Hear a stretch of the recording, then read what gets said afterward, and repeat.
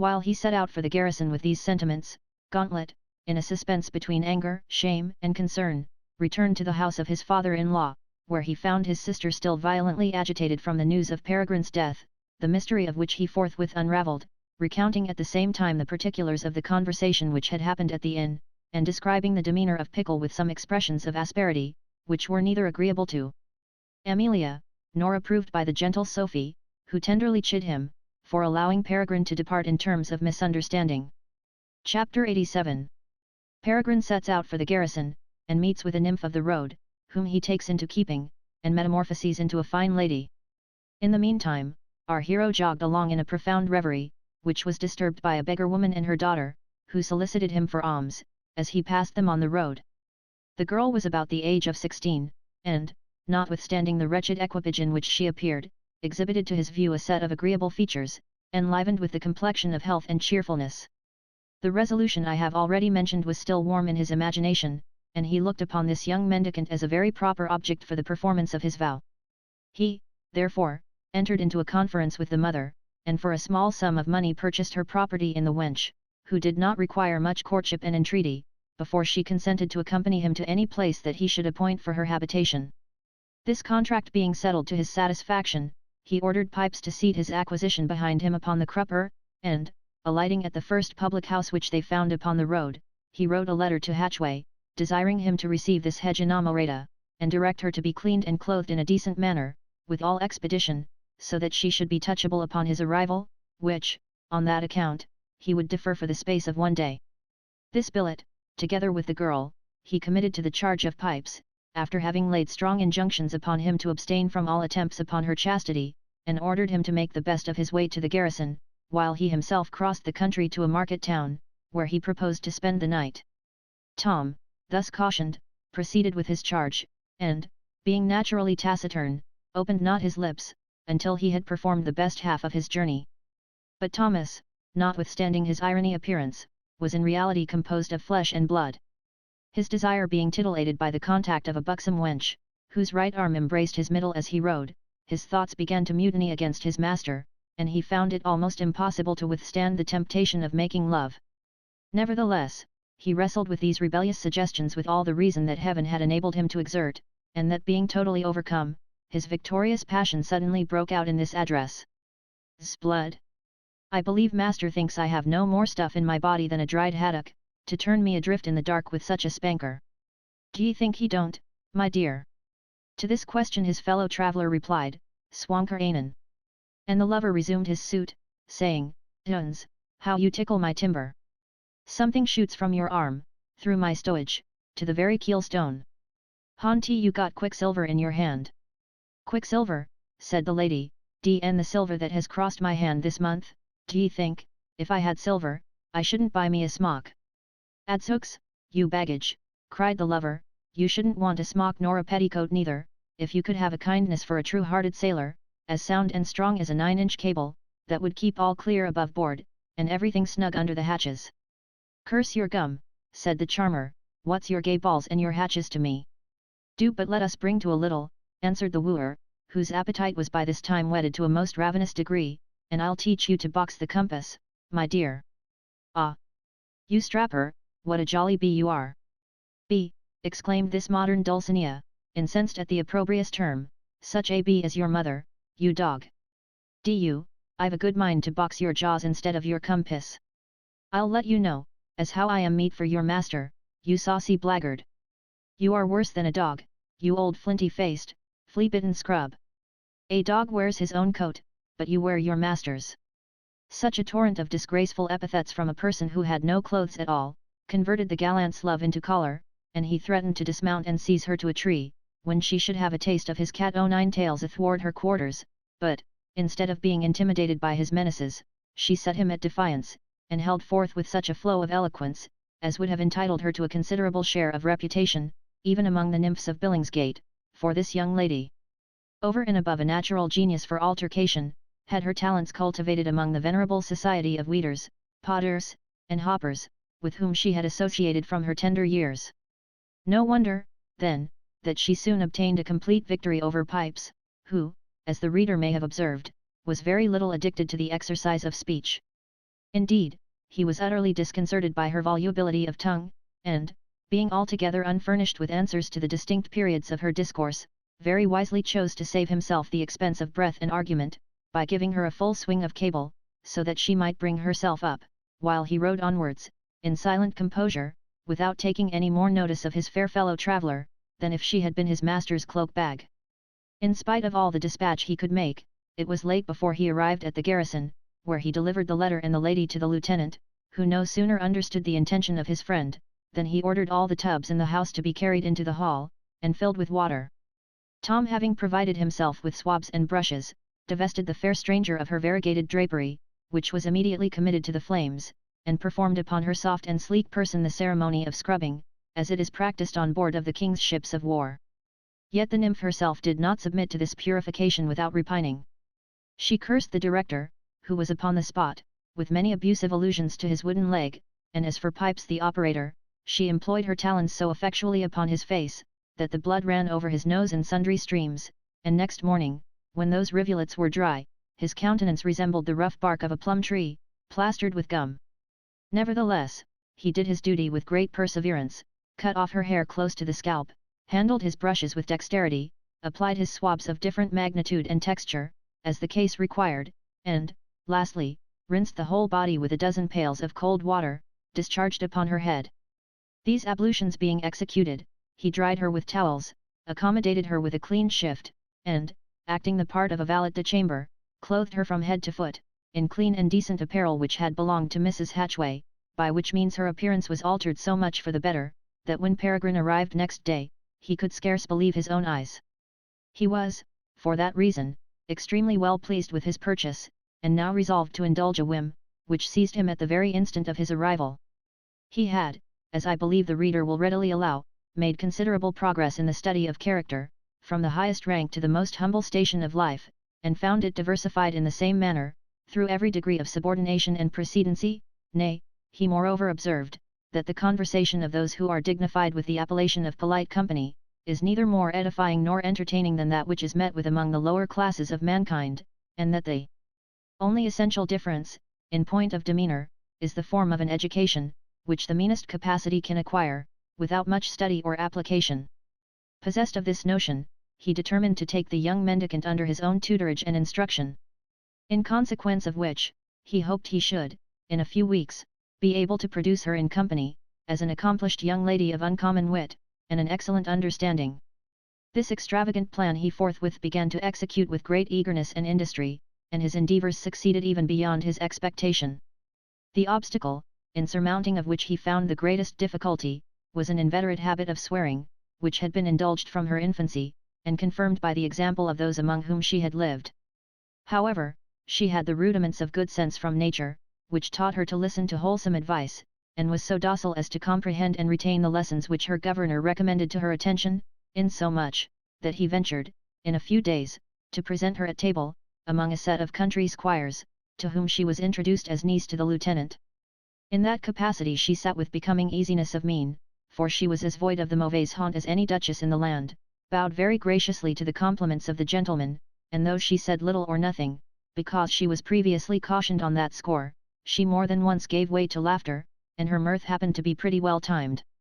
In a word, she attracted the applause and admiration of the guests, who, after she was withdrawn, complimented Mr. Hatchway upon the beauty, breeding, and good humour of his kinswoman. But what contributed more than any other circumstance to her speedy improvement, was some small insight into the primer, which she had acquired at a day school, during the life of her father, who was a day labourer in the country. Upon this foundation did Peregrine build a most elegant superstructure. He culled out choice sentences from Shakespeare, Otway, and Pope, and taught her to repeat them with an emphasis and theatrical cadence. He then instructed her in the names and epithets of the most celebrated players, which he directed her to pronounce occasionally, with an air of careless familiarity, and, perceiving that her voice was naturally clear, he enriched it with remnants of opera tunes, to be hummed during a pause in conversation, which is generally supplied with a circulation of a pinch of snuff. By means of this cultivation she became a wonderful proficient in the polite graces of the age. She, with great facility, comprehended the scheme of whist, though cribbage was her favourite game, with which she had amused herself in her vacant hours, from her first entrance into the profession of hopping, and brag soon grew familiar to her practice and conception. Thus prepared, she was exposed to the company of her own sex, being first of all visited by the parson's daughter, who could not avoid showing that civility to Mr. Hatchway's niece, after she had made her public appearance at church. Mrs. Clover, who had a great share of penetration, could not help entertaining some doubts about this same relation, whose name she had never heard the uncle mention, during the whole term of her residence at the garrison. But as the young lady was treated in that character, she would not refuse her acquaintance, and, after having seen her at the castle, actually invited Miss Hatchway to her house.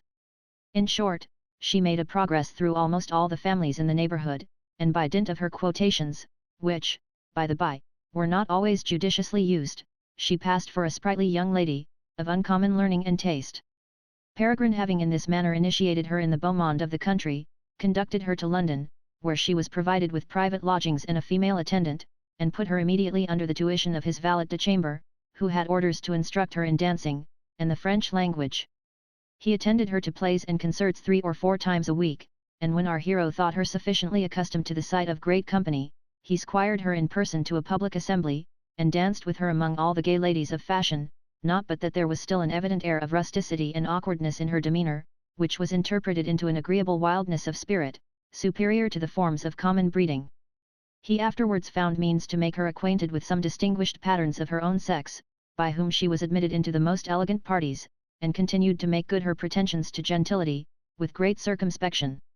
But one evening, being at cards with a certain lady whom she detected in the very fact of unfair conveyance, she taxed her roundly with the fraud, and brought upon herself such a torrent of sarcastic reproof, as overbore all her maxims of caution, and burst open the floodgates of her own natural repartee, twanged off with the appellation of B&W, which she repeated with great vehemence, in an attitude of manual defiance, to the terror of her antagonist, and the astonishment of all present. Nay, to such an unguarded pitch was she provoked, that, starting up, she snapped her fingers, in testimony of disdain, and, as she quitted the room, applied her hand to that part which was the last of her that disappeared, inviting the company to kiss it by one of its coarsest denominations. Peregrine was a little disconcerted at this oversight in her behaviour, which, by the demon of intelligence, was in a moment conveyed to all the private companies in town, so that she was absolutely excluded from all polite communication, and Peregrine, for the present, disgraced among the modest part of his female acquaintance, many of whom not only forbade him their houses, on account of the impudent insult he had committed upon their honour, as well as understanding, in palming a common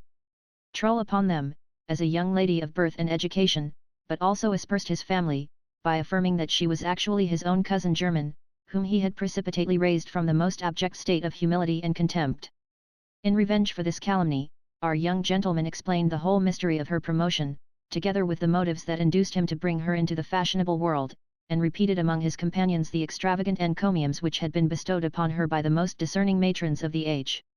Meanwhile, the Infanta herself, being rebuked by her benefactor for this instance of misbehaviour, promised faithfully to keep a stricter guard for the future over her conduct, and applied herself with great assiduity to the studies, in which she was assisted by the Swiss, who gradually lost the freedom of his heart, while she was profiting by his instruction.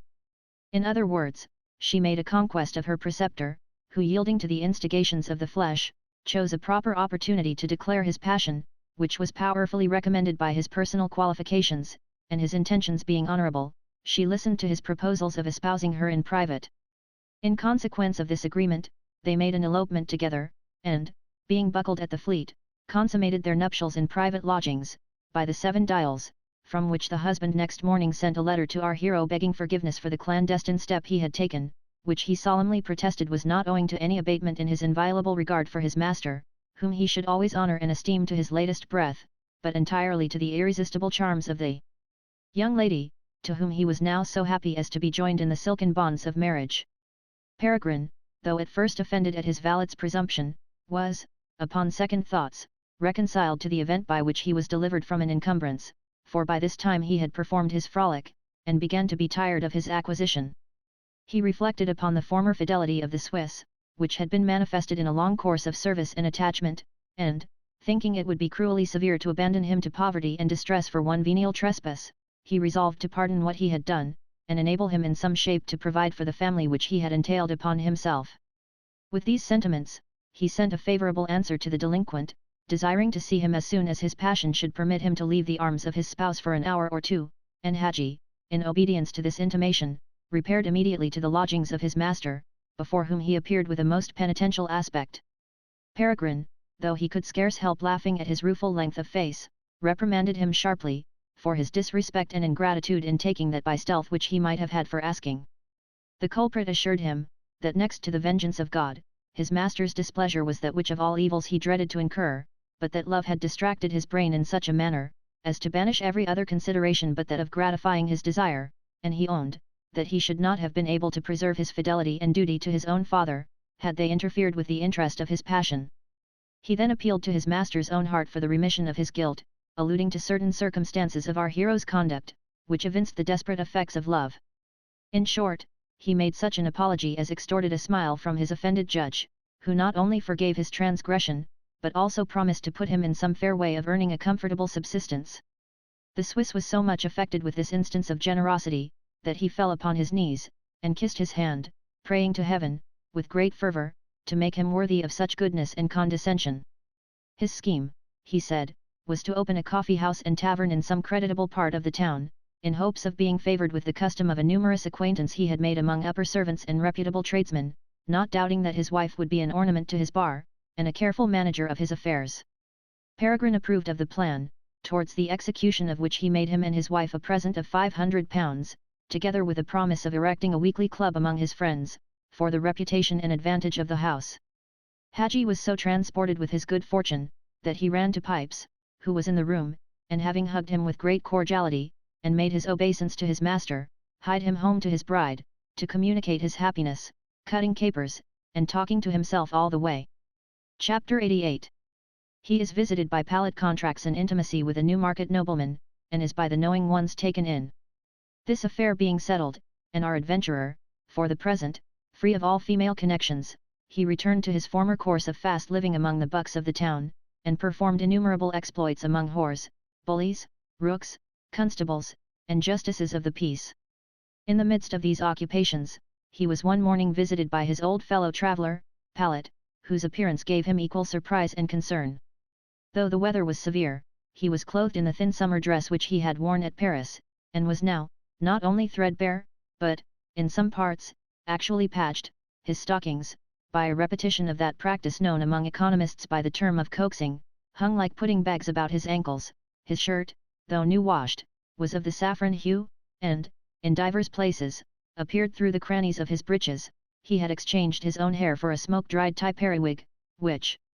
all the flour in his dredging box had not been able to whiten. His eyes were sunk, his jaws lengthened beyond their usual extension, and he seemed 20 years older than he looked when he and our hero parted at Rotterdam. In spite of all these evidences of decay, he accosted him with a meagre affectation of content and good humour, struggled piteously to appear gay and unconcerned, professed his joy at seeing him in England, excused himself for having delayed so long to come and present his respects, alleging that, since his return, he had been a mere slave to the satisfaction of some persons of quality and taste, who had insisted upon his finishing some pieces with the utmost expedition. Peregrine received him with that compassion and complaisance which was natural to his disposition, inquired about the health of Mrs. Pallet and his family, and asked if his friend, the doctor, was in town. The painter seemed to have resumed his resentment against that gentleman, of whom he spoke in contemptuous terms. The doctor, said he, is so much overshadowed with presumption and self-conceit, that his merit has no relief. It does not rise. There is no keeping in the picture, my dear sir. All the same as if I were to represent the moon under a cloud, there will be nothing but a deep mass of shade, with a little tiny speck of light in the middle, which would only serve to make, as it were, the darkness visible. You understand me. Had he taken my advice, it might have been better for him, but he is bigoted to his own opinion. You must know, Mr. Pickle, upon our return to England, I counselled him to compose a little smart, clever ode upon my Cleopatra.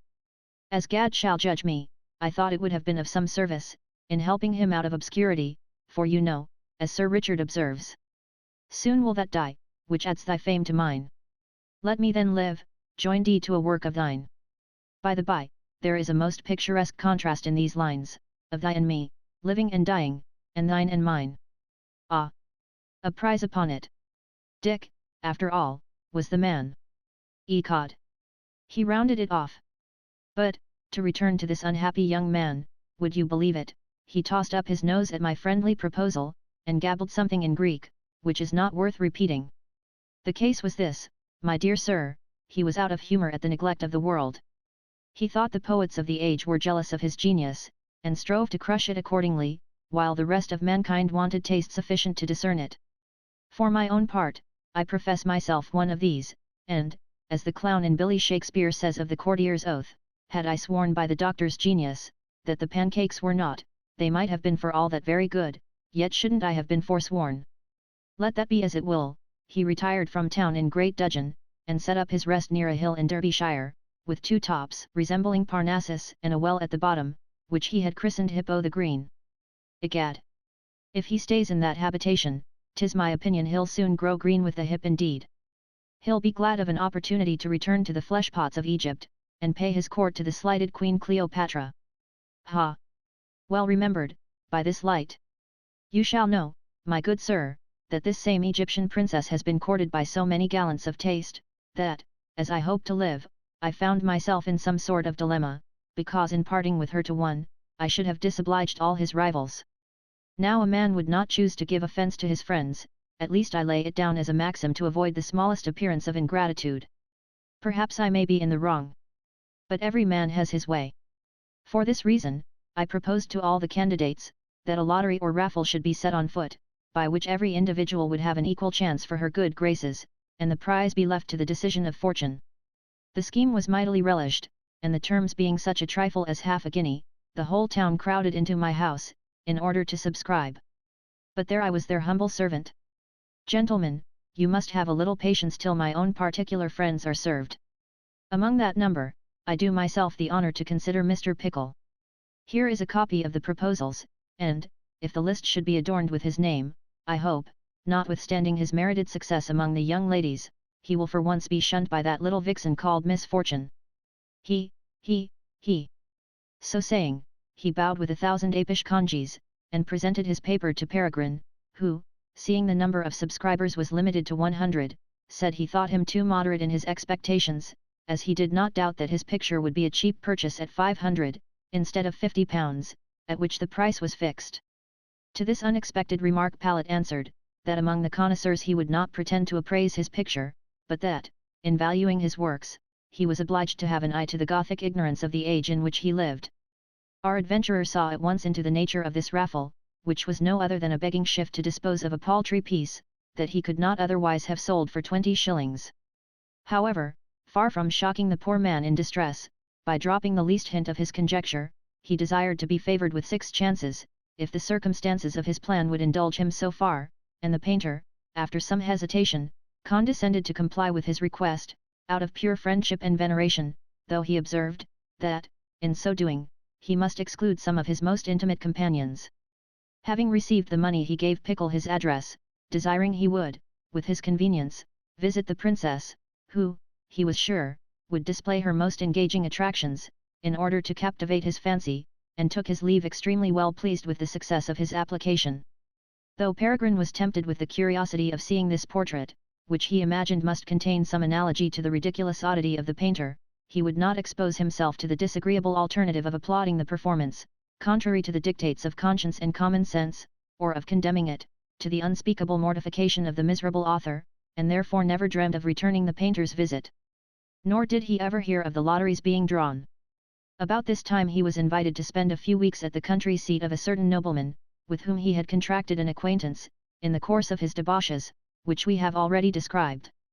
His lordship being remarkable for his skill and success in horse racing, his house was continually filled with the connoisseurs and admirers of that sport, upon which the whole conversation turned, insomuch that Peregrine gradually imbibed some knowledge in horse flesh, and the diversions of the course, for the whole occupation of the day, exclusive of eating and drinking, consisted in viewing, managing, and exercising his lordship's stud. Our hero looked upon these amusements with an eye of taste as well as curiosity. He contemplated the animal as a beautiful and elegant part of the creation, and relished the surprising exertion of its speed with a refined and classical delight.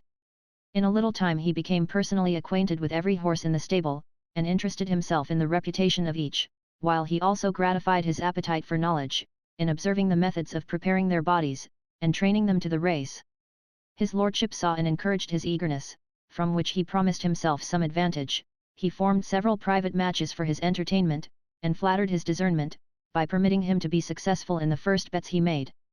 Thus was he artfully decoyed into a spirit of keenness and adventure, and disposed to depend upon his own judgment, in opposition to that of people who had made horse racing the sole study of their lives. He accompanied my lord to Newmarket, and, entering at once into the genius of the place, was marked as fair game, by all the knowing ones there assembled, many of whom found means to take him in spite of all the cautions and admonitions of his lordship, who wanted to reserve him for his own use. It is almost impossible for any man, let him be never so fearful or phlegmatic, to be an unconcerned spectator in this busy scene. The demon of play hovers in the air, like a pestilential vapor, tainting the minds of all present with infallible infection, which communicates from one person to another, like the circulation of a general panic. Peregrine was seized with this epidemic distemper to a violent degree, and, after having lost a few loose hundreds, in his progress through the various rookeries of the place, entered into partnership with his noble friend in a grand match, upon the issue of which he ventured no less than £3,000. Indeed he would not have risked such a considerable sum, had not his own confidence been reinforced by the opinion and concurrence of his lordship, who hazarded an equal bet upon the same event. These two associates engaged themselves in the penalty of £6,000, to run one chaise and four against another, 3 times round the course, and our adventurer had the satisfaction of seeing his antagonist distanced in the first and second heat, but, all of a sudden, one of the horses of his machine was knocked up, by which accident the victory was ravished almost from his very grasp, and he was obliged to endure the damage and the scorn.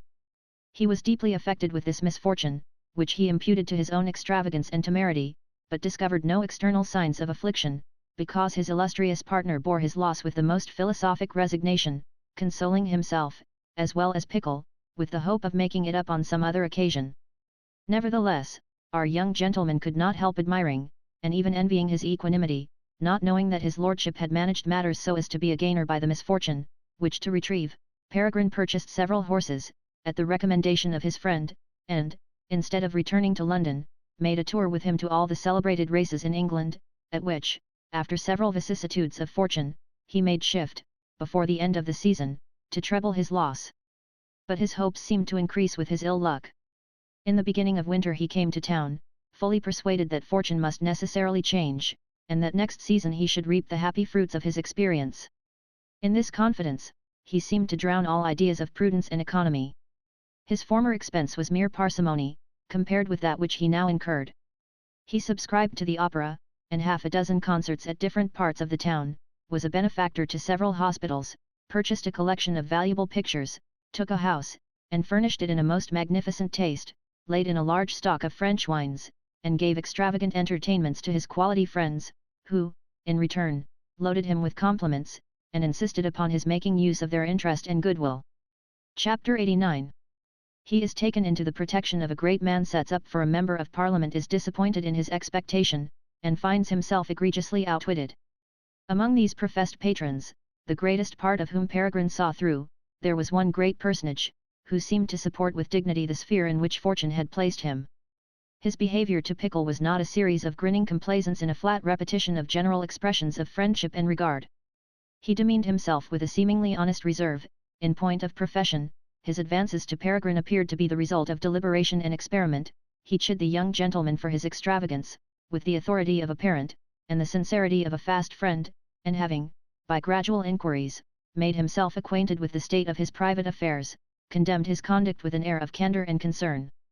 He represented to him the folly and dangerous consequences of the profligate life in which he had plunged himself, counselled him with great warmth to sell off his race horses, which would otherwise insensibly eat him up, to retrench all superfluous expense, which would only serve to expose him to the ridicule and ingratitude of those who were benefited by it, to lay out his money upon secure mortgages, at good interest, and carry into execution his former design of standing candidate for a borough, at the ensuing election for a new Parliament, in which case this nobleman promised to assist him with his influence and advice, assuring him, that, if he could once procure a seat in the House, he might look upon his fortune as already made. Our adventurer, perceiving the wisdom and sanity of this advice, for which he made his acknowledgments to his generous monitor, protested that he would adhere to it in every particular, and immediately set about a reformation. He accordingly took cognizance of his most minute affairs, and, after an exact scrutiny, gave his patron to understand, that, exclusive of his furniture, his fortune was reduced to £14,330 in bank and South Sea annuities, over and above the garrison and its appendages, which he reckoned at £60 a year.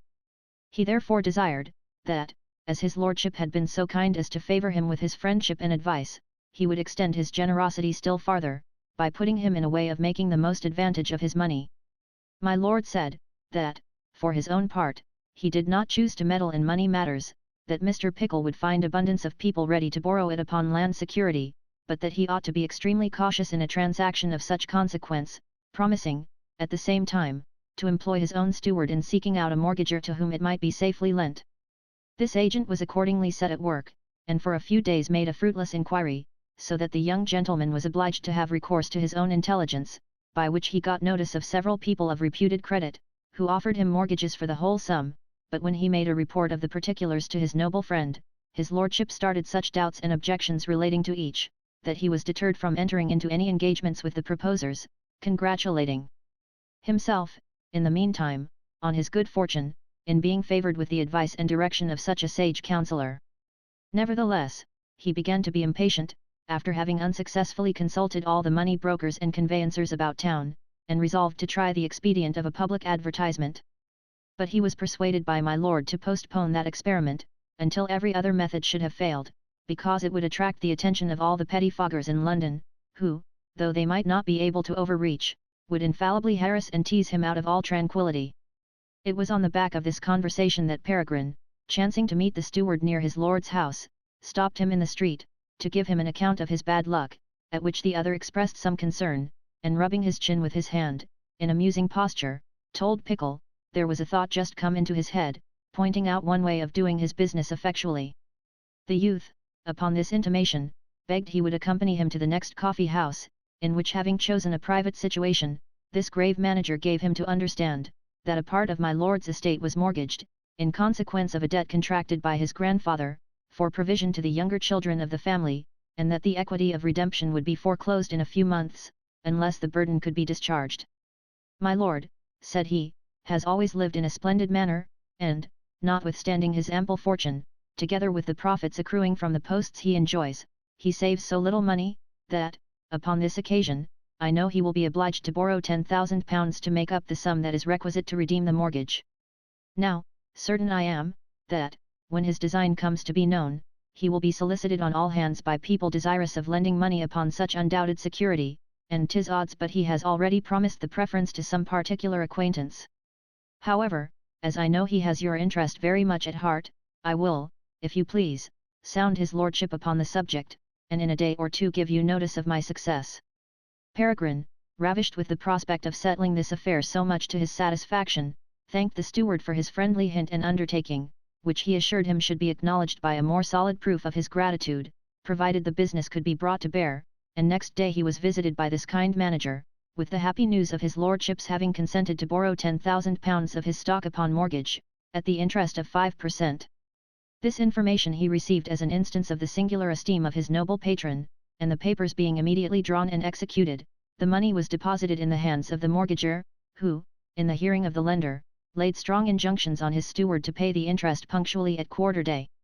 The best part of our hero's fortune being thus happily deposited, and the agent gratified with a present of 50 pieces, he began to put his retrenching scheme in execution. All his servants, pipes excepted, were discharged, his chariot and running horses disposed of, his housekeeping broken up, and his furniture sold by auction. Nay, the heat of his disposition was as remarkable in this as any other transaction in his life, for every step of his saving project was taken with such eagerness and even precipitation, that most of his companions thought he was either ruined or mad. But he answered all their expostulations with a string of prudent apothegms, such as, the shortest follies are the best, better to retrench upon conviction than compulsion, and divers other wise maxims, seemingly the result of experience and philosophic reflection. To such a degree of enthusiasm did his present economy prevail, that he was actually seized with the desire of amassing. And as he every day received proposals from those brokers whom he had employed, about the disposal of his cash, he at length ventured £1,500 upon bottomry, being tempted by the excessive premium. But it must be observed, for the honour of our adventurer, that this reformation did not at all interfere with the good qualities of his heart. He was still as friendly and benevolent as ever, though his liberality was more subject to the restraint of reason, and he might have justly pleaded, in vindication of his generosity, that he retrenched the superfluities in his own way of living, in order to preserve the power of assisting his fellow creatures in distress. Numberless were the objects to which he extended his charity in private. Indeed, he exerted this virtue in secret, not only on account of avoiding the charge of ostentation, but also because he was ashamed of being detected in such an awkward unfashionable practice, by the censorious observers of this humane generation. In this particular, he seemed to confound the ideas of virtue and vice, for he did good, as other people do evil, by stealth, and was so capricious in point of behavior, that frequently, in public, he wagged his tongue in satirical animadversions upon that poverty which his hand had in private relieved. Yet, far from shunning the acquaintance, or discouraging the solicitation of those who, he thought, wanted his assistance, he was always accessible, open, and complaisant to them, even when the haughtiness of his temper kept his superiors at a distance, and often saved a modest man the anguish and confusion of declaring himself, by penetrating into his necessity, and anticipating his request, in a frank offer of his purse and friendship. Not that he practiced this beneficence to all the needy of his acquaintance without distinction. There is always a set of idle profligate fellows, who, having squandered away their own fortunes, and conquered all sense of honor and shame, maintain themselves by borrowing from those who have not yet finished the same career, and want resolution to resist their importunate demands. To these he was always inflexible, though he could not absolutely detach himself from their company, because, by dint of effrontery, and such of their original connections as they have been able to retain, they find admission to all places of fashionable resort. Several unsuccessful attacks had been made upon his pocket by beggars of this class. One of the most artful of them, having one day joined him in the Mall, and made the usual observation on the weather, d.d. all the fogs of London, and began a dissertation on the difference of air, preferring that of the country in which he was born to any climate under the sun. "Were you ever in Gloucestershire?" said he to Peregrine, who replying in the negative, he thus went on, "I have got a house there, where I should be glad to see you.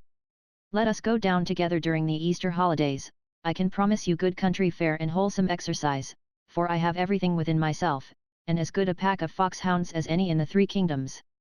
I shan't pretend to expatiate upon the elegance of the house, which to be sure is an old building, and these, you know, are generally cold, and not very convenient.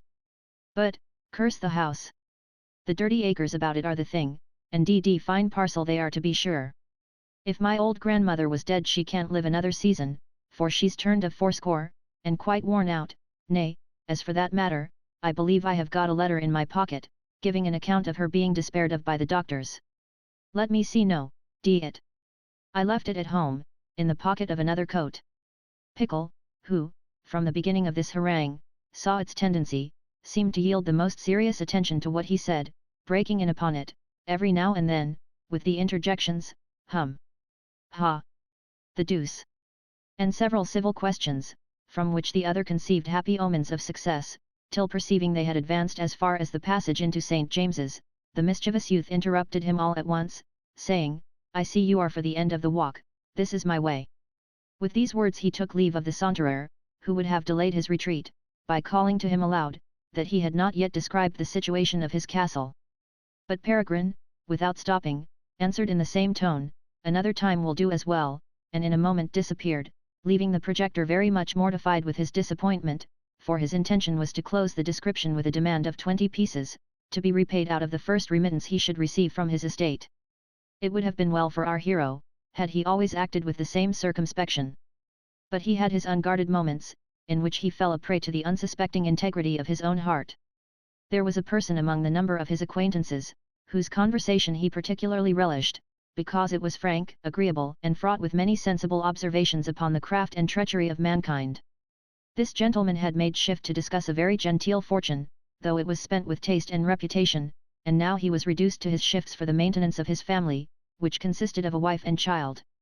Not that he was destitute of the necessaries of life, being comfortably supplied by the bounty of his friends, but this was a provision not at all suited to his inclination, and he had endeavoured, by divers unsuccessful schemes, to retrieve his former independency. Peregrine happened one evening to be sitting alone in a coffee house, where he overheard a conversation between this schemer and another gentleman, touching an affair that engaged his attention. The stranger had been left trustee for £1,500 bequeathed to the other's daughter by an aunt, and was strongly solicited to pay the money to the child's father, who assured him, he had then an opportunity to lay it out in such a manner as would greatly conduce to the advantage of his family. The trustee reminded him of the nature of his charge, which made him accountable for the money until the child should have attained the age of 18, but at the same time gave him to understand, that, if he could procure such security as would indemnify him from the consequences, he would forthwith pay the legacy into his hands.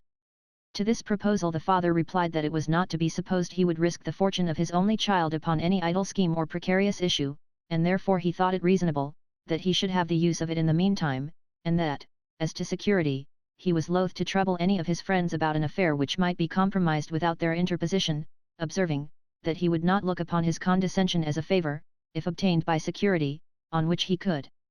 borrow the same sum from any usurer in town.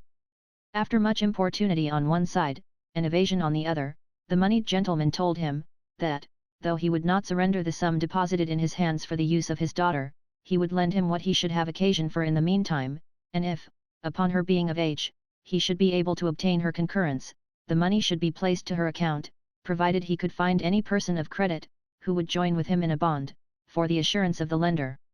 This proviso was an obstruction which the other would not have been able to surmount, without great difficulty, had not his cause been espoused by our hero, who thought it was a pity a man of honour and understanding should suffer in his principal concerns on such a paltry consideration. He therefore, presuming on his acquaintance, interposed in the conversation as a friend, who interested himself in the affair, and, being fully informed of the particulars, offered himself as a security for the lender.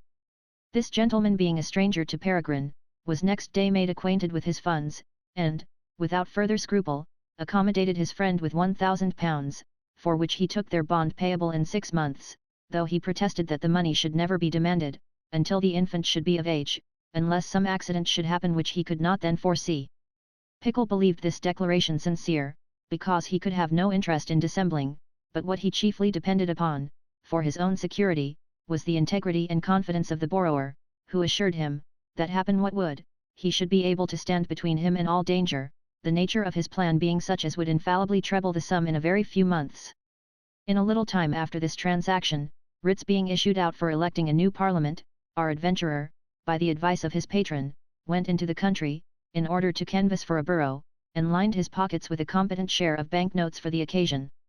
But in this project he unfortunately happened to interfere with the interest of a great family in the opposition, who, for a long series of years, had made members for that place, and were now so much offended at the intrusion of our young gentleman, that they threatened to spend £10,000 in frustrating his design. This menace was no other than an incitement to Peregrine, who confided so much in his own influence and address, that he verily believed he should be able to baffle his grace, even in his own territories. By that victory he hoped to establish his reputation and interest with the minister, who, through the recommendation of his noble friend, countenanced his cause, and would have been very well pleased to see one of his great enemies suffer such a disgraceful overthrow, which would have, moreover, in a great measure, shaken his credit with his faction. Our hero, intoxicated with the ideas of pride and ambition, put all his talents to the test, in the execution of this project. He spared no expense in treating the electors, but, finding himself rivaled in this respect by his competitor, who was powerfully supported, he had recourse to those qualifications in which he thought himself superior. He made balls for the ladies, visited the matrons of the corporation, adapted himself to their various humours with surprising facility, drank with those who loved a cherishing cup in private, made love to the amorous, prayed with the religious, gossiped with those who delighted in scandal, and with great sagacity contrived agreeable presents to them all. This was the most effectual method of engaging such electors as were under the influence of their wives. As for the rest, he assailed them in their own way, setting whole hogsheads of beer and wine abroach, for the benefit of comers, and into those sordid hearts that liquor would not open, he found means to convey himself by the help of a golden key. While he thus exerted himself, his antagonist was not idle, his age and infirmities would not permit him to enter personally into their parties, but his stewards and adherents bestirred themselves with great industry and perseverance. The market for votes ran so high, that Pickle's ready money was exhausted before the day of election, and he was obliged to write to his patron an account of the dilemma to which he was reduced, entreating him to take such speedy measures as would enable him to finish the business which he had so happily begun. This nobleman communicated the circumstances of the case to the minister, and in a day or two our candidate found credit with the Receiver General of the county, who lent him £1,200 on his personal note, payable on demand. By means of this new supply he managed matters so successfully, that an evident majority of votes was secured in his interest, and nothing could have obstructed his election, had not the noble peer who set up his competitor, in order to avoid the shame and mortification of being foiled in his own borough, offered to compromise the affair with his honour, by giving up 2 members in another place, provided the opposition should cease in his own corporation. This proposal was greedily embraced. On the eve of the election, Peregrine received an intimation from his patron, desiring him to quit his pretensions, on pain of his and the minister's displeasure, and promising that he should be elected for another place. No other disappointment in life could have given him such chagrin as he felt at the receipt of this tantalizing order, by which the cup of success was snatched from his lip, and all the vanity of his ambitious hope humbled in the dust.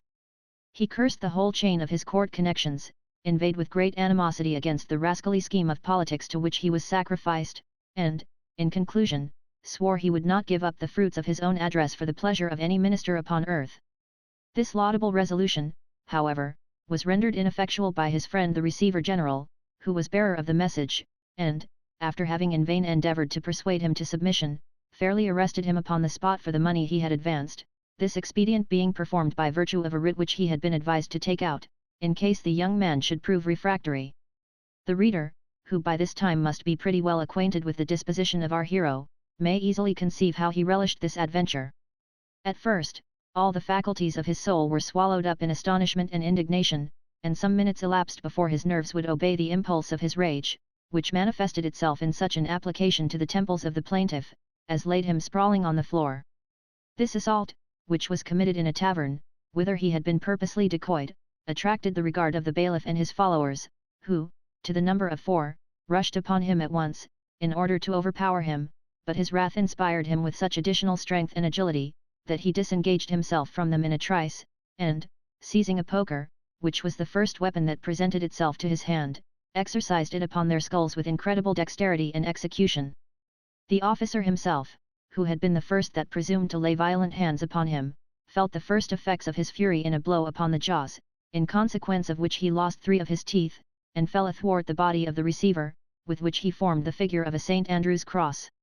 One of his myrmidons, seeing the fate of his chief, would not venture to attack the victor in front, but, wheeling to one side, made an attempt upon him in flank, and was received obliquely by our hero's left hand and foot, so masterly disposed to the right side of his leg, and the left side of his neck, that he bolted head foremost into the chimney, where his chin was encountered by the grate, which in a moment seared him to the bone. The rest of the detachment did not think proper to maintain the dispute, but, evacuating the room with great expedition, locked the door on the outside, and bellowed aloud to the receiver's servants, beseeching them to come to the assistance of their master, who was in danger of his life. Meanwhile, this gentleman having recollected himself, demanded a parley, which having with difficulty obtained of our incensed candidate, in consequence of the most submissive application, he complained grievously of the young gentleman's intemperance and heat of disposition, and very calmly represented the danger of his rashness and indiscretion.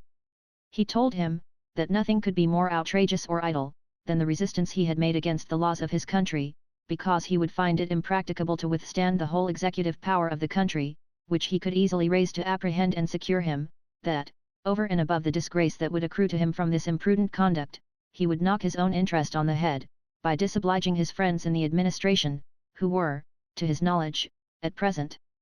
very well disposed to do him service, that, for his own part, what he had done was by the express order of his superiors, and not out of any desire of distressing him, and that, far from being his enemy, notwithstanding the shocking insult he had sustained, he was ready to withdraw the writ, provided he would listen to any reasonable terms of accommodation.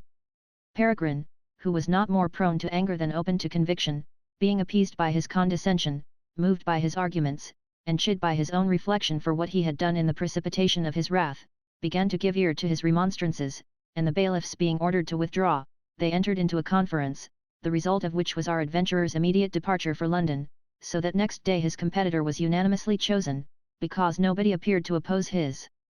election.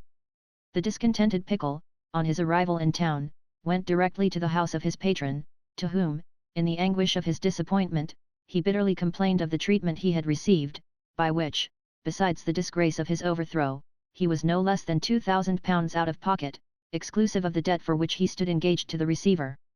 His lordship, who was prepared for this expostulation, on his knowledge of the young man's impetuous temper, answered all the articles of his charge with great deliberation, giving him to understand the motives that induced the minister to quit his interest in that borough, and soothing him with assurances that his loss would be amply rewarded by his honour, to whom he was next day introduced by this nobleman, in the warmest style of recommendation.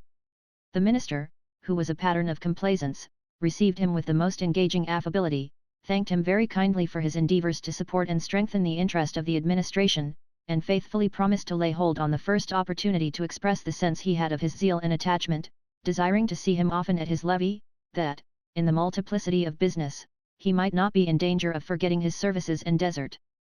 Chapter 90. Peregrine commences minister's dependent meets by accident with Mrs. Gauntlet and descends gradually in the condition of life.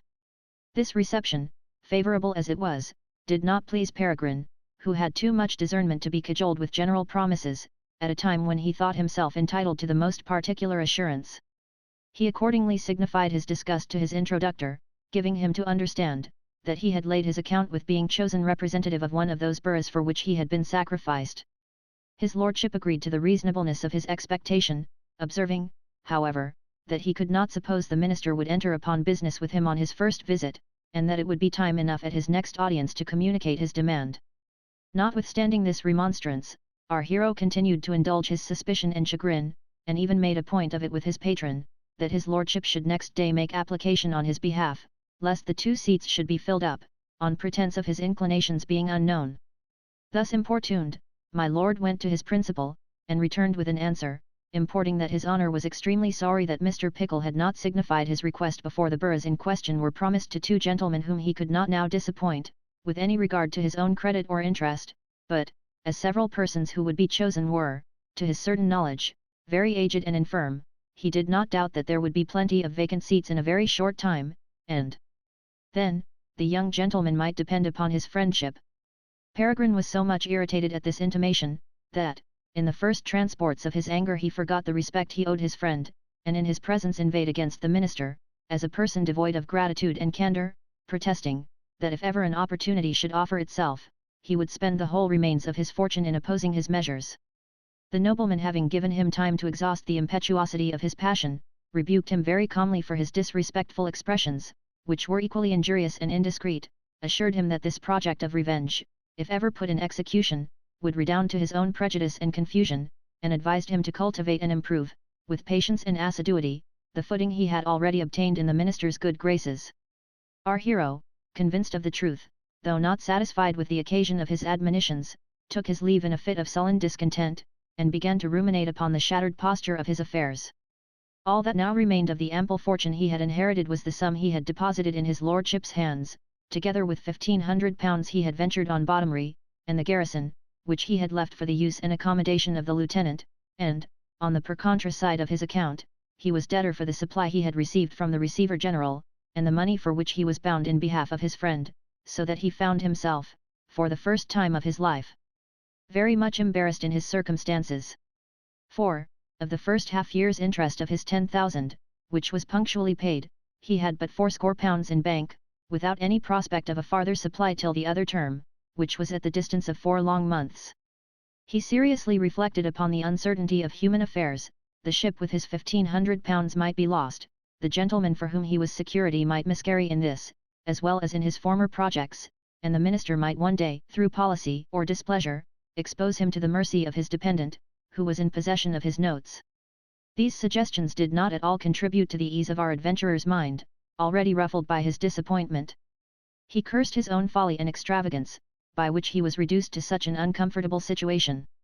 He compared his own conduct with that of some young gentlemen of his acquaintance, who, while he was squandering away the best part of his inheritance, had improved their fortunes, strengthened their interest, and increased their reputation. He was abandoned by his gaiety and good humour, his countenance gradually contracted itself into a representation of severity and care, he dropped all his amusements and the companions of his pleasure, and turned his whole attention to the minister, at whose levees he never failed to appear. While he thus laboured in the wheel of dependence, with all that mortification which a youth of his pride and sensibility may be supposed to feel from such a disagreeable necessity, he one day heard himself called by name, as he crossed the park, and, turning, perceived the wife of Captain Gauntlet, with another lady. He no sooner recognized the kind Sophie, than he accosted her with his wonted civility and friendship, but his former sprightly air was metamorphosed into such austerity, or rather dejection of feature, that she could scarce believe her own eyes, and, in her astonishment, "Is it possible," said she, "that the gay Mr. Pickle should be so much altered in such a short space of time?"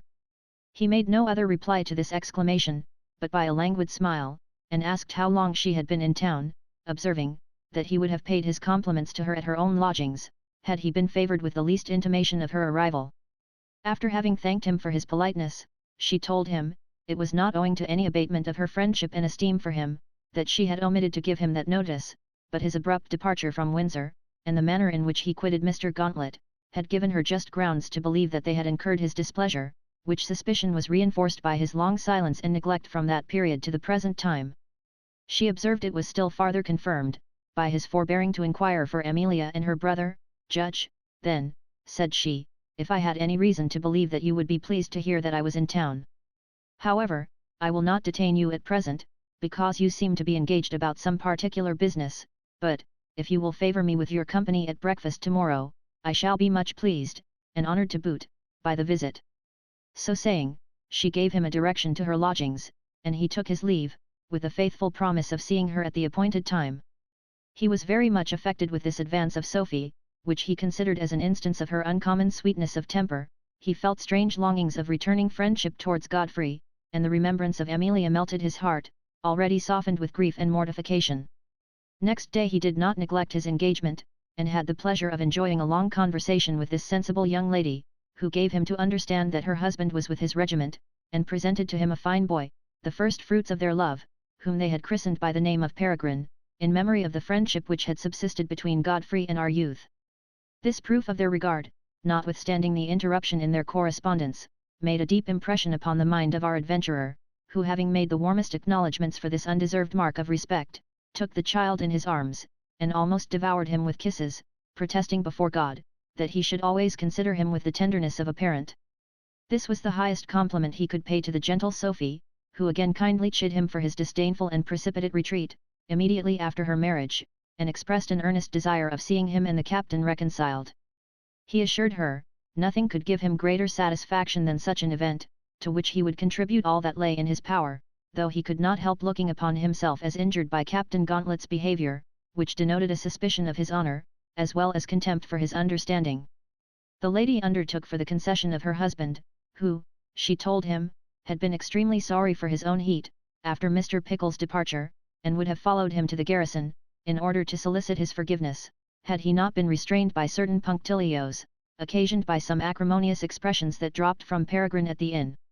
After having cleared up this misunderstanding, she proceeded to give an account of Amelia, whose behaviour, at that juncture, plainly indicated a continuance of affection for her first lover, and desired, that he would give her full powers to bring that matter also to an accommodation, "for I am not more certain of my own existence," said she, "than that you are still in possession of my sister's heart." At this declaration, the tear started in his eye. But he shook his head, and declined her good offices, wishing that the young lady might be much more happy than ever he should be able to make her.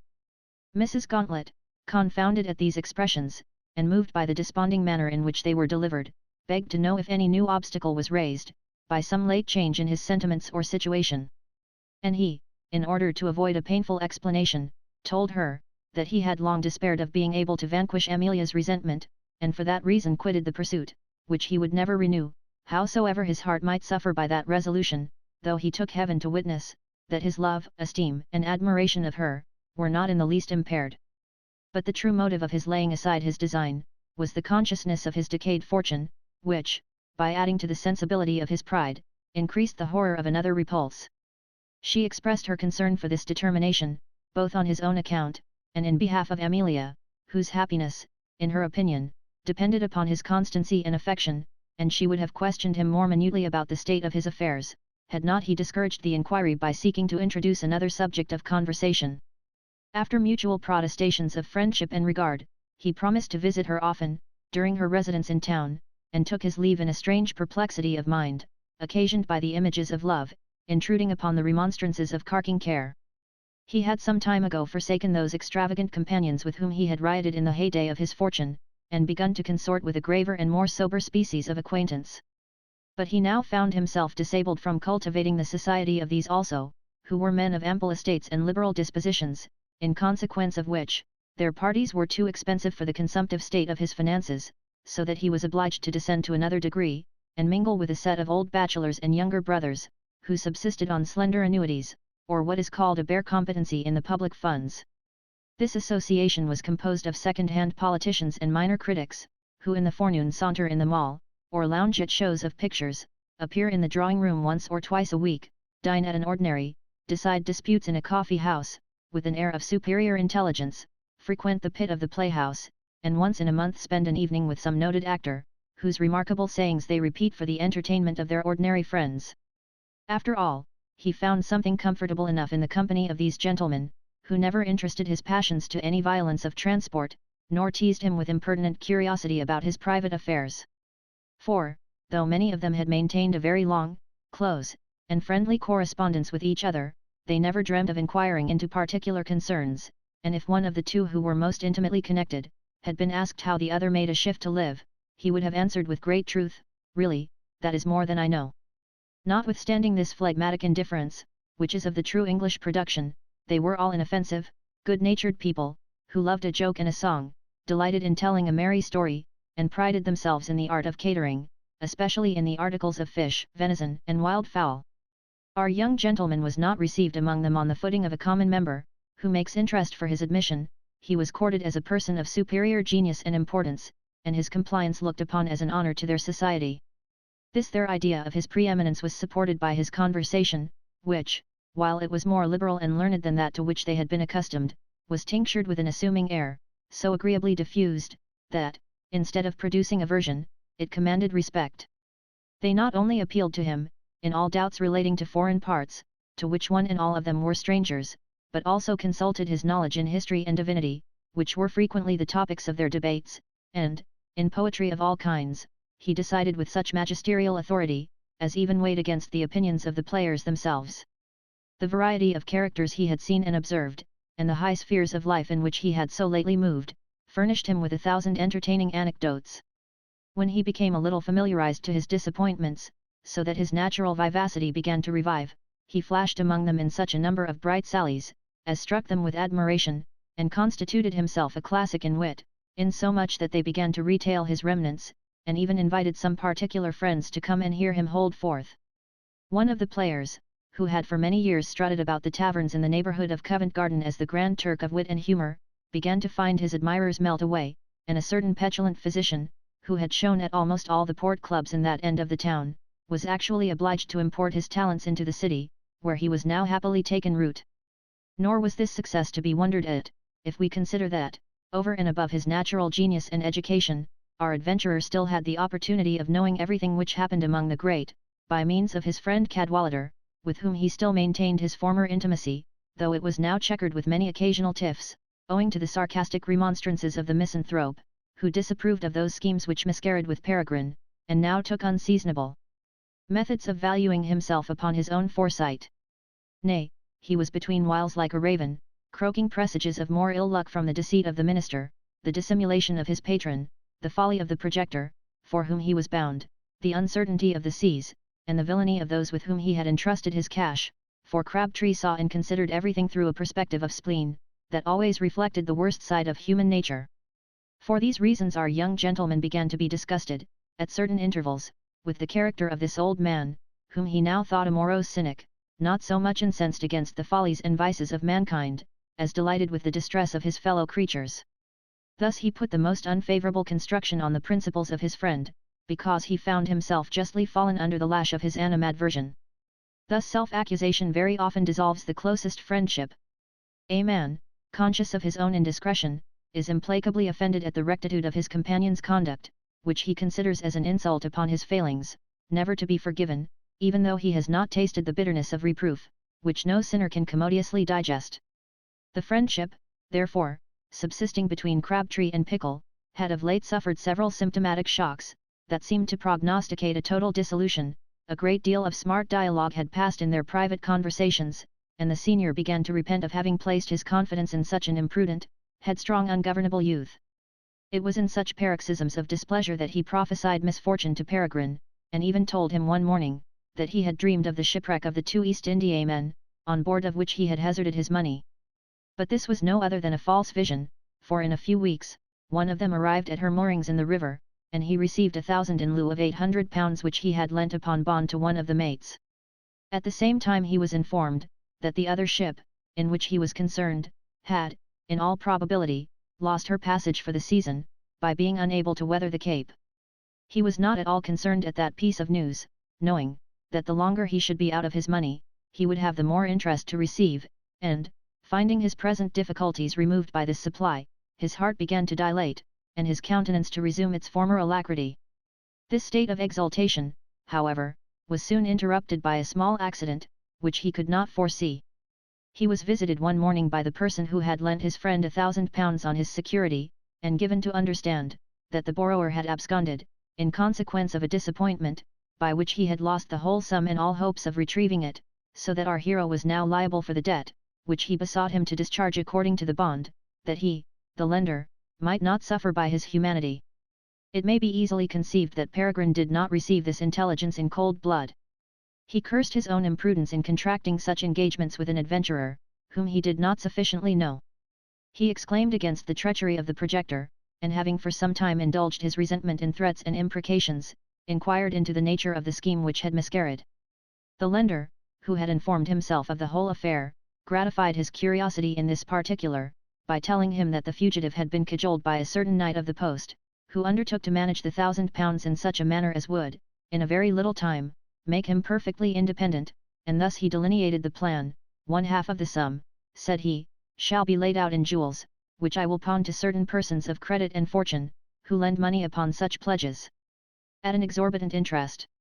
The other shall be kept for relieving them, so that they may be again deposited with a second set of those honourable usurers, and when they shall have been circulated in this manner through a variety of hands, we will extort money from each of the pawnbrokers, by threatening them with a public prosecution, for exacting illegal interest, and I know that they will bleed freely, rather than be exposed to the infamy attending such an accusation. The scheme was feasible, and though not very honourable, made such an impression upon the needy borrower, that he assented to the proposals, and, by our hero's credit, the money was raised. The jewels were accordingly purchased, pawned, relieved, and replaced by the agent, who undertook to manage the whole affair, and so judiciously was the project executed, that he could have easily proved each lender guilty of the charge. Having thus far successfully transacted the business, this faithful agent visited them severally on his own account, to give them intimation, that his employer intended to sue them on the statute of usury, upon which, every one for himself bribed the informer to withdraw his evidence, by which alone he could be convicted, and having received these gratifications, he had thought proper to retreat into France with the whole booty, including the original 1,000 that put them in motion. In consequence of this decampment, the borrower had withdrawn himself, so that the lender was obliged to have recourse to his security. This was a very mortifying account to our young gentleman, who, in vain, reminded the narrator of his promise, importing, that he would not demand the money, until he should be called to an account by his ward, and observed, that, long before that period, the fugitive might appear and discharge the debt. But the other was deaf to these remonstrances, alleging, that his promise was provisional, on the supposition that the borrower would deal candidly and fairly, that he had forfeited all title to his friendship and trust, by the scandalous scheme in which he had embarked, and that his treacherous flight from his security was no proof of his honesty and intended return, but, on the contrary, a warning, by which he, the lender, was taught to take care of himself. He therefore insisted upon his being indemnified immediately, on pain of letting the law take its course, and Peregrine was actually obliged to part with the whole sum he had so lately received. But this payment was not made without extreme reluctance, indignation, and denunciation of eternal war against the absconder, and the rigid creditor, betwixt whom he suspected some collusion. Chapter 91. Cadwallader acts the part of a comforter to his friend, and in his turn is consoled by Peregrine, who begins to find himself a most egregious dupe. This new misfortune, which he justly charged to the account of his own folly, recalled his chagrin, and though he endeavoured with all his might to conceal the affair from the knowledge of Cadwallader, that prying observer perceived his countenance overcast. The projector's sudden disappearance alarming his suspicion, he managed his inquiries with so much art, that in a few days he made himself acquainted with every particular of the transaction, and resolved to gratify his spleen at the expense of the impatient dupe. With this view, he took an opportunity to accost him with a very serious air, saying a friend of his had immediate occasion for £1,000, and as Peregrine had the exact sum lying by him, he would take it as a great favour if he would part with it for a few months on undoubted security. Had Pickle known the true motive of this demand, he would in all likelihood have made a very disagreeable answer, but Crabtree had wrapped himself up so securely in the dissimulation of his features, that the youth could not possibly penetrate into his intention, and in the most galling suspense replied, that the money was otherwise engaged. The misanthrope, not contented with this irritation, assumed the prerogative of a friend, and questioned him so minutely about the disposal of the cash, that, after numberless evasions, which cost him a world of torture to invent, he could contain his vexation no longer, but exclaimed in a rage, "D your impertinence! 'Tis gone to the devil, and that's enough. Thereafter, as it may be," said this tormentor, with the most provoking indifference of aspect, "I should be glad to know upon what footing, for I suppose you have some expectation of advantage from that quarter." "'Sdeath, sir," cried the impatient youth, "if I had any expectation from hell, I would make interest with you, for I believe, from my soul, you are one of its most favoured ministers upon earth." With these words, he flung out of the room, leaving Cadwallader very well satisfied with the chastisement he had bestowed. Peregrine, having cooled himself with a solitary walk in the park, during which the violence of his choler gradually evaporated, and his reflection was called to a serious deliberation upon the posture of his affairs, he resolved to redouble his diligence and importunity with his patron and the minister, in order to obtain some sinecure, which would indemnify him for the damage he had sustained on their account. He accordingly went to his lordship and signified his demand, after having told him, that he had suffered several fresh losses, which rendered an immediate provision of that sort necessary to his credit and subsistence. His noble friend commended him for the regard he manifested for his own interest, which he considered as a proof of his being at last detached from the careless inadvertency of youth. He approved of his demand, which he assured him should be faithfully transmitted to the minister, and backed with all his influence, and encouraged his hope, by observing, that some profitable places were at that time vacant, and, so far as he knew, unengaged. This conversation helped to restore the tranquillity of Pickle's breast, though he still harboured resentment against Cadwallader, on account of the last insult, and on the instant he formed a plan of revenge. He knew the misanthrope's remittances from his estate in the country had been of late very scanty, in consequence of repairs and bankruptcies among his tenants, so that, in spite of all his frugality, he had been but barely able to maintain his credit, and even that was engaged on the strength of his running rent. Being therefore intimately acquainted with the particulars of his fortune, he wrote a letter to Crabtree, subscribed with the name of his principal farmer's wife, importing that her husband being lately dead, and the greatest part of her cattle destroyed by the infectious distemper, she found herself utterly incapable of paying the rent which was due, or even of keeping the farm, unless he would, out of his great goodness, be pleased to give her some assistance, and allow her to sit free for a 12-month to come. This intimation he found means to convey by post from a market town adjoining to the farm, directed in the usual style to the cynic, who, seeing it stamped with the known marks, could not possibly suspect any imposition. Hackneyed as he was in the ways of life, and steeled with his boasted stoicism, this epistle threw him into such an agony of vexation, that a double proportion of sorrowing was visible in his aspect, when he was visited by the author, who, having observed and followed the postman at a proper distance, introduced a conversation upon his own disappointments, in which, among other circumstances of his own ill luck, he told him, that his patron's steward had desired to be excused from paying the last quarter of his interest precisely at the appointed term, for which reason he should be utterly void of cash, and therefore requested that Crabtree would accommodate him with 100 pieces of his next remittance from the country. This demand galled and perplexed the old man to such a degree, that the muscles of his face assumed a contraction peculiarly virulent, and exhibited the character of Diogenes with a most lively expression. He knew that a confession of his true situation would furnish Pickle with an opportunity to make reprisals upon him, with intolerable triumph, and that, by a downright refusal to supply his wants, he would forever forfeit his friendship and esteem, and might provoke him to take ample vengeance for his sordid behaviour, by exposing him, in his native colours, to the resentment of those whom he had so long deceived. These considerations kept him some time in a most rancorous state of suspense, which Peregrine affected to misinterpret, by bidding him freely declare his suspicion, if he did not think it safe to comply with his request, and he would make shift elsewhere.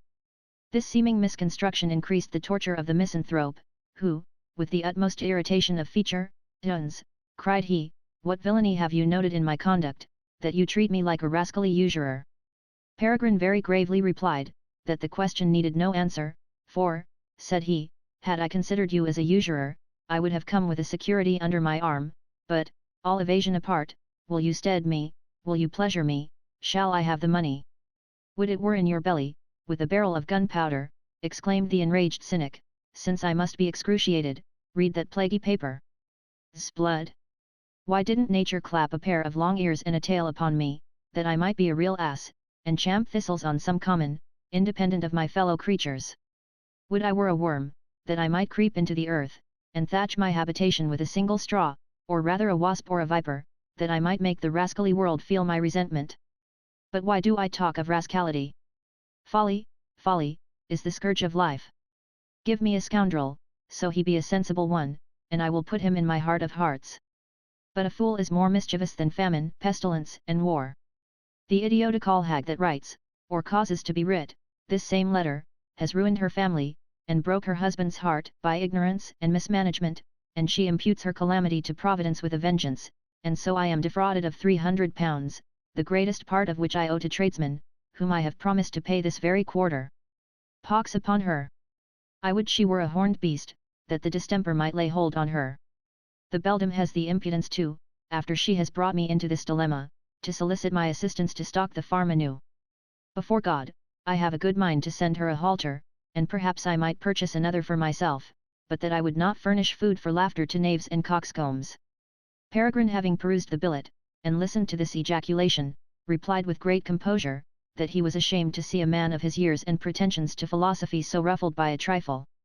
What signify all the boasted hardships you have overcome, said he, and the shrewd observations you pretend to have made on human nature? Where is that stoical indifference you affirm you have attained, if such a paltry disappointment can disturb you in this manner? What is the loss of £300, compared with the misfortunes which I myself have undergone within these 2 years? Yet you will take upon you to act the censor, and inveigh against the impatience and impetuosity of youth, as if you yourself had gained an absolute conquest over all the passions of the heart. You were so kind as to insult me another day in my affliction, by reproaching me with indiscretion and misconduct. Suppose I were now to retort the imputation, and ask how a man of your profound sagacity could leave your fortune at the discretion of ignorant peasants? How could you be so blind as not to foresee the necessity of repairs, together with the danger of bankruptcy, murrain, or thin crop? Why did you not convert your land into ready money, and, as you have no connections in life, purchase an annuity, on which you might have lived at your ease, without any fear of the consequence? Can't you, from the whole budget of your philosophy, cull one apothegm to console you for this trivial mischance? Rot your rapidity, said the cynic, half choked with gall. If the cancer or the pox were in your throat, I should not be thus tormented with your tongue, and yet a magpie shall speak infinitely more to the purpose. Don't you know, Mr. Wiseacre, that my case does not fall within the province of philosophy? Had I been curtailed of all my members, racked by the gout and gravel, deprived of liberty, robbed of an only child, or visited with the death of a dear friend like you, philosophy might have contributed to my consolation. But will philosophy pay my debts, or free me from the burden of obligation to a set of fellows whom I despise? Speak, pronounce, demonstrate, or may heaven close your mouth for ever. These are the comfortable fruits of your misanthropy, answered the youth, your laudable scheme of detaching yourself from the bonds of society, and of moving in a superior sphere of your own. Had you not been so peculiarly sage, and intent upon laughing at mankind, you could never have been disconcerted by such a pitiful inconvenience. Any friend would have accommodated you with the sum in question. But now the world may retort the laugh, for you stand upon such an agreeable footing with your acquaintance, that nothing could please them better than an account of your having given disappointment the slip, by the help of a noose properly applied. This I mention by way of hint, upon which I would have you chew the cud of reflection, and, should it come to that issue, I will use my whole interest with the coroner to bring in his verdict lunacy, that your carcass may have Christian burial. So saying, he withdrew, very well satisfied with the revenge he had taken, which operated so violently upon Crabtree, that, if it had not been for the sole consideration mentioned above, he would, in all probability, have had recourse to the remedy proposed. But his unwillingness to oblige and entertain his fellow creatures hindered him from practicing that expedient, till, by course of post, he was happily undeceived with regard to the situation of his affairs, and that information had such an effect upon him, that he not only forgave our hero for the stratagem, which he immediately ascribed to the right author, but also made him a tender of his purse, so that matters for the present were brought to an amicable accommodation. Meanwhile Peregrine never slacked in his attendance upon the great, he never omitted to appear upon every levee day, employed his industry and penetration in getting intelligence of posts that were unfilled, and every day recommended himself to the good offices of his patron, who seemed to espouse his interest with great cordiality. Nevertheless, he was always too late in his application, or the place he demanded chanced to be out of the minister's gift.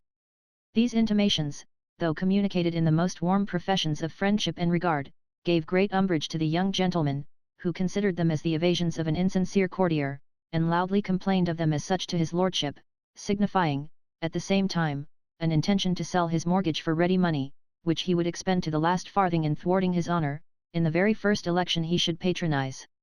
His lordship never wanted a proper exhortation upon these occasions. He did not now endeavour to pacify him with assurances of the minister's favour, because he perceived that these medicines had, by repeated use, lost their effect upon our adventurer, whose menaces he now combated by representing that the minister's purse was heavier than that of Mr. Pickle, that, therefore, should he make a point of opposing his interest, the youth must infallibly fail in the contest, in which case he would find himself utterly destitute of the means of subsistence, and consequently precluded from all hope of provision. This was an observation, the truth of which our young gentleman could not pretend to doubt, though it did not at all tend to the vindication of his honour's conduct. Indeed, Pickle began to suspect the sincerity of his own patron, who, in his opinion, had trifled with his impatience, and even eluded, by sorry excuses, his desire of having another private audience of the first mover. His lordship also began to be less accessible than usual, and Peregrine had been obliged to dun the steward with repeated demands, before he could finger the last quarter of his interest. Alarmed by these considerations, he went and consulted the nobleman whom he had obliged in the affair of his son, and had the mortification to hear but a very indifferent character of the person in whom he had so long confided. This new adviser, who, though a courtier, was a rival of the other, gave our adventurer to understand, that he had been leaning upon a broken reed, that his professed patron was a man of shattered fortune and decayed interest, which extended no farther than a smile and a whisper, that, for his own part, he should have been proud of an opportunity to use his influence with the minister in behalf of Mr. Pickle. But, since you have put yourself under the protection of another peer, said he, whose connections interfere with mine, I cannot now espouse your cause, without incurring the imputation of seducing that nobleman's adherents, a charge which, of all others, I would most carefully avoid. However, I shall always be ready to assist you with my private advice, as a specimen of which, I now counsel you to insist upon having another interview with Sir Steady Steerwell himself, that you may in person explain your pretensions, without any risk of being misrepresented, and endeavour, if possible, to draw him into some particular promise, from which he cannot retract, with any regard to his reputation, for general profession is a necessary armour worn by all ministers in their own defence, against the importunity of those whom they will not befriend, and would not disoblige. This advice was so conformable to his own sentiments, that our adventurer seized the first opportunity to demand a hearing, and plainly told his patron, that, if he could not be indulged with that favour, he should look upon his lordship's influence to be very small, and his own hopes to be altogether desperate, in which case he was resolved to dispose of the mortgage, purchase an annuity, and live independent. Chapter 92. He is indulged with a second audience by the minister, of whose sincerity he is convinced his pride and ambition revive, and again are mortified. If the young gentleman's money had been in other hands, perhaps the peer would have been at very little pains, either in gratifying his demand, or opposing his revenge, but he knew that the sale of the mortgage could not be effected without an inquiry, to which he did not wish to be exposed. He, therefore, employed all his interest in procuring the solicited audience. This being granted, Peregrine, with great warmth and elocution, expatiated upon the injury his fortune had suffered in the affair of the borough, for which he had stood candidate. He took notice of the disappointment he had sustained in the other election, reminded him of the promises with which he had been amused, and, in conclusion, desired to know what he had to expect from his favour. The minister, having patiently heard him to an end, replied with a most gracious aspect, that he was very well informed of his merit and attachment, and very much disposed to convince him of the regard which he paid to both, that till of late he did not know the nature of his expectations, neither had he the power of creating posts for those whom he was inclined to serve, but if Mr. Pickle would chalk out any feasible method by which he could manifest his sentiments of friendship, he should not be backward in executing the plan. Peregrine, laying hold on this declaration, mentioned several places which he knew to be vacant. But the old evasion was still used. One of them was not in his department of business, another had been promised to the third son of a certain earl before the death of the last possessor, and a third was encumbered with a pension that ate up a good half of the appointments. In short, such obstructions were started to all his proposals as he could not possibly surmount, though he plainly perceived they were no other than specious pretexts to cover the mortifying sight of a refusal.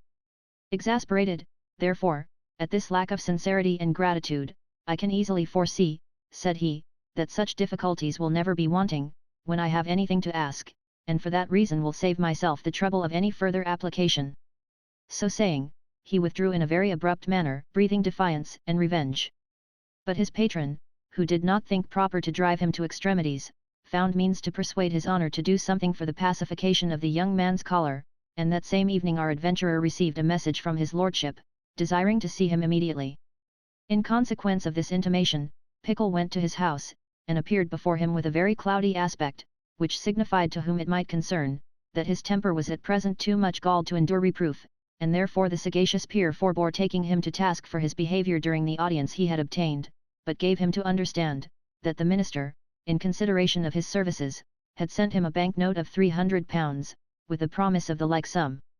yearly, until he could be otherwise provided for. This declaration in some measure appeased the youth, who condescended to accept the present, and, next levee day, made his acknowledgment to the donor, who favoured him with a smile of infinite complacency, which entirely dissipated all the remains of his resentment, for, as he could not possibly divine the true cause of his being temporized with, he looked upon this condescension as an undoubted proof of Sir Steady's sincerity, and firmly believed that he would settle him in some place with the first opportunity, rather than continue to pay this pension out of his own pocket. In all probability, his prediction would have been verified, had not an unforeseen accident in a moment overwhelmed the bark of his interest at court. Meanwhile, this short gleam of good fortune recalled the ideas of pride and ambition which he had formerly cherished. His countenance was again lifted up, his good humour retrieved, and his mien re-exalted.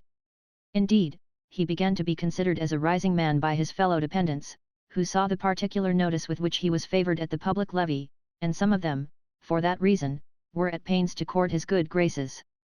He no longer shunned his former intimates, with whom a good part of his fortune had been spent, but made up to them in all places of public resort, with the same ease and familiarity as he had been used to express, and even re-embarked in some of their excesses, upon the strength of his sanguine expectation.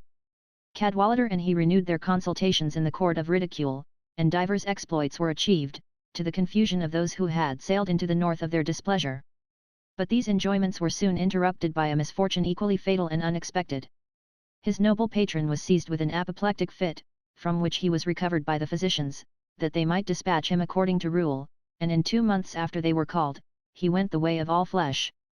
Peregrine was very much afflicted at this event, not only on account of his friendship for the deceased, to whom he thought himself under many and great obligations, but also because he feared that his own interest would suffer a severe shock, by the removal of this nobleman, whom he considered as its chief support.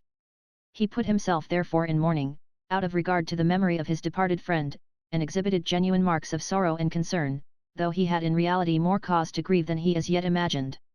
When quarter day came about, he applied to the steward of his lordship's heir for the interest of his money, as usual, and the reader will readily own he had some reason to be surprised, when he was told he had no claim either to principal or interest. True it is, the manager talked very civilly as well as sensibly on the subject. "Your appearance, sir," said he to Pickle, "screens you from all suspicion of an intended fraud, but the mortgage upon those lands you mention was granted to another person many years before you pretend to have lent that sum, and I have, this very morning, paid 1/4 interest, as appears from this receipt, which you may peruse for your satisfaction." Peregrine was so thunderstruck at this information, which stripped him of his all, that he could not utter one word, a circumstance that did no great honour to his character in the opinion of the steward, who, in good earnest, began to entertain some doubts of his integrity. For, among the papers of the deceased, which he had examined, there was no writing, memorandum, or receipt relating to this encumbrance. After a long pause of stupefaction, Peregrine recollected himself so far as to observe, that either he was egregiously mistaken, or the predecessor of his lord the greatest villain upon earth. "But, Mr. Wat Dicklum," said he, "you must give me leave to tell you, that your bare assertion in this affair will by no means induce me to put up quietly with the loss of £10,000. Having thus expressed himself, he retired from the house so discontented at this demurrer, that he scarce knew whether he moved upon his head or heels, and the park chancing to be in his way, he sauntered about, giving vent to a soliloquy in praise of his departed friend, the burden of which was a string of incoherent curses imprecated upon himself, till his transports by degrees giving way to his reflection, he deliberated seriously and sorrowfully upon his misfortune, and resolved to consult lawyers without loss of time. But, first of all, he proposed to make personal application to the heir, who, by a candid representation of the case, might be inclined to do him justice. In consequence of this determination, he next morning put his writings in his pocket, and went in a chair to the house of the young nobleman, to whom, being admitted by virtue of his appearance, and a small gratification to the porter, he explained the whole affair, corroborating his assertions with the papers which he produced, and describing the disgrace that would be entailed upon the memory of the deceased, should he be obliged to seek redress in a public court of justice. The executor, who was a person of good breeding, condoled him upon his loss with great good nature, though he did not seem much surprised at his account of the matter, but wished, that, since the fraud must have been committed, the damage had fallen upon the first mortgagor, who, he said, was a thievish usurer, grown rich by the distresses of his fellow creatures. In answer to our hero's remonstrances, he observed, that he did not look upon himself as obliged to pay the least regard to the character of his predecessor, who had used him with great barbarity and injustice, not only in excluding him from his countenance and assistance, but also in prejudicing his inheritance as much as lay in his power, so that it could not be reasonably expected that he would pay £10,000 of his debt, for which he had received no value. Peregrine, in spite of his chagrin, could not help owning within himself, that there was a good deal of reason in this refusal. After having given loose to his indignation in the most violent invectives against the defunct, he took his leave of the complaisant heir, and had immediate recourse to the advice of counsel, who assured him that he had an excellent plea, and was accordingly retained in the cause. All these measures were taken in the first vigour of his exertion, during which his spirits were so fluttered with the diversity of passions produced by his mischance, that he mistook for equanimity that which was no other than intoxication, and 2 whole days elapsed before he attained a due sense of his misfortune. Then, indeed, he underwent a woeful self-examination, every circumstance of the inquiry added fresh pangs to his reflection, and the result of the whole was a discovery, that his fortune was totally consumed, and himself reduced to a state of the most deplorable dependence. This suggestion alone might, in the anguish of his despondency, have driven him to some desperate course, had it not been in some measure qualified by the confidence of his lawyers, and the assurance of the minister, which, slender as the world hath generally found them, were the only bulwarks between misery and him. The mind is naturally pliable, and, provided it has the least hope to lean upon, adapts itself wonderfully to the emergencies of fortune, especially when the imagination is gay and luxuriant. This was the case with our adventurer. Instead of indulging the melancholy ideas which his loss inspired, he had recourse to the flattering delusions of hope, soothing himself with unsubstantial plans of future greatness, and endeavouring to cover what was past with the veil of oblivion. After some hesitation, he resolved to make Crabtree acquainted with his misfortune, that once for all he might pass the ordeal of his satire, without subjecting himself to a long series of sarcastic hints and doubtful allusions, which he could not endure. He accordingly took the first opportunity of telling him that he was absolutely ruined by the perfidy of his patron, and desired that he would not aggravate his affliction by those cynical remarks which were peculiar to men of his misanthropical disposition. Cadwallader listened to this declaration with internal surprise, which, however, produced no alteration in his countenance, and, after some pause, observed, that our hero had no reason to look for any new observation from him upon this event, which he had long foreseen, and daily expected, and exhorted him, with an ironical sneer, to console himself with the promise of the minister, who would doubtless discharge the debts of his deceased bosom friend. Chapter 93. Peregrine commits himself to the public, and is admitted member of a college of authors. The bitterness of this explanation being past, our young gentleman began to revolve within himself schemes for making up the deficiencies of his yearly income, which was now so grievously reduced, and determined to profit, in some shape or other, by those talents which he owed to nature and education. He had, in his affluence, heard of several authors, who, without any pretensions to genius or human literature, earned a very genteel subsistence by undertaking work for booksellers, in which reputation was not at all concerned. One, for example, professed all manner of translation, at so much per sheet, and actually kept 5 or 6 amanuenses continually employed, like so many clerks in a counting house, by which means he was enabled to live at his ease, and enjoy his friend and his bottle, ambitious of no other character than that of an honest man and a good neighbour. Another projected a variety of plans for new dictionaries, which were executed under his eye by day labourers, and the province of a third was history and voyages, collected or abridged by understrappers of the same class. Mr. Pickle, in his comparisons, paid such deference to his own capacity, as banished all doubts of his being able to excel any of those undertakers in their different branches of profession, if ever he should be driven to that experiment, but his ambition prompted him to make his interest and glory coincide, by attempting some performance which should do him honor with the public, and at the same time establish his importance among the copy purchasers in town. With this view, he worshipped the muse, and, conscious of the little regard which is in this age paid to every species of poetic composition, in which neither satire nor obscenity occurs, he produced an imitation of Juvenal, and lashed some conspicuous characters, with equal truth, spirit, and severity.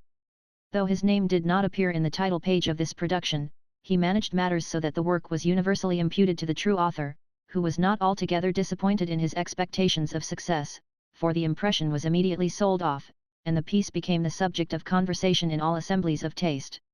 This happy exordium not only attracted the addresses of the booksellers, who made interest for his acquaintance, but also roused the notice of a society of authors, who styled themselves the College, from which he was honored with a deputation, offering to enroll him a member by unanimous consent.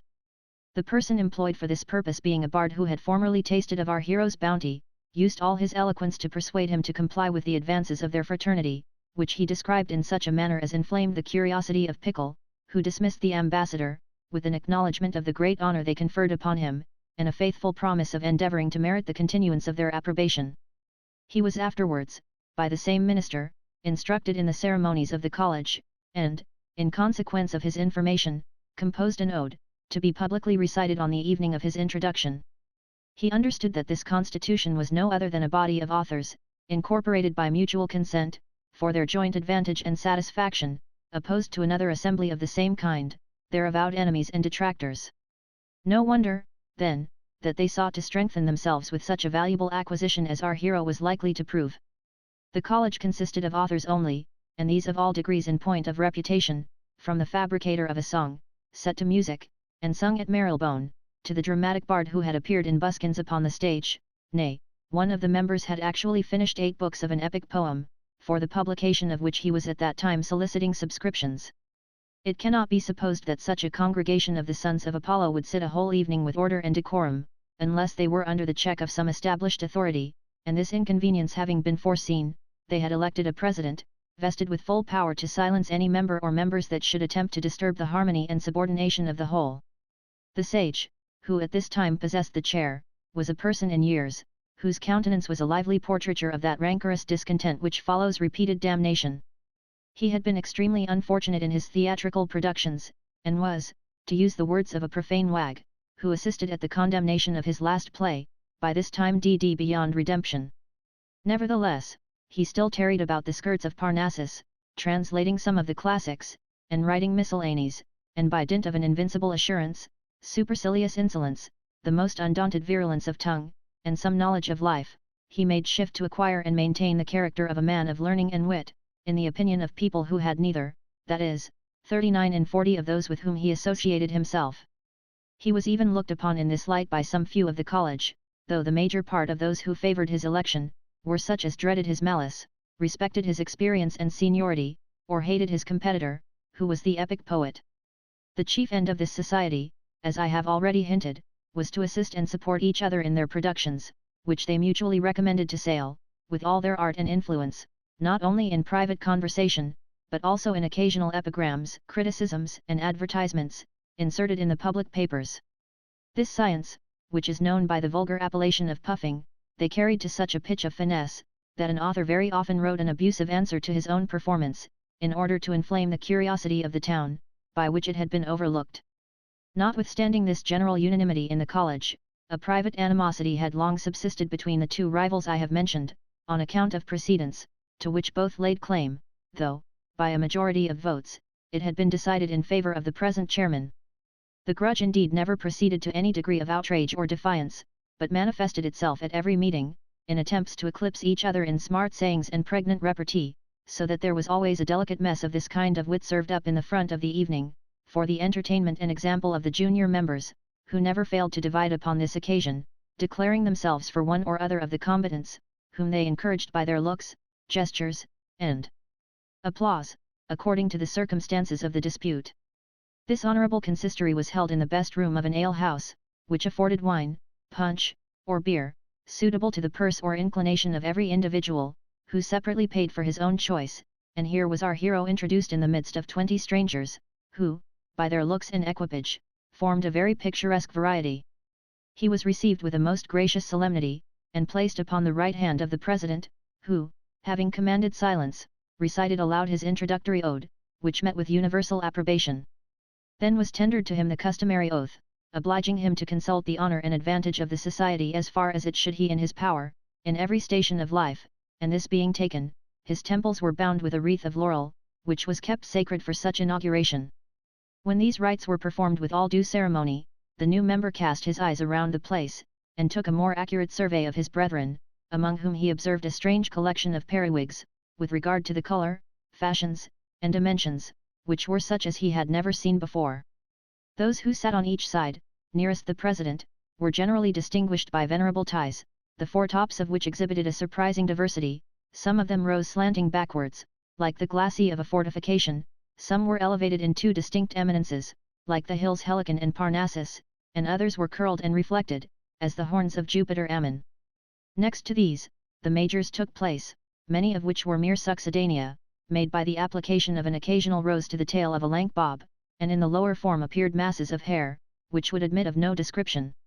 Their clothes were tolerably well suited to the furniture of their heads, the apparel of the upper bench being decent and clean, while that of the second class was threadbare and soiled, and at the lower end of the room, he perceived divers efforts made to conceal their rent breeches and dirty linen, nay, he could distinguish by their countenances the different kinds of poetry in which they exercised the muse.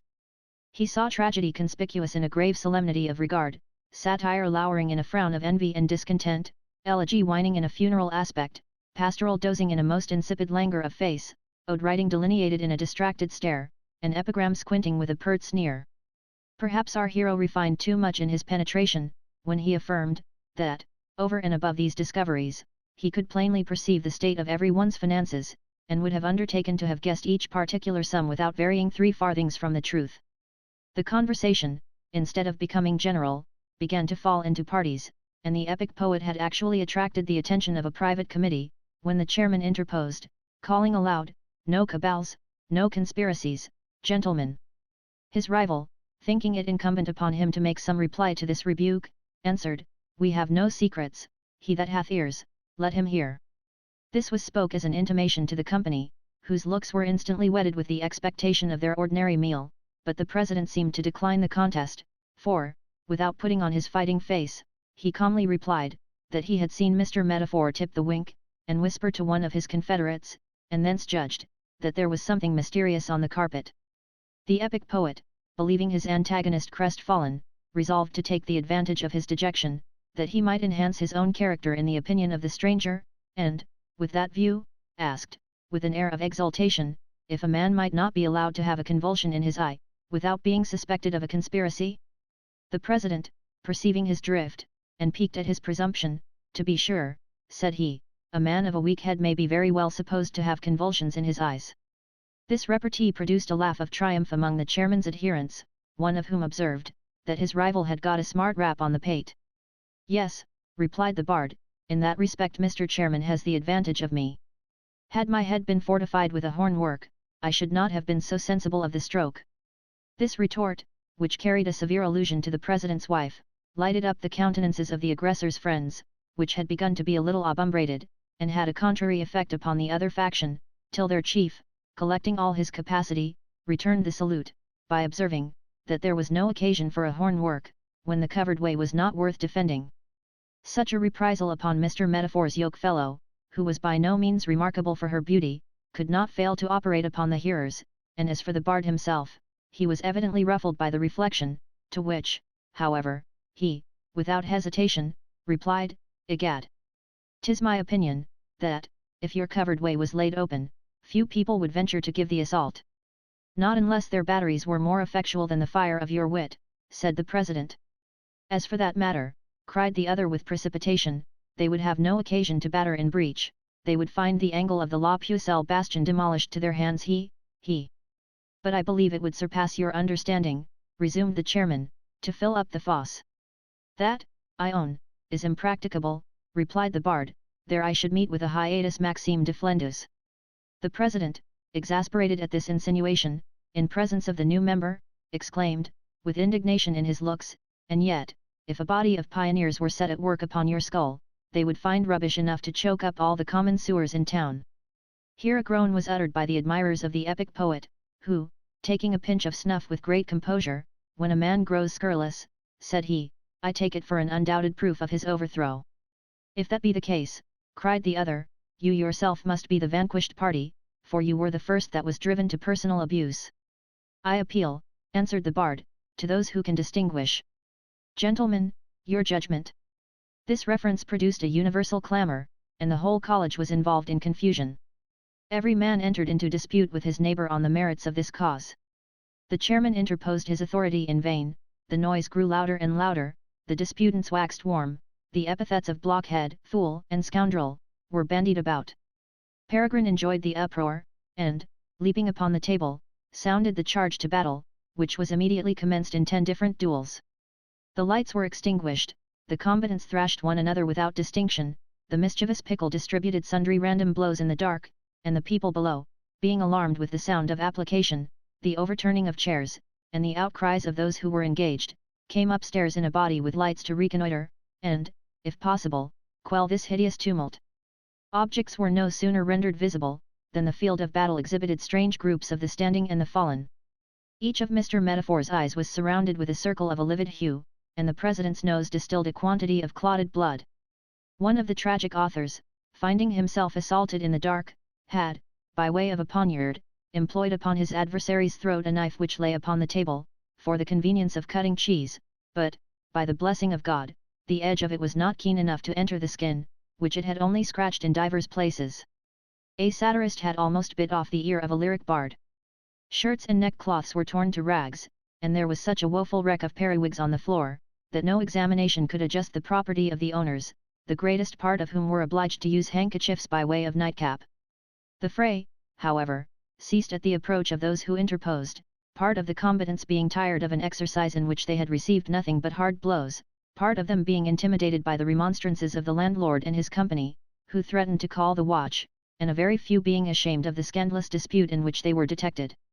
But though the battle was ended, it was impossible, for that evening, to restore harmony and good order to the society, which broke up, after the president had pronounced a short and confused apology to our adventurer, for the indecent uproar which had unfortunately happened on the first night of his admission. Indeed, Peregrine deliberated with himself, whether or not his reputation would allow him to appear again among this venerable fraternity, but, as he knew some of them to be men of real genius, how ridiculous soever their carriage might be modified, and was of that laughing disposition, which is always seeking food for mirth, as Horace observes of Philippus. Risus undiquerit. He resolved to frequent the college, notwithstanding this accident, which happened at his inauguration, being thereto, moreover, induced by his desire of knowing the private history of the stage, with which he supposed some of the members perfectly well acquainted. He was also visited, before the next meeting, by his introductor, who assured him, that such a tumult had never happened since the first institution of the assembly, till that very night, and promised that, for the future, he should have no cause to be scandalized at their behaviour.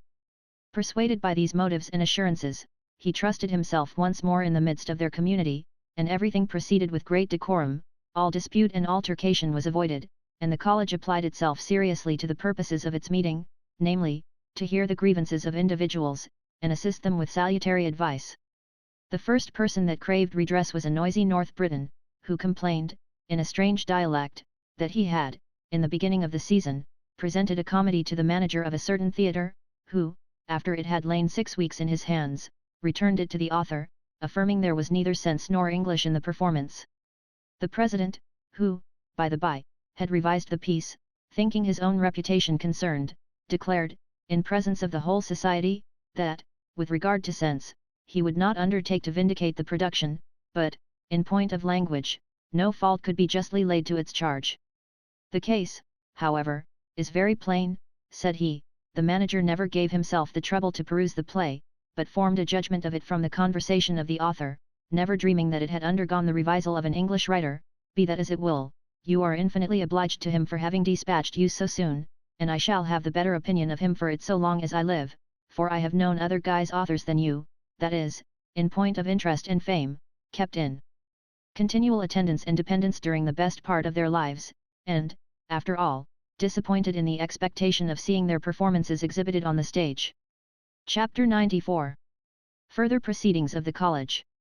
This affair was no sooner discussed, than another gentleman exhibited a complaint, signifying, that he had undertaken to translate into English a certain celebrated author, who had been cruelly mangled by former attempts, and that, soon as his design took air, the proprietors of those miserable translations had endeavoured to prejudice his work, by industrious insinuations, contrary to truth and fair dealing, importing, that he did not understand one word of the language which he pretended to translate. This being a case that nearly concerned the greatest part of the audience, it was taken into serious deliberation. Some observed, that it was not only a malicious effort against the plaintiff, but also a spiteful advertisement to the public, tending to promote an inquiry into the abilities of all other translators, few of whom, it was well known, were so qualified as to stand the test of such examination. Others said, that over and above this consideration, which ought to have its due weight with the college, there was a necessity for concerting measures to humble the presumption of booksellers, who had, from time immemorial, taken all opportunities to oppress and enslave their authors, not only by limiting men of genius to the wages of journeyman tailors, without even allowing them one Sabbath in the week, but also in taking such advantages of their necessities as were inconsistent with justice and humanity.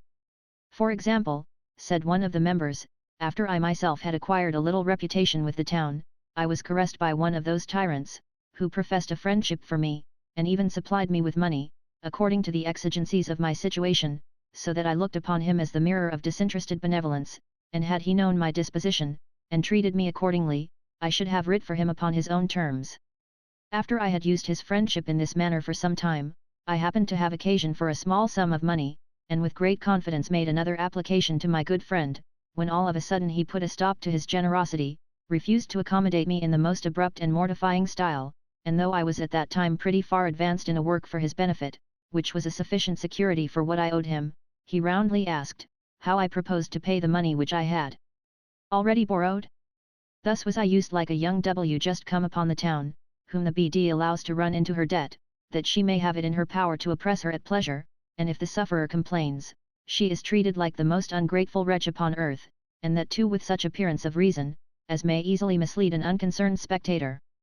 You unthankful drab, she will say, didn't I take you into my house when you hadn't a shift to your back, a petticoat to your tail, nor a morsel of bread to put into your belly? Haunty, I clothed you from head to foot like a gentlewoman, supported you with board, lodging, and all necessaries, till your own extravagance hath brought you into distress, and now you have the impudence, you nasty, stinking, brimstone bung away, to say you are hardly dealt with, when I demand no more than my own. Thus the W and the author are equally oppressed, and even left without the melancholy privilege of complaining, so that they are fain to subscribe to such terms as their creditors shall please to impose. This illustration operated so powerfully upon the conviction and resentment of the whole college, that revenge was universally denounced against those who had aggrieved the plaintiff, and, after some debate, it was agreed that he should make a new translation of some other saleable book, in opposition to a former version belonging to the delinquents, and print it in such a small size as would enable him to undersell their property, and that this new translation should be recommended and introduced into the world with the whole art and influence of the society. This affair being settled to the satisfaction of all present, an author of some character stood up, and craved the advice and assistance of his fellows, in punishing a certain nobleman of great pretensions to taste, who, in consequence of a production which this gentleman had ushered into the world with universal applause, not only desired, but even eagerly courted his acquaintance. He invited me to his house, said he, where I was overwhelmed with civility and professions of friendship. He insisted upon my treating him as an intimate, and calling upon him at all hours, without ceremony. He made me promise to breakfast with him at least 3 times a week. In short, I looked upon myself as very fortunate, in meeting with such advances from a man of his interest and reputation, who had it in his power to befriend me effectually in my passage through life, and, that I might not give him any cause to think I neglected his friendship, I went to his house in 2 days, with a view of drinking chocolate, according to appointment, but he had been so much fatigued with dancing at an assembly overnight, that his valet de chamber would not venture to wake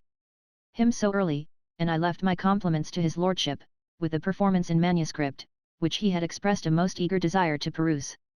I repeated my visit next morning, that his impatience to see me might not have some violent effect upon his constitution, and received a message from his minister, signifying, that he had been highly entertained with the manuscript I had left, a great part of which he had read, but was at present so busy in contriving a proper dress for a private masquerade, which would be given that same evening, that he could not have the pleasure of my company at breakfast. This was a feasible excuse, which I admitted accordingly, and in a day or two appeared again, when his lordship was particularly engaged. This might possibly be the case, and therefore I returned the fourth time, in hopes of finding him more at leisure, but he had gone out about half an hour before my arrival, and left my performance with his valet de chamber, who assured me, that his lord had perused it with infinite pleasure. Perhaps I might have retired very well satisfied with this declaration, had not I, in my passage through the hall, heard one of the footmen upon the top of the staircase, pronounce with an audible voice, "Will your lordship please to be at home when he calls?" It is not to be supposed that I was pleased at this discovery, which I no sooner made, than, turning to my conductor, "I find," said I, "his lordship is disposed to be abroad to more people than me this morning." The fellow, though a valet de chamber, blushed at this observation, and I withdrew, not a little irritated at the peer's disingenuity, and fully resolved to spare him my visits for the future. It was not long after this occasion, that I happened to meet him in the park, and being naturally civil, I could not pass him without a salutation of the hat, which he returned in the most distant manner, though we were both solitary, and not a soul within view, and when that very performance, which he had applauded so warmly, was lately published by subscription, he did not bespeak so much as one copy. I have often reflected with wonder upon this inconsistency of his conduct. I never courted his patronage, nor indeed thought of his name, until he made interest for my acquaintance, and if he was disappointed in my conversation, why did he press me so much to further connection? "The case is very clear," cried the chairman, interrupting him. "He is one of those connoisseurs who set up for taste, and value themselves upon knowing all men of genius, whom they would be thought to assist in their productions.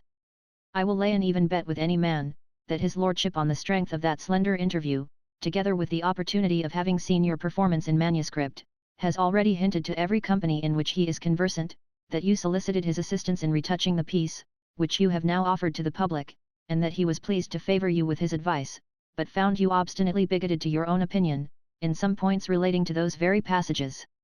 which have not met with the approbation of the town. As for his caresses, there was nothing at all extraordinary in his behaviour. By that time you have lived to my age, you will not be surprised to see a courtier's promise and performance of a different complexion, not but that I would willingly act as an auxiliary in your resentment."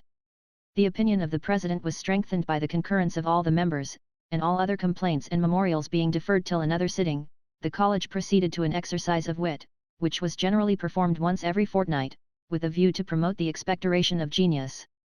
The subject was occasionally chosen by the chairman, who opened the game with some shrewd remark naturally arising from the conversation, and then the ball was tossed about, from one corner of the room to the other, according to the motions of the spirit. That the reader may have a just idea of this sport, and of the abilities of those who carried it on, I shall repeat the sallies of this evening, according to the order and succession in which they escaped. One of the members observing that Mr. Metaphor was absent, was told by the person who sat next to him, that the poet had foul weather at home, and could not stir abroad.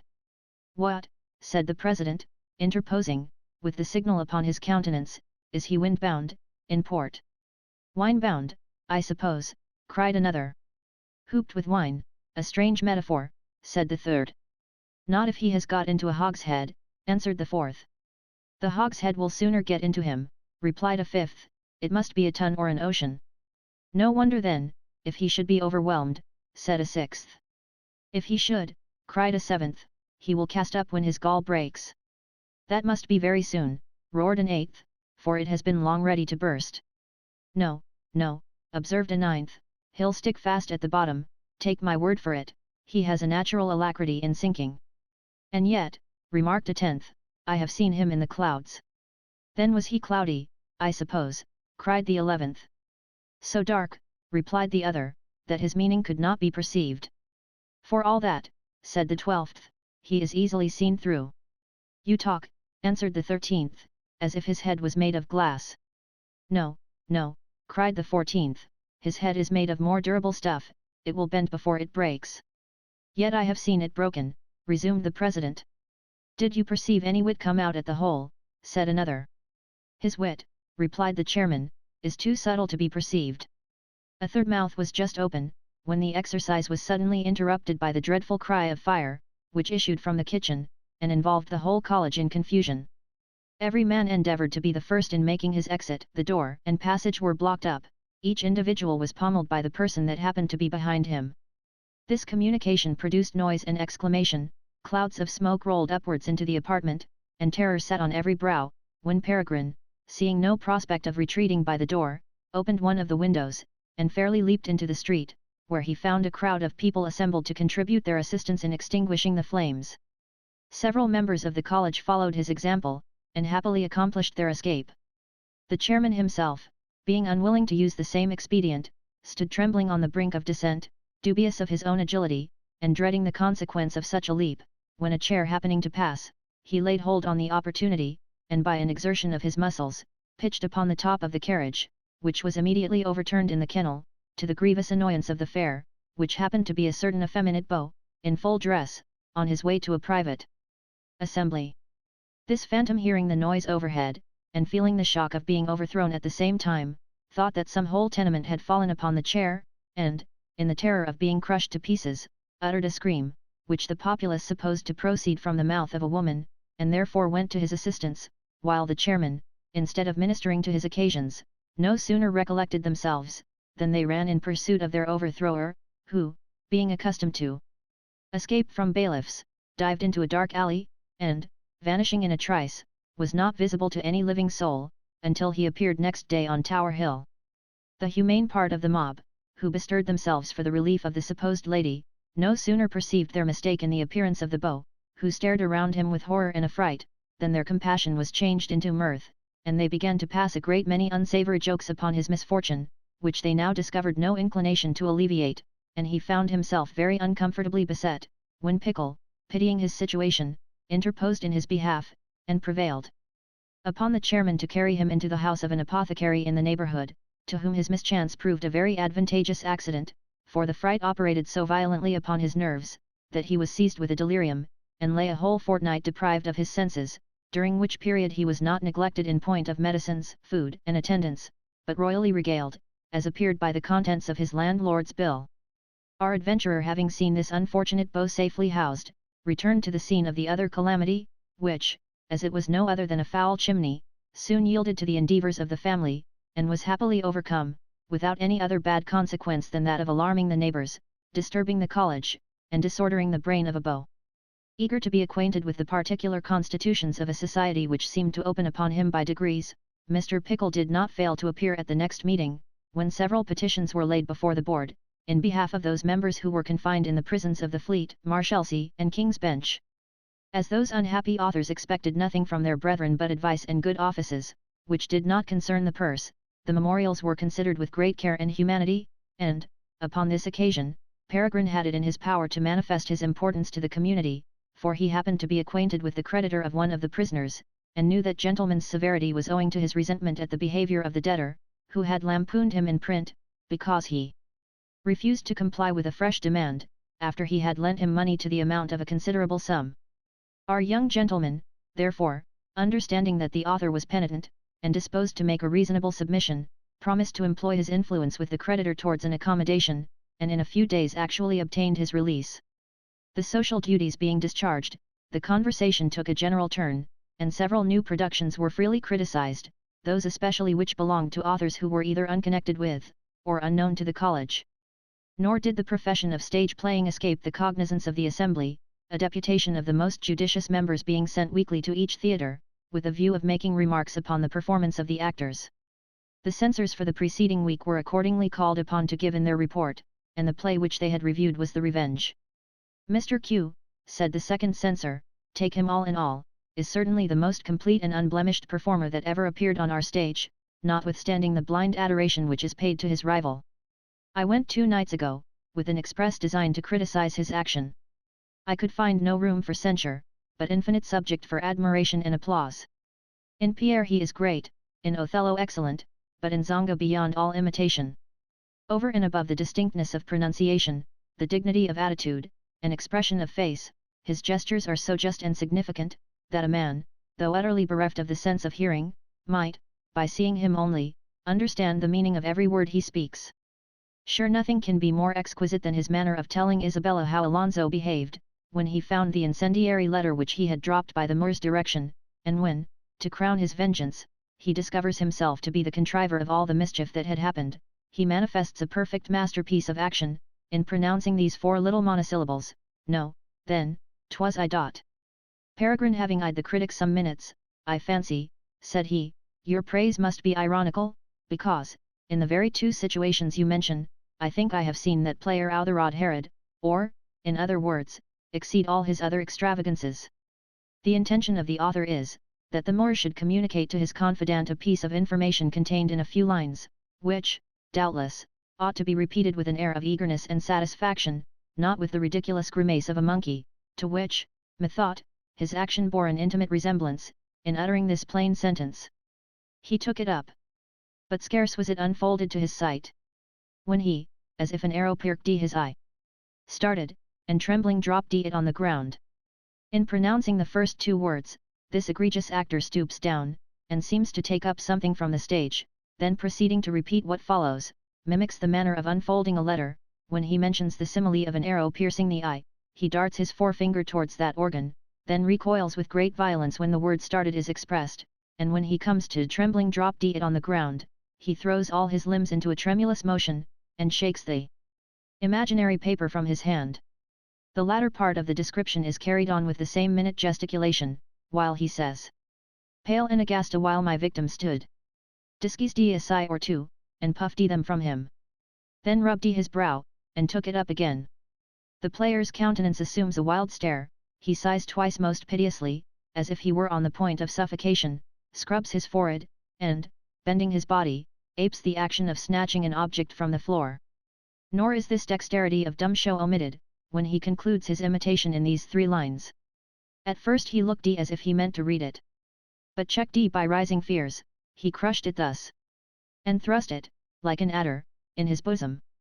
Here the judicious performer imitates the confusion and concern of Alonso, seems to cast his eyes upon something, from which they are immediately withdrawn with horror and precipitation, then shutting his fist with a violent squeeze, as if he intended to make immediate application to Isabella's nose, he rams it in his own bosom, with all the horror and agitation of a thief taken in the manner.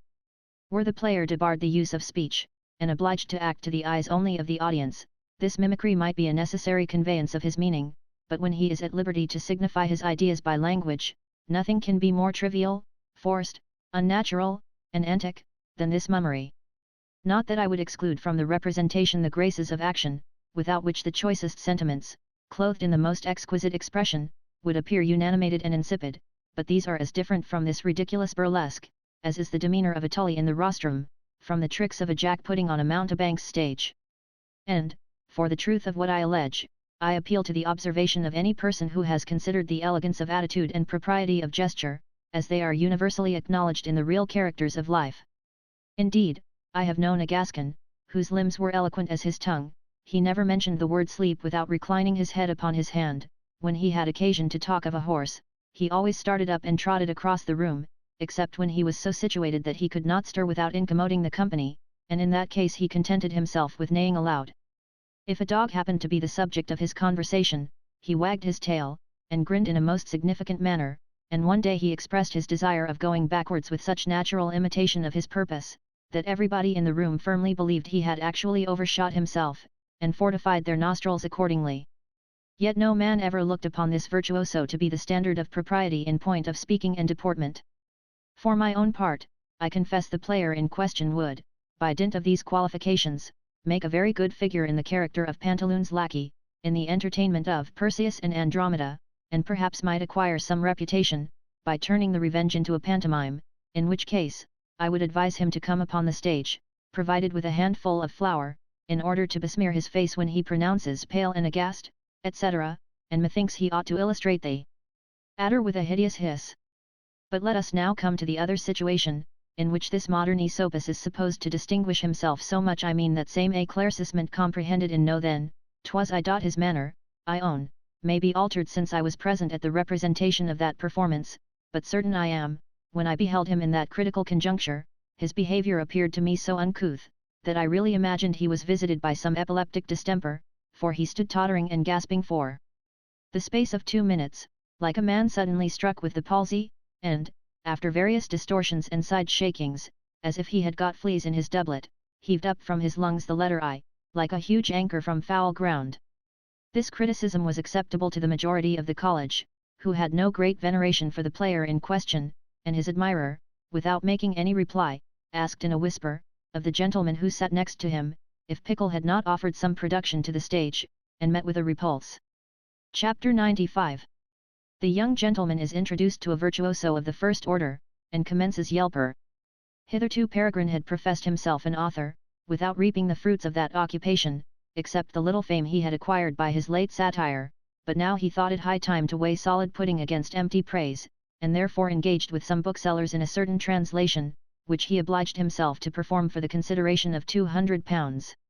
The articles of agreement being drawn, he began his task with great eagerness, rose early in the morning to his work, at which he laboured all day long, went abroad with the bats in the evening, and appeared in the coffee house, where he amused himself with the newspapers and conversation till 9 o'clock, then he retired to his own apartment, and, after a slight repast, betook himself to rest, that he might be able to unroost with the cock.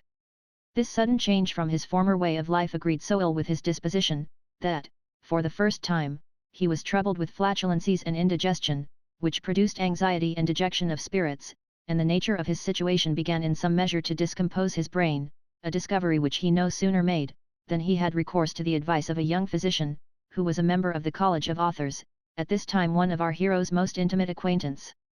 The son of Aesculapius, having considered his case, imputed his disorder to the right cause, namely, want of exercise, dissuaded him from such close application to study, until he should be gradually familiarized to a sedentary life, advised him to enjoy his friend and his bottle in moderation, and wean himself from his former customs by degrees, and, above all things, to rise immediately after his first sleep, and exercise himself in a morning's walk. In order to render this last part of the prescription the more palatable, the doctor promised to attend him in these early excursions, and even to introduce him to a certain personage of note, who gave a sort of public breakfasting to the minor virtuosi of the age, and often employed his interest in behalf of those who properly cultivated his countenance and approbation. This proposal was extremely acceptable to our young gentleman, who, besides the advantage which might accrue to him from such a valuable connection, foresaw much entertainment and satisfaction in the discourse of so many learned guests. The occasions of his health and interest, moreover, coincided in another circumstance, the minister's levee being kept betimes in the morning, so that he could perform his walk, yield his attendance, and breakfast at this philosophical board, without encroaching a great deal upon his other avocations. Measures being thus preconcerted, the physician conducted our adventurer to the house of this celebrated sage, to whom he recommended him as a gentleman of genius and taste, who craved the honour of his acquaintance, but he had previously smoothed the way to his introduction, by representing Peregrine as a young fellow of great ambition, spirit and address, who could not fail to make a figure in the world, that therefore he would be a creditable addition to the subordinates of such a patron, and by his qualifications, intrepidity and warmth of temper, turn out a consummate herald of his fame. Upon these considerations, he met with a most engaging reception from the entertainer, who was a well-bred man, of some learning, generosity and taste, but his foible was the desire of being thought the inimitable pattern of all three. It was with a view to acquire and support this character, that his house was open to all those who had any pretensions to literature, consequently he was surrounded by a strange variety of pretenders, but none were discouraged, because he knew that even the most insignificant might, in some shape, conduce to the propagation of his praise. A babbler, though he cannot run upon the scent, may spring the game, and, by his yelping, help to fill up the cry. No wonder, then, that a youth of Pickle's accomplishments was admitted and even invited into the pack. After having enjoyed a very short private audience in the closet, our young gentleman was shown into another room, where half a dozen of his fellow adherents waited for the Maecenas, who in a few minutes appeared, with a most gracious aspect, received the compliments of the morning, and sat down to breakfast, in the midst of them, without any further ceremony. The conversation at first turned upon the weather, which was investigated in a very philosophical manner by one of the company, who seemed to have consulted all the barometers and thermometers that ever were invented, before he would venture to affirm that it was a chill morning. This subject being accurately discussed, the chief inquired about the news of the learned world, and his inclination was no sooner expressed than every guest opened his mouth, in order to ratify his curiosity. But he that first captivated his attention was a meagre, shriveled antiquary, who looked like an animated mummy, which had been scorched among the sands of the desert. He told the patron, that he had, by accident, met with a medal, which, though it was defaced by time, he would venture to pronounce a genuine antique, from the ringing and taste of the metal, as well as from the color and composition of the rust. So saying, he produced a piece of copper coin, so consumed and disguised by age, that scarce a vestige of the impression was to be perceived. Nevertheless, this connoisseur pretended to distinguish a face in profile, from which he concluded that the piece was of the Upper Empire, and on the reverse he endeavoured to point out the bulb of the spear, and part of the perizonium, which were the insignia of the Roman virtues, together with the fragment of one fold of the multicium in which she was clothed. He likewise had discovered an angle of the letter N, and, at some distance, an entire I, from these circumstances conjecturing, and indeed concluding, that the medal was struck by Severus, in honour of the victory he obtained over his rival Niger, after he had forced the passes of Mount Taurus. This criticism seemed very satisfactory to the entertainer, who, having examined the coin by the help of his spectacles, plainly discerned the particulars which the owner had mentioned, and was pleased to term his account of the matter a very ingenious explanation. The curiosity was circulated through the hands of all present, and every virtuoso, in his turn, licked the copper, and rung it upon the hearth, declaring his assent to the judgment which had been pronounced.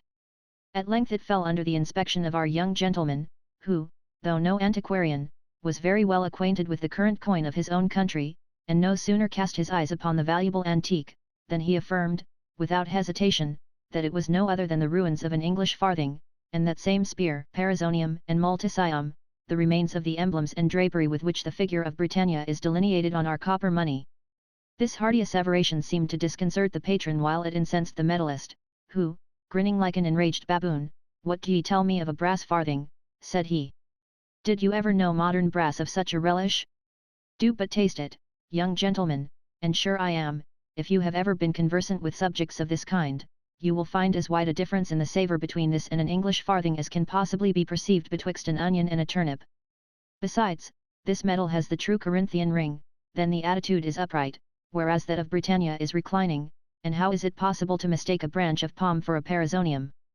All the rest of the company espoused the virtuoso's side of the question, because the reputation of each was concerned. The patron, finding himself in the same circumstance, assumed a solemnity of feature, dashed with a small mixture of displeasure, and told Peregrine, that as he had not made that branch of literature his particular study, he was not surprised to see him mistaken in his opinion. Pickle immediately understood the reproof, though he was shocked at the vanity or infatuation of his entertainer and fellow guests, asked pardon for his presumption, which was accordingly excused, in consideration of his inexperience, and the English farthing was dignified with the title of a true antique. The next person that addressed himself to the chief was a gentleman of a very mathematical turn, who valued himself upon the improvements he had made in several domestic machines, and now presented the plan of a new contrivance for cutting cabbages, in such a manner as would secure the stalk against the rotting rain, and enable it to produce a plenteous after-crop of delicious sprouts. In this important machine he had united the whole mechanic powers, with such massy complication of iron and wood, that it could not have been moved without the assistance of a horse, and a road made for the convenience of the draught. These objections were so obvious, that they occurred at first sight to the Inspector General, who greatly commended the invention, which, he observed, might be applied to several other useful purposes, could it once be rendered a little more portable and commodious. The inventor, who had not foreseen these difficulties, was not prepared to surmount them, but he took the hint in good part, and promised to task his abilities anew, in altering the construction of his design. Not but that he underwent some severe irony from the rest of the virtuosi, who complimented him upon the momentous improvement he had made, by which a family might save a dish of greens in a quarter, for so trifling an expense as that of purchasing, working, and maintaining such a stupendous machine, but no man was ever more sarcastic in his remarks upon this piece of mechanism than the naturalist, who next appealed to the patron's approbation for a curious disposition he had made touching the procreation of muck flies, in which he had laid down a curious method of collecting, preserving, and hatching the eggs of these insects, even in the winter, by certain modifications of artificial heat. The nature of this discovery was no sooner communicated, than Peregrine, unable to contain himself, was seized with a fit of laughter, which infected every person at the table, the landlord himself not excepted, who found it impossible to preserve his wonted gravity of face. Such unmannerly mirth did not fail to mortify the philosopher, who, after some pause, during which indignation and disdain were painted in his countenance, reprehended our young gentleman for his unphilosophical behaviour, and undertook to prove, that the subject of his inquiry was of infinite consequence to the progress and increase of natural knowledge. But he found no quarter from the vengeful engineer, who now retorted his ironical compliments, with great emphasis, upon this hotbed for the generation of vermin, and advised him to lay the whole process before the Royal Society, which would, doubtless, present him with a medal, and give him a place among their memoirs, as a distinguished promoter of the useful arts. If, said he, you had employed your studies in finding out some effectual method to destroy those insects which prejudice and annoy mankind, in all probability you must have been contented with the contemplation of the good you had done, but this curious expedient for multiplying maggots will surely entitle you to an honourable rank in the list of learned philosophers. I don't wonder, replied the naturalist, that you should be so much averse to the propagation of insects, because, in all likelihood, you are afraid that they will not leave you a cabbage to cut down with the same miraculous machine. Sir, answered the mechanic, with great bitterness of voice and aspect, if the cabbage be as light-headed as some muckworm philosophers, it will not be worth cutting down. I never dispute upon cabbage with the son of a cucumber, said the fly-breeder, alluding to the pedigree of his antagonist, who, impatient of the affront, started up with fury in his looks, exclaiming, "'Sdeath, meaning me, sir."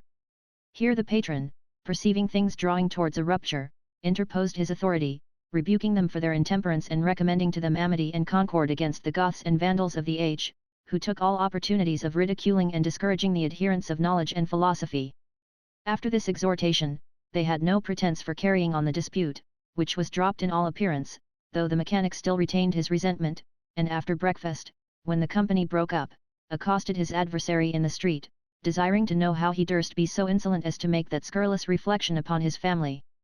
The fly-fancier, thus questioned, accused the mathematician of having been the aggressor, in likening his head to a light cabbage, and here the altercation being renewed, the engineer proceeded to the illustration of his mechanics, tilting up his hand like a balance, thrusting it forward by way of lever, embracing the naturalist's nose like a wedge betwixt two of his fingers, and turning it round, with the momentum of a screw or peritrachium. Had they been obliged to decide the dispute with equal arms, the assailant would have had great advantage over the other, who was very much his inferior in muscular strength, but the philosopher being luckily provided with a cane, no sooner disengaged himself from this opprobrious application, than he handled his weapon with great dexterity about the head and shoulders of his antagonist, who, finding this shower of blows very disagreeable, was fain to betake himself to his heels for shelter, and was pursued by the angry victor, who chased him from one end of the street to the other, affording unspeakable satisfaction to the multitude, as well as to our hero and to his introductor, who were spectators of the whole scene. Thus was our adventurer initiated into the society of yelpers, though he did not as yet fully understand the nature of his office, which was explained by the young physician, who chid him for his blunt behaviour in the case of the medal, and gave him to understand, that their patron's favour was neither to be gained nor preserved by any man that would pretend to convict him of a mistake. He therefore counselled him to respect this foible, and cultivate the old gentleman with all the zeal and veneration which a regard to his own character would permit him to say. This task was the easier to one of our young gentleman's pliant disposition, because the virtuoso's behaviour was absolutely free from that insolent self-conceit, which he could not bear without disgust. The senior was, on the contrary, mild and beneficent, and Pickle was rather pleased than shocked at his weakness, because it flattered his vanity with the supposition of his own superior sense. Cautioned in this manner, Peregrine profited so much by his insinuating qualifications, that, in a very little time, he was looked upon as one of the chief favourites of the patron, to whom he dedicated a small occasional poem, and everybody believed he would reap the fruits of his attachment among the first of the old gentleman's dependents. Chapter 96. Peregrine, finding himself neglected by Sir Steady Steerwell, expostulates with him in a letter, in consequence of which he is forbid his house, loses his pension, and incurs the charge of lunacy. This prospect of success, together with his expectations from the minister, whom he did not neglect, helped to comfort him under the reverse of fortune which he had undergone, and the uncertainty of the lawsuit, which he still maintained for the recovery of his £10,000. The lawyers, indeed, continued to drain his pocket of money, while they filled his brain with unsubstantial hope, and he was actually obliged to borrow money from his bookseller, on the strength of the translation, in order to satisfy the demands of those ravenous harpies, rather than lay the misanthrope under any difficulties, or have recourse to his friend Hatchway, who lived at the garrison, entirely ignorant of his distress. This was not at all alleviated by the arrival of the Indiaman, in which he had ventured £700, as we have already observed, for he was given to understand, that the borrower was left dangerously ill at Bombay when the ship sailed, and that his chance for retrieving his money was extremely slender. So situated, it is not to be supposed that he led a life of tranquillity, though he made a shift to struggle with the remonstrances of misfortune. Yet such a gush of affliction would sometimes rush upon his thought, as overwhelmed all the ideas of his hope, and sunk him to the very bottom of despondence. Every equipage that passed him in the street, every person of rank and fortune that occurred to his view, recalled the gay images of his former life, with such mortifying reflection as stabbed him to the very soul. He lived, therefore, incessantly exposed to all the pangs of envy and disquiet. When I say envy, I do not mean that sordid passion, in consequence of which a man repines at his neighbour's success, howsoever deserved, but that self-tormenting indignation which is inspired by the prosperity of folly, ignorance, and vice. Without the intervening gleams of enjoyment, which he felt in the conversation of a few friends, he could not have supported his existence, or, at least, he must have suffered some violent discomposure of the brain. But one is still finding some circumstance of alleviation, even in the worst of conjunctures, and Pickle was so ingenious in these researches, that he maintained a good battle with disappointment, till the revolution of the term at which he had received his pension of £300. However, seeing the day elapse without touching his allowance, notwithstanding his significant method of presenting himself at the minister's levee, when the year was expired, he wrote a letter to Sir Steady, reminding him of his situation and promise, and giving him to understand, that his occasions were such as compelled him to demand his salary for the ensuing year. In the morning after this letter was conveyed, the author went to his honour's house, in expectation of being admitted by particular order, but was mistaken in his hope, the minister not being visible. He then made his appearance at the levee, in hopes of being closeted, but, though he took all opportunities of watching Sir Steady's eyes, he could not obtain one glance, and had the pleasure of seeing him retire, without being favoured with the least notice. These circumstances of wilful neglect were not over and above agreeable to our young hero, who, in the agonies of vexation and resentment, went home and composed a most acrimonious remonstrance to his honour, in consequence of which he was not only deprived of all pretensions to a private audience, but expressly denied admittance on a public day, by Sir Steady's own order. This prohibition, which announced his total ruin, filled him with rage, horror, and despair. He insulted the porter who signified the minister's command, threatening to chastise him upon the spot for his presumption, and vented the most virulent imprecations upon his master, to the astonishment of those who chanced to enter during this conference. Having exhausted himself in these vain exclamations, he returned to his lodgings in a most frantic condition, biting his lips so that the blood ran from his mouth, dashing his head and fists against the sides of his chimney, and weeping with the most bitter expressions of woe. Pipes, whose perception had been just sufficient to let him see that there was some difference between the present and former situation of his master, overhearing his transports, essayed to enter his apartment, with the view of administering consolation, and, finding the door locked on the inside, desired admittance, protesting, that otherwise he would down with the bulkhead in the turning of a handspike. Peregrine ordered him to retire, on pain of his displeasure, and swore, that if he should offer to break open the door, he would instantly shoot him through the head. Tom, without paying the least regard to this injunction, set himself at work immediately. His master, exasperated at his want of reverence and respect, which in his present paroxysm appeared with the most provoking aggravation, flew into his closet, and snatching up one of his pistols already loaded, no sooner saw his valet enter the apartment, in consequence of having forced the lock, than he presented it full at his face, and drew the trigger.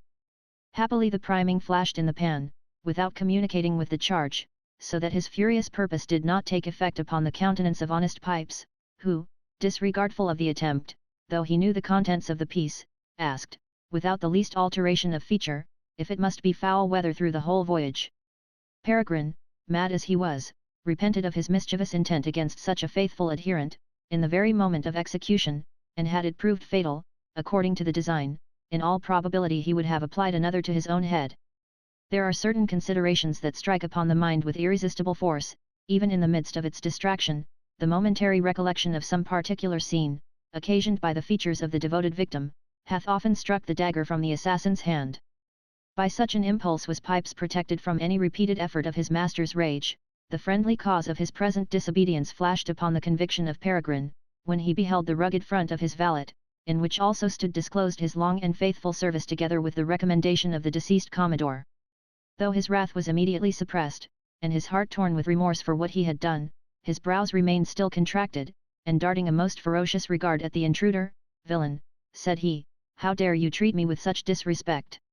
"Why shouldn't I lend a hand for the preservation of the ship?" answered the unruffled Pipes, when there is more sail than ballast aboard, and the pilot quits the helm in despair. What signifies 1 or 2 broken voyages, so long as our timbers are strong, and our vessel in good trim? If she loses upon one tack, mayhap she may gain upon t'other, and I'll be d.d. if one day or other we don't fetch up our leeway. As for the matter of provision, you have started a pretty good stock of money into my hold, and you are welcome to hoist it up again when you will." Here Tom was interrupted by the arrival of Mr. Crabtree, who, seeing Peregrine with a pistol in his hand, and such wild disorder in his looks, his head, hands, and mouth besmeared with blood, and, moreover, smelling the gunpowder which had been burnt, actually believed he had either committed, or was bent upon murder, and accordingly retreated downstairs with infinite dispatch. All his speed could not convey him without the reach of Pipes, who, overtaking him in his passage, carried him back into his master's apartment, observing by the way, that this was no time to sheer off, when his consort stood in need of his assistance. There was something so ruefully severe in the countenance of Cadwallader, thus compelled, that, at any other time, our hero would have laughed at his concern, but at the present there was nothing risible in his disposition. He had, however, laid aside his pistol, and endeavoured, though in vain, to compose his internal disturbance, for he could not utter one syllable to the misanthrope, but stood staring at him in silence, with the most delirious aspect. This did not tend to dispel the dismay of his friend, who, after some recollection, "I wonder," said he, "that you have never killed your man before. Pray how may you have disposed of the body?" Pickle, having recovered the faculty of speech, ordered his lackey out of the room, and, in a most incoherent detail, made Crabtree acquainted with the perfidious conduct of the minister. The confidant was very glad to find his fears disappointed, for he had really concluded that some life was lost. Perceiving the youth too much agitated to be treated by him in his usual style, he owned that Sir Steady was a rascal, and encouraged Pickle with the hope of being one day able to make reprisals upon him, in the meantime offered him money for his immediate occasions, exhorted him to exert his own qualifications in rendering himself independent of such miscreants, and finally counselled him to represent his wrongs to the nobleman whom he had formerly obliged, with a view of interesting that peer in his behalf, or at least of obtaining a satisfactory explanation from the minister, that he might take no premature measures of revenge. These admonitions were so much milder and more agreeable than our hero expected from the misanthrope, that they had a very favourable effect upon his transports, which gradually subsided, until he became so tractable as to promise that he would conform to his advice, in consequence of which, he next morning waited upon his lordship, who received him very politely, as usual, and with great patience heard his complaint, which, by the by, he could not repeat without some hasty ebullitions of passionate resentment. This peer, after having gently disapproved of the letter of expostulation, which had produced such unfortunate effects, kindly undertook to recommend his case to the minister, and actually performed his promise that same day, when Sir Steady informed him, to his utter astonishment, that the poor young gentleman was disordered in his brain, so that he could not possibly be provided for in a place of importance, with any regard to the service, and it could not be expected that he, Sir Steady, would support his extravagance from his own private purse, that he had, indeed at the solicitation of a nobleman deceased, made him a present of £300, in consideration of some loss that he pretended to have sustained in an election, but, since that time, had perceived in him such indisputable marks of lunacy, both by his distracted letters and personal behaviour, as obliged him to give order that he should not be admitted into the house. To corroborate this assertion, the minister actually called in the evidence of his own porter, and one of the gentlemen of his household, who had heard the execrations that escaped our youth, when he first found himself excluded. In short, the nobleman was convinced that Peregrine was certainly and bona fide mad as a March hare, and, by the help of this intimation, began to recollect some symptoms of distraction which appeared in his last visit. He remembered a certain incoherence in his speech, a violence of gesture and wildness of look, that now evidently denoted a disturbed understanding, and he determined, for his own credit and security, to disentangle himself from such a dangerous acquaintance. With this view, he, in imitation of Sir Steady, commanded his gate to be shut against our adventurer, so that, when he went to know the result of his lordship's conference with the minister, the door was flung in his face, and the janitor told him through an iron grate, that he needed not to give himself the trouble of calling again, for his lord desired to be excused from seeing him. He spoke not a word in answer to this declaration, which he immediately imputed to the ill offices of the minister, against whom he breathed defiance and revenge, in his way to the lodgings of Cadwallader, who, being made acquainted with the manner of his reception, begged he would desist from all schemes of vengeance, until he, Crabtree, should be able to unriddle the mystery of the whole, which he did not doubt of unveiling by means of his acquaintance with a family in which his lordship often spent the evening at whist. It was not long before he had the desired opportunity. The nobleman, being under no injunctions or obligation to keep the affair secret, discovered the young gentleman's misfortune, by way of news, to the first company in which he happened to be, and Peregrine's name was not so obscure in the fashionable world, but that his disorder became the general topic of conversation for a day, so that his friend soon partook of the intelligence, and found means to learn the particulars of the minister's information, as above related. Nay, he was in danger of becoming a proselyte to Sir Steady's opinion, when he recalled and compared every circumstance which he knew of Pickle's impatience and impetuosity. Indeed, nothing more easily gains credit than an imputation of madness fixed upon any person whatsoever, for when the suspicion of the world is roused, and its observation once set at work, the wisest, the coolest man upon earth, will, by some particulars in his behaviour, convict himself of the charge. Every singularity in his dress and manner, and such are observable in every person, that before passed unheeded, now rises up in judgment against him, with all the exaggeration of the observer's fancy, and the sagacious examiner perceives distraction in every glance of the eye, turn of the finger, and motion of the head.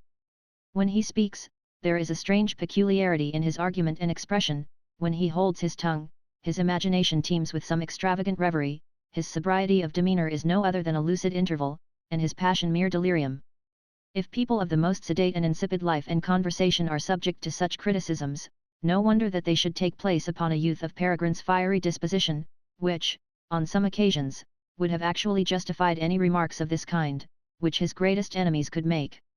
He was accordingly represented as one of those enterprising bucks, who, after having spent their fortunes in riot and excess, are happily bereft of their understanding, and consequently insensible of the want and disgrace which they have entailed upon themselves. Cadwallader himself was so much affected with the report, that for some time he hesitated in his deliberations upon our hero, before he could prevail upon himself to communicate to him the information he had received, or to treat him in other respects as a man of sound intellects. At length, however, he ventured to make Pickle acquainted with the particulars he had learned, imparting them with such caution and circumlocution, as he thought necessary to prevent the young gentleman from transgressing all bounds of temper and moderation, but, for once, he was agreeably deceived in his prognostic.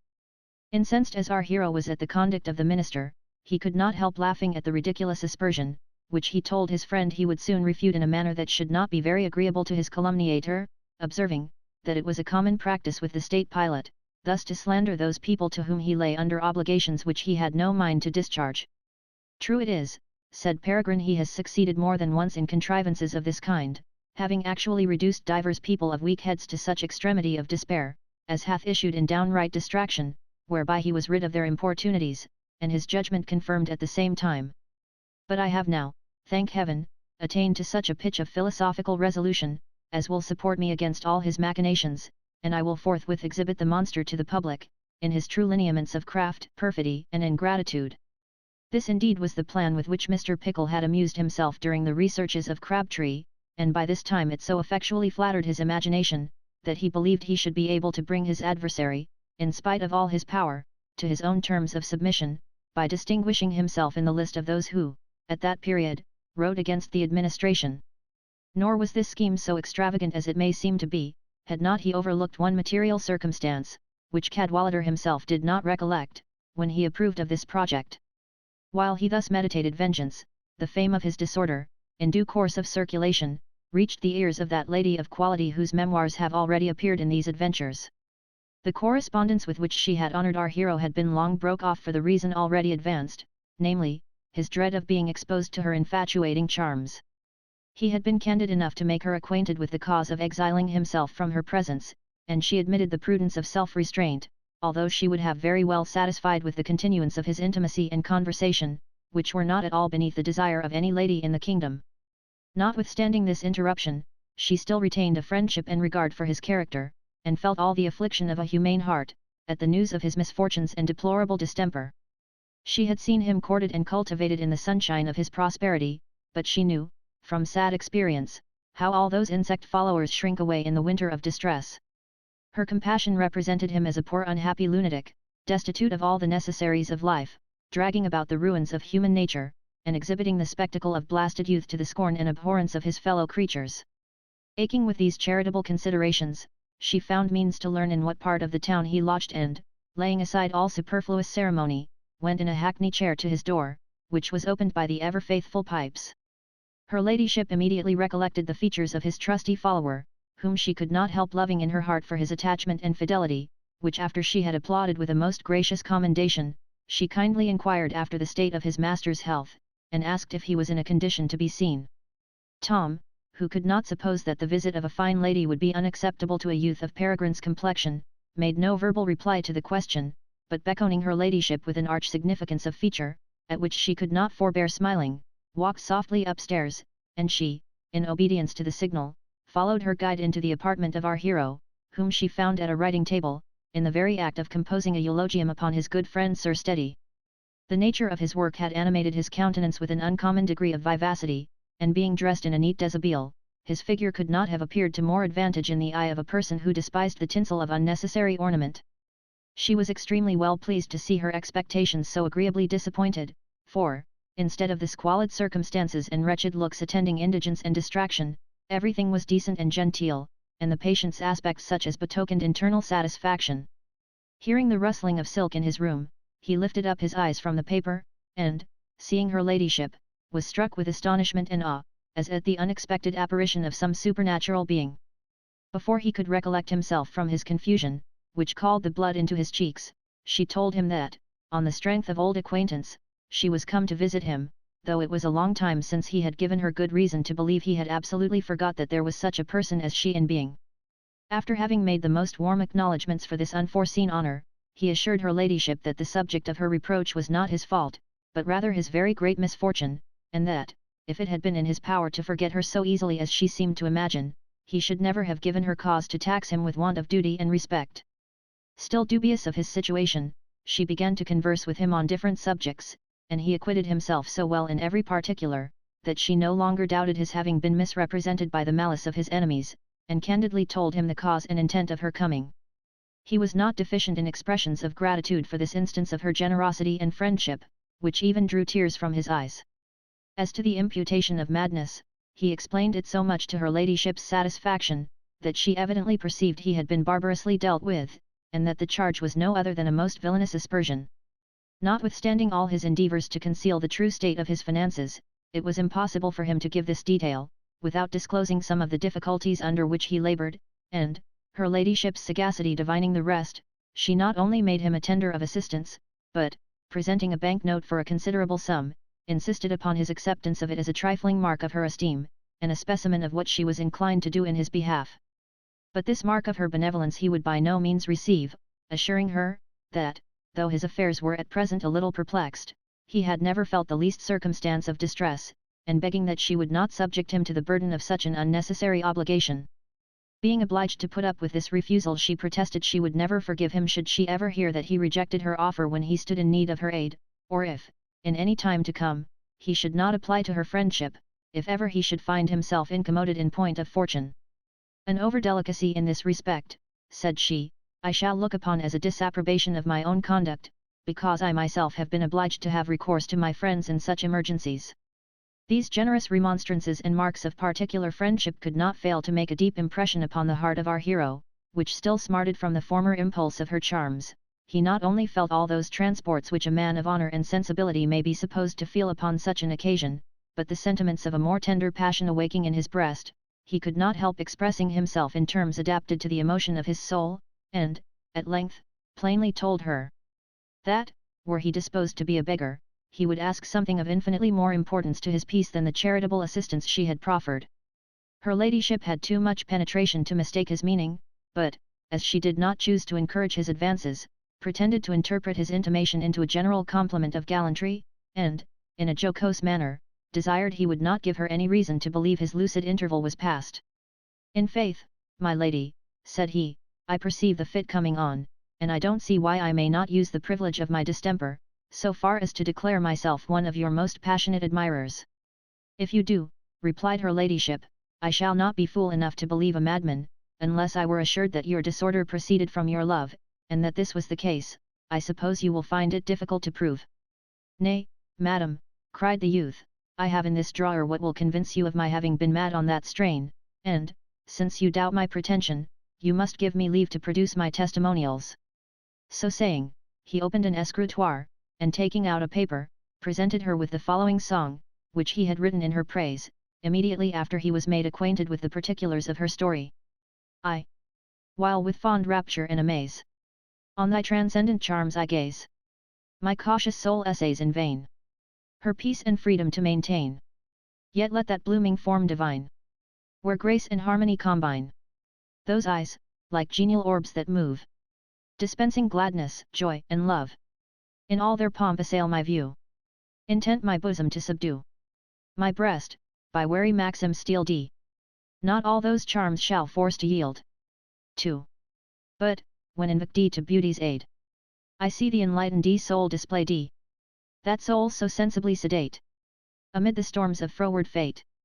thy genius active, strong, and clear, thy wit sublime, though not severe, the social ardor, void of art, that glows within thy candid heart, my spirits, sense, and strength decay, my resolution dies away,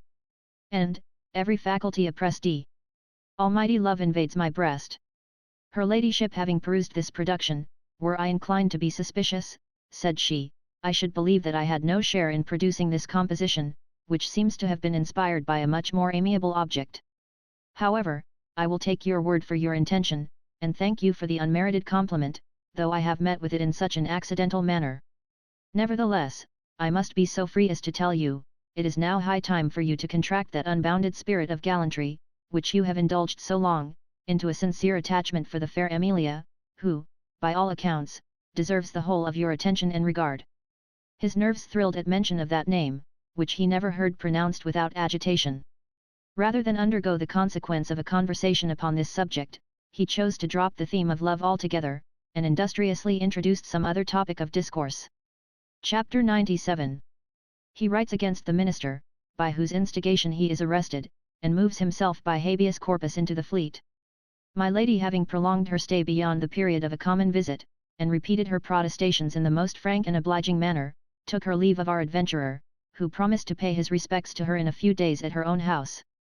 Meanwhile, he resumed his task, and having finished a most severe remonstrance against Sir Steady, not only with regard to his private ingratitude, but also to his maladministration of public affairs, he sent it to the author of a weekly paper, who had been long a professed reformer in politics, and it appeared in a very few days, with a note of the publisher, desiring the favour of further correspondence with the author. The animadversions contained in this small essay were so spirited and judicious, and a great many new lights thrown upon the subject with such perspicuity, as attracted the notice of the public in an extraordinary manner, and helped to raise the character of the paper in which it was inserted. The minister was not the last who examined the performance, which, in spite of all his boasted temper, provoked him to such a degree, that he set his emissaries at work, and by dint of corruption, procured a sight of the manuscript in Peregrine's own handwriting, which he immediately recognized, but, for further confirmation of his opinion, he compared it with the 2 letters which he had received from our adventurer.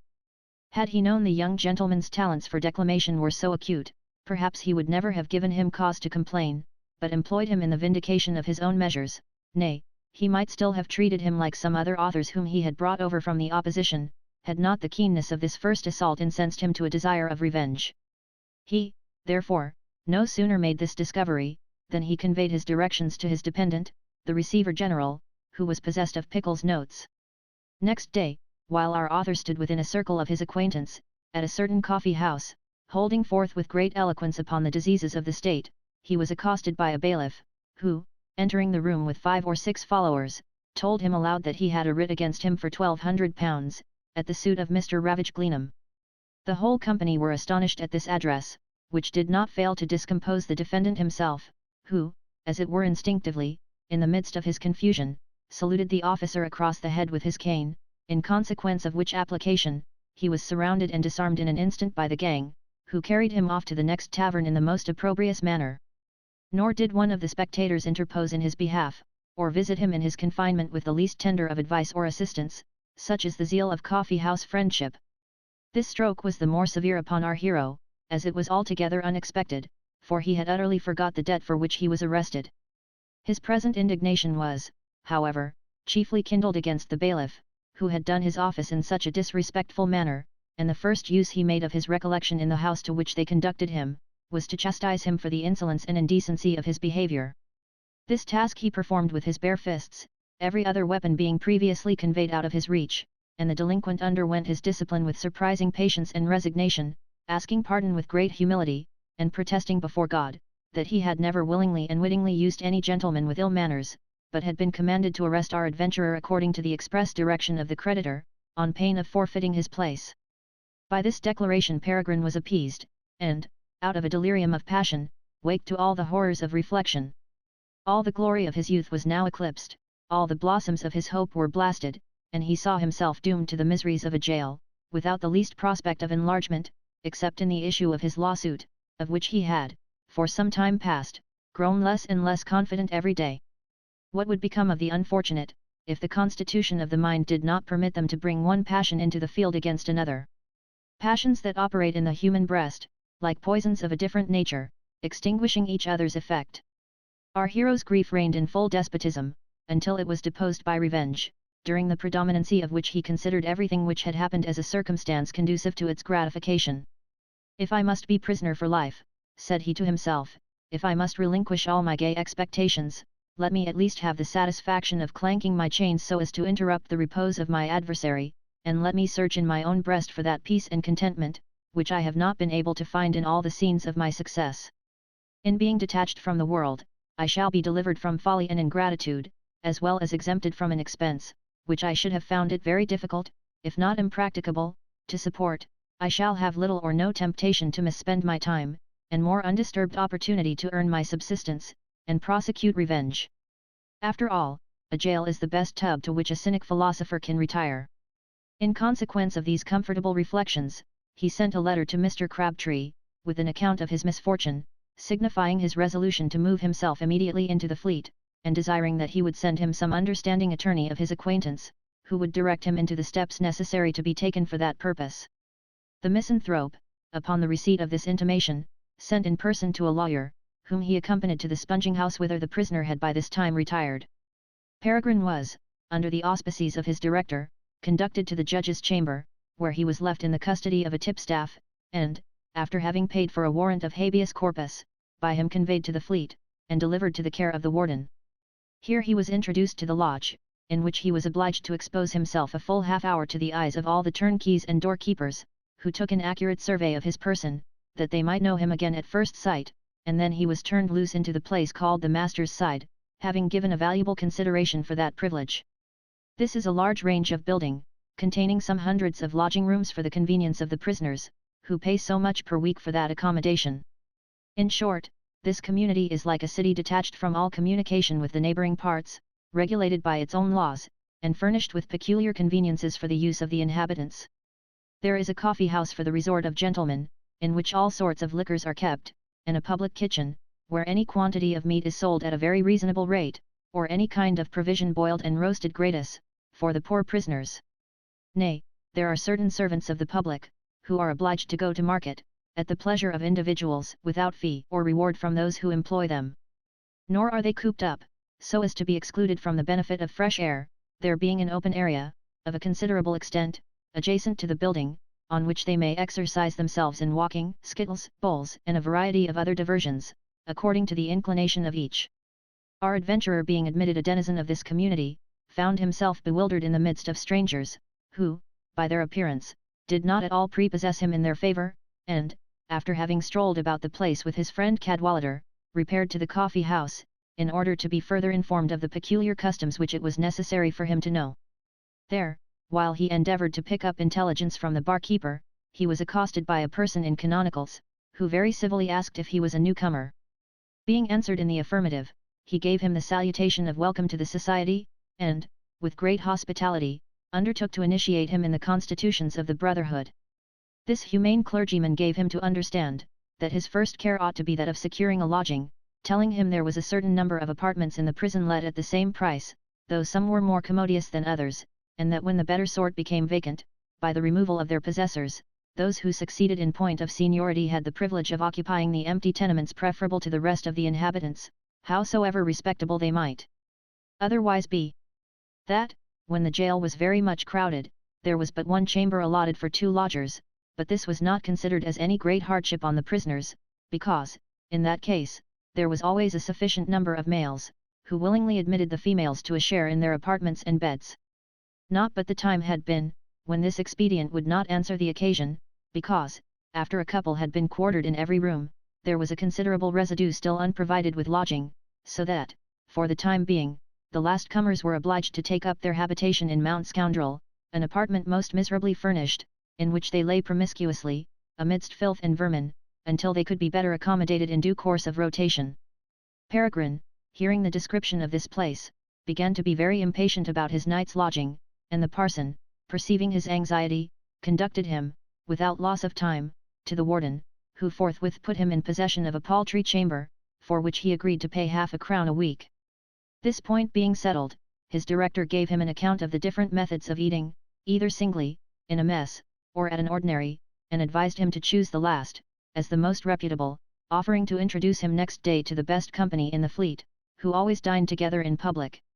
Pickle, having thanked this gentleman for his civilities, and promised to be governed by his advice, invited him to pass the evening at his apartment, and, in the meantime, shut himself up with Crabtree, in order to deliberate upon the wreck of his affairs. Of all his ample fortune nothing now remained but his wardrobe, which was not very sumptuous, about 30 guineas in cash, and the garrison, which the misanthrope counselled him to convert into ready money for his present subsistence. This advice, however, he absolutely rejected, not only on account of his having already bestowed it upon Hatchway during the term of his natural life, but also with a view of retaining some memorial of the Commodore's generosity. He proposed, therefore, to finish in this retreat the translation which he had undertaken, and earn his future subsistence by labour of the same kind. He desired Cadwallader to take charge of his movables, and send to him such linen and clothes as he should have occasion for in his confinement. But, among all his difficulties, nothing embarrassed him so much as his faithful Pipes, whom he could no longer entertain in his service.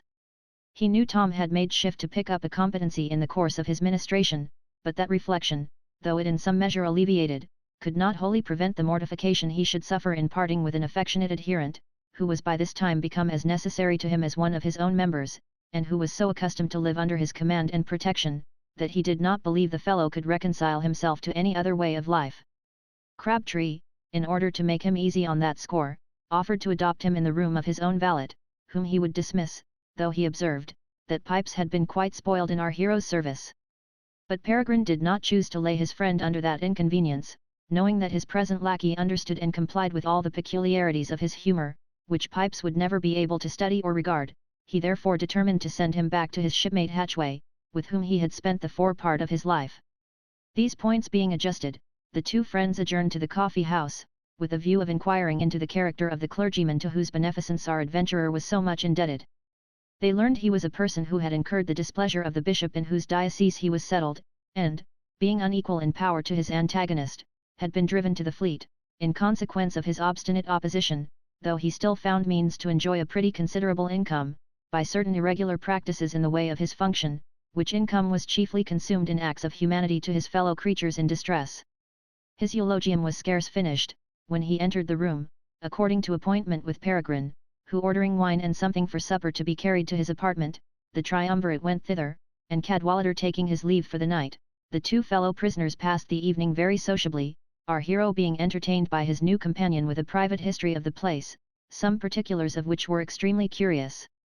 He told him, that the person who attended them at supper, bowing with the most abject servility, and worshipping them every time he opened his mouth, with the epithets of your lordship and your honour, had, a few years before, been actually a captain in the Guards, who, after having run his career in the great world, had threaded every station in their community, from that of a buck of the first order, who swaggers about the Fleet in a laced coat, with a footman and W, to the degree of a tapster, in which he was now happily settled. If you will take the trouble of going into the cook's kitchen, said he, you will perceive a bow metamorphosed into a turnspit, and there are some hewers of wood and drawers of water in this microcosm who have had forests and fish ponds of their own. Yet, notwithstanding such a miserable reverse of fortune, they are neither objects of regard nor compassion, because their misfortunes are the fruits of the most vicious extravagance, and they are absolutely insensible of the misery which is their lot.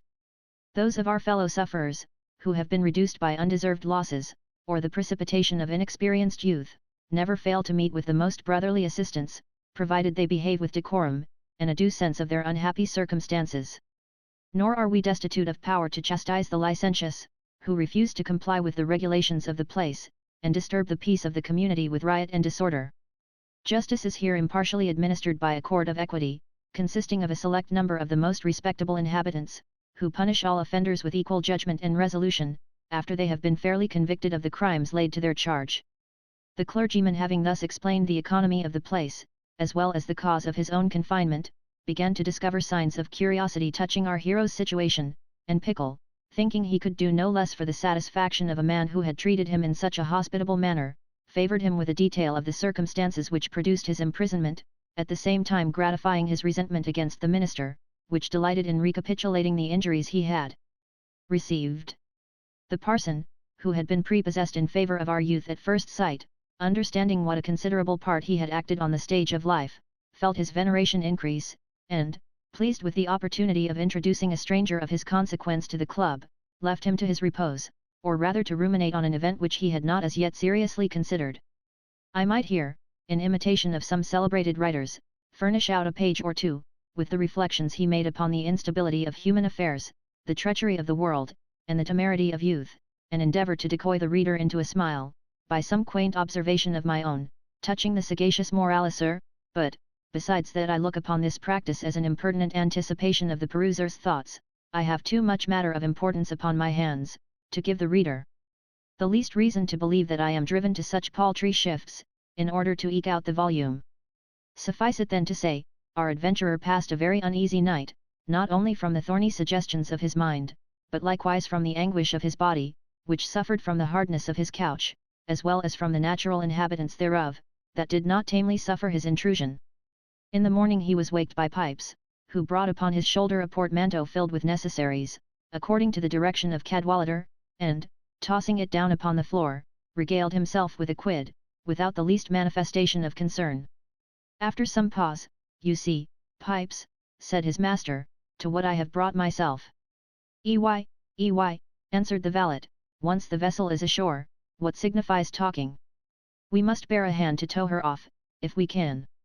If she won't budge for all the anchors and capstans aboard, after we have lightened her, by cutting away her masts, and heaving our guns and cargo overboard, why then, mayhap a brisk gale of wind, a tide or current setting from shore, may float her again in the blast of a whistle.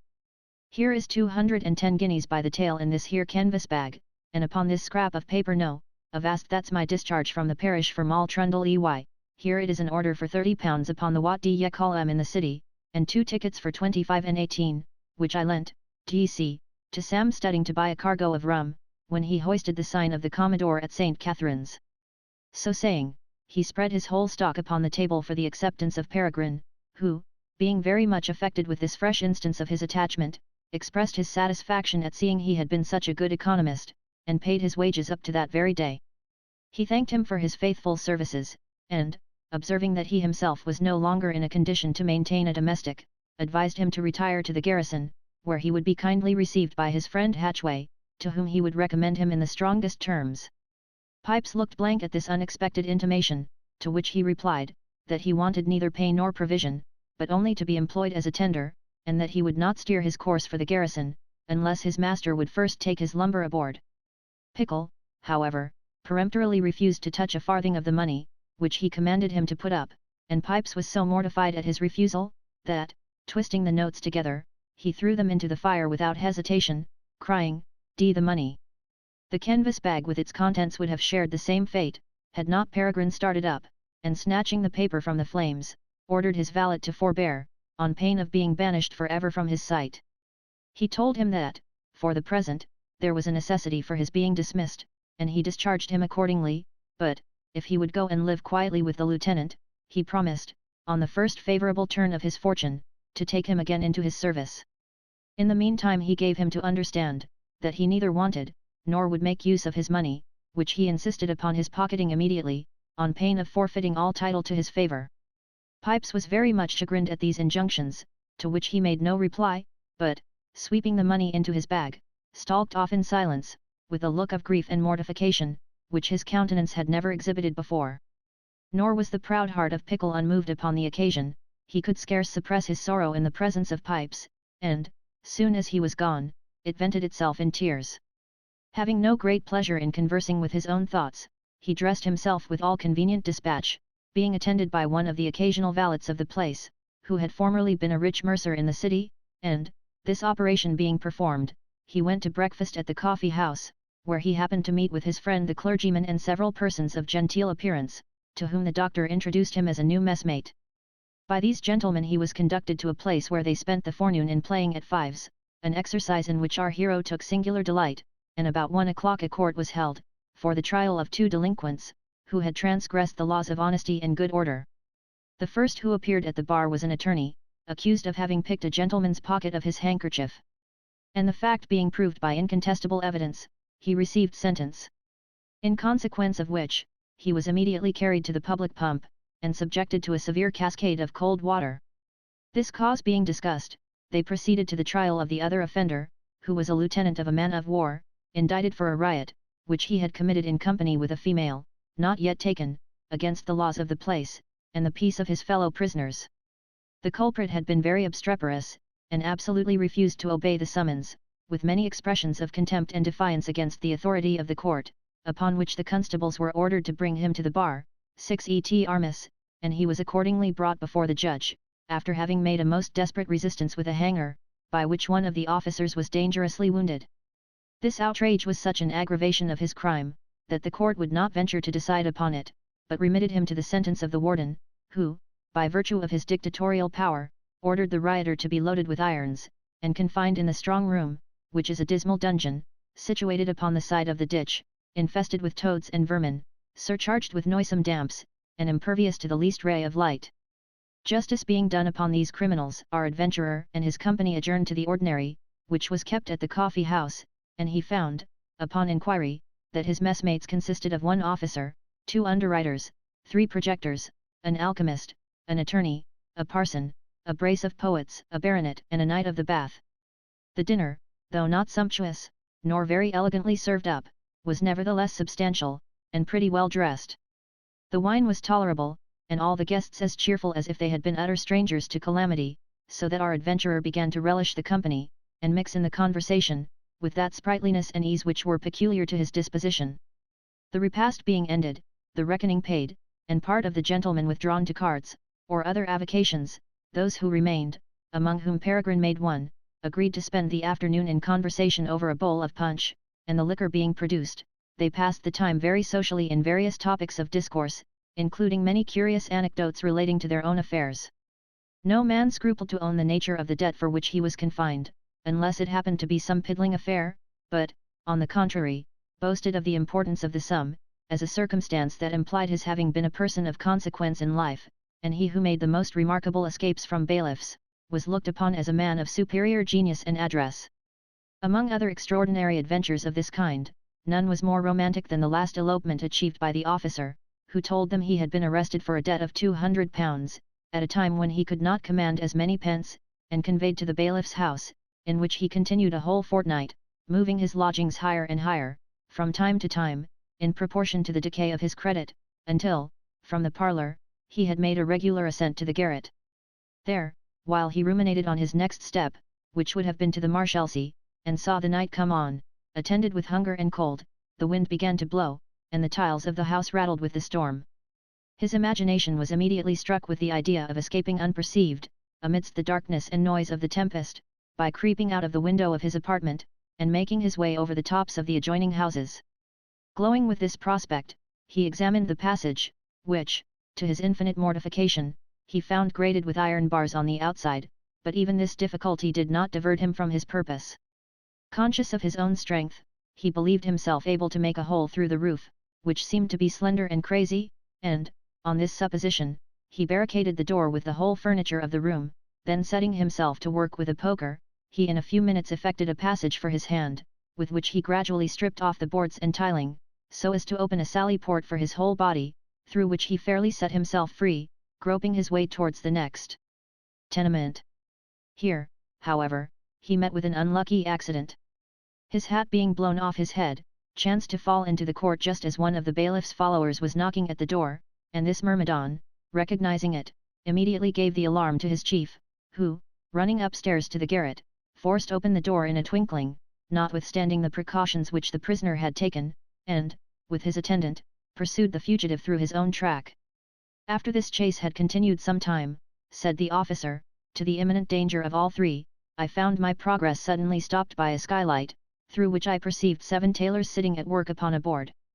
Without the least hesitation, or previous notice, I plunged among them with my backside foremost. Before they could recollect themselves from the consternation occasioned by such a strange visit, I told them my situation, and gave them to understand that there was no time to be lost. One of the number, taking the hint, led me instantly downstairs, and dismissed me at the street door, while the bailiff and his follower, arriving at the breach, were deterred from entering by the brethren of my deliverer, who, presenting their shears, like a range of chevaux de frise, commanded them to retire, on pain of immediate death. And the catchpole, rather than risk his carcass, consented to discharge the debt, comforting himself with the hope of making me prisoner again. There, however, he was disappointed. I kept snug, and laughed at his escape warrant, until I was ordered abroad with the regiment, when I conveyed myself in a hearse to Gravesend, where I embarked for Flanders, but, being obliged to come over again on the recruiting service, I was nabbed on another score. And all the satisfaction my first captor has been able to obtain, is a writ of detainer, which, I believe, will fix me in this place, until the Parliament, in its great goodness, shall think proper to discharge my debts by a new act of insolvency. Everybody owned that the captain's success was equal to the hardiness of his enterprise, which was altogether in the style of a soldier, but one of the merchants observed, that he must have been a bailiff of small experience, who would trust a prisoner of that consequence in such an unguarded place. If the captain, said he, had fallen into the hands of such a cunning rascal as the fellow that arrested me, he would not have found it such an easy matter to escape, for the manner in which I was caught is perhaps the most extraordinary that ever was practiced in these realms. You must know, gentlemen, I suffered such losses by insuring vessels during the war, that I was obliged to stop payment, though my expectations were such as encouraged me to manage one branch of business, without coming to an immediate composition with my creditors, and, in short, I received consignments from abroad as usual, that I might not be subject to the visits of those catchpoles. I never stirred abroad, but, turning my first floor into a warehouse, ordered all my goods to be hoisted up by a crane fixed to the upper story of my house. Divers were the stratagems practiced by those ingenious ferrets, with a view of decoying me from the walls of my fortification. I received innumerable messages from people, who wanted to see me at certain taverns, upon particular business. I was summoned into the country, to see my own mother, who was said to be at the point of death. A gentlewoman, one night, was taken in labour on my threshold. At another time I was disturbed with the cry of murder in the street, and once I was alarmed by a false fire. But, being still upon my guard, I baffled all their attempts, and thought myself quite secure from their invention, when one of those bloodhounds, inspired, I believe, by the devil himself, contrived a snare by which I was at last entrapped. He made it his business to inquire into the particulars of my traffic, and, understanding that, among other things, there were several chests of florins entered at the custom house on my behalf, he ordered himself to be enclosed in a box of the same dimensions, with air holes in the bottom, for the benefit of breathing, and marked upon the cover, and, being conveyed to my door in a cart, among other goods, was, in his turn, hoisted up to my warehouse, where I stood with a hammer, in order to open the chests, that I might compare the contents with the invoice. You may guess my surprise and consternation, when, upon uncovering the box, I saw a bailiff rearing up his head, like Lazarus from the grave, and heard him declare that he had a writ against me for £1,000. Indeed, I aimed the hammer at his head, but, in the hurry of my confusion, missed my mark. Before I could repeat the blow, he started up with great agility, and executed his office in sight of several evidences whom he had assembled in the street for that purpose, so that I could not possibly disentangle myself from the toil without incurring an escape warrant, from which I had no protection. But, had I known the contents of the chest, by all that's good, I would have ordered my porter to raise it up as high as the crane would permit, and then have cut the rope by accident. That expedient, said the knight with the red ribbon, would have discouraged him from such hazardous attempts for the future, and would have been an example in terrorem of all his brethren.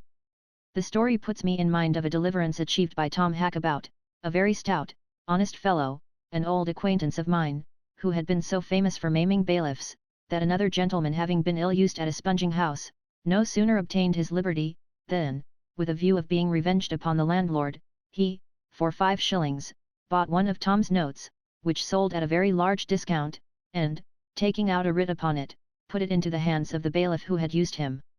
ill. The catchpole, after a diligent search, had an opportunity of executing the writ upon the defendant, who, without ceremony, broke one of his arms, fractured his skull, and belaboured him in such a manner, that he lay without sense or motion on the spot. By such exploits, this hero became so formidable, that no single bailiff would undertake to arrest him, so that he appeared in all public places untouched.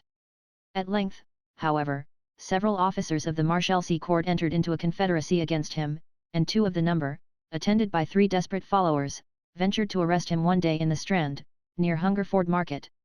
He found it impossible to make resistance, because the whole gang sprung upon him at once, like so many tigers, and pinioned his arms so fast, that he could not wag a finger. Perceiving himself fairly overpowered, he desired to be conducted forthwith to jail, and was stowed in a boat accordingly. By the time they had reached the middle of the river, he found means to overset the wherry by accident, and every man, disregarding the prisoner, consulted his own safety. As for Hackabout, to whom that element was quite familiar, he mounted astride upon the keel of the boat, which was uppermost, and exhorted the bailiffs to swim for their lives, protesting before God, that they had no other chance to be saved. The watermen were immediately taken up by some of their own friends, who, far from yielding any assistance to the catchpoles, kept aloof, and exulted in their calamity. In short, 2 of the 5 went to the bottom, and never saw the light of God's sun, and the other 3, with great difficulty, saved themselves by laying hold on the rudder of a dung barge, to which they were carried by the stream, while Tom, with great deliberation, swam across to the Surrey shore.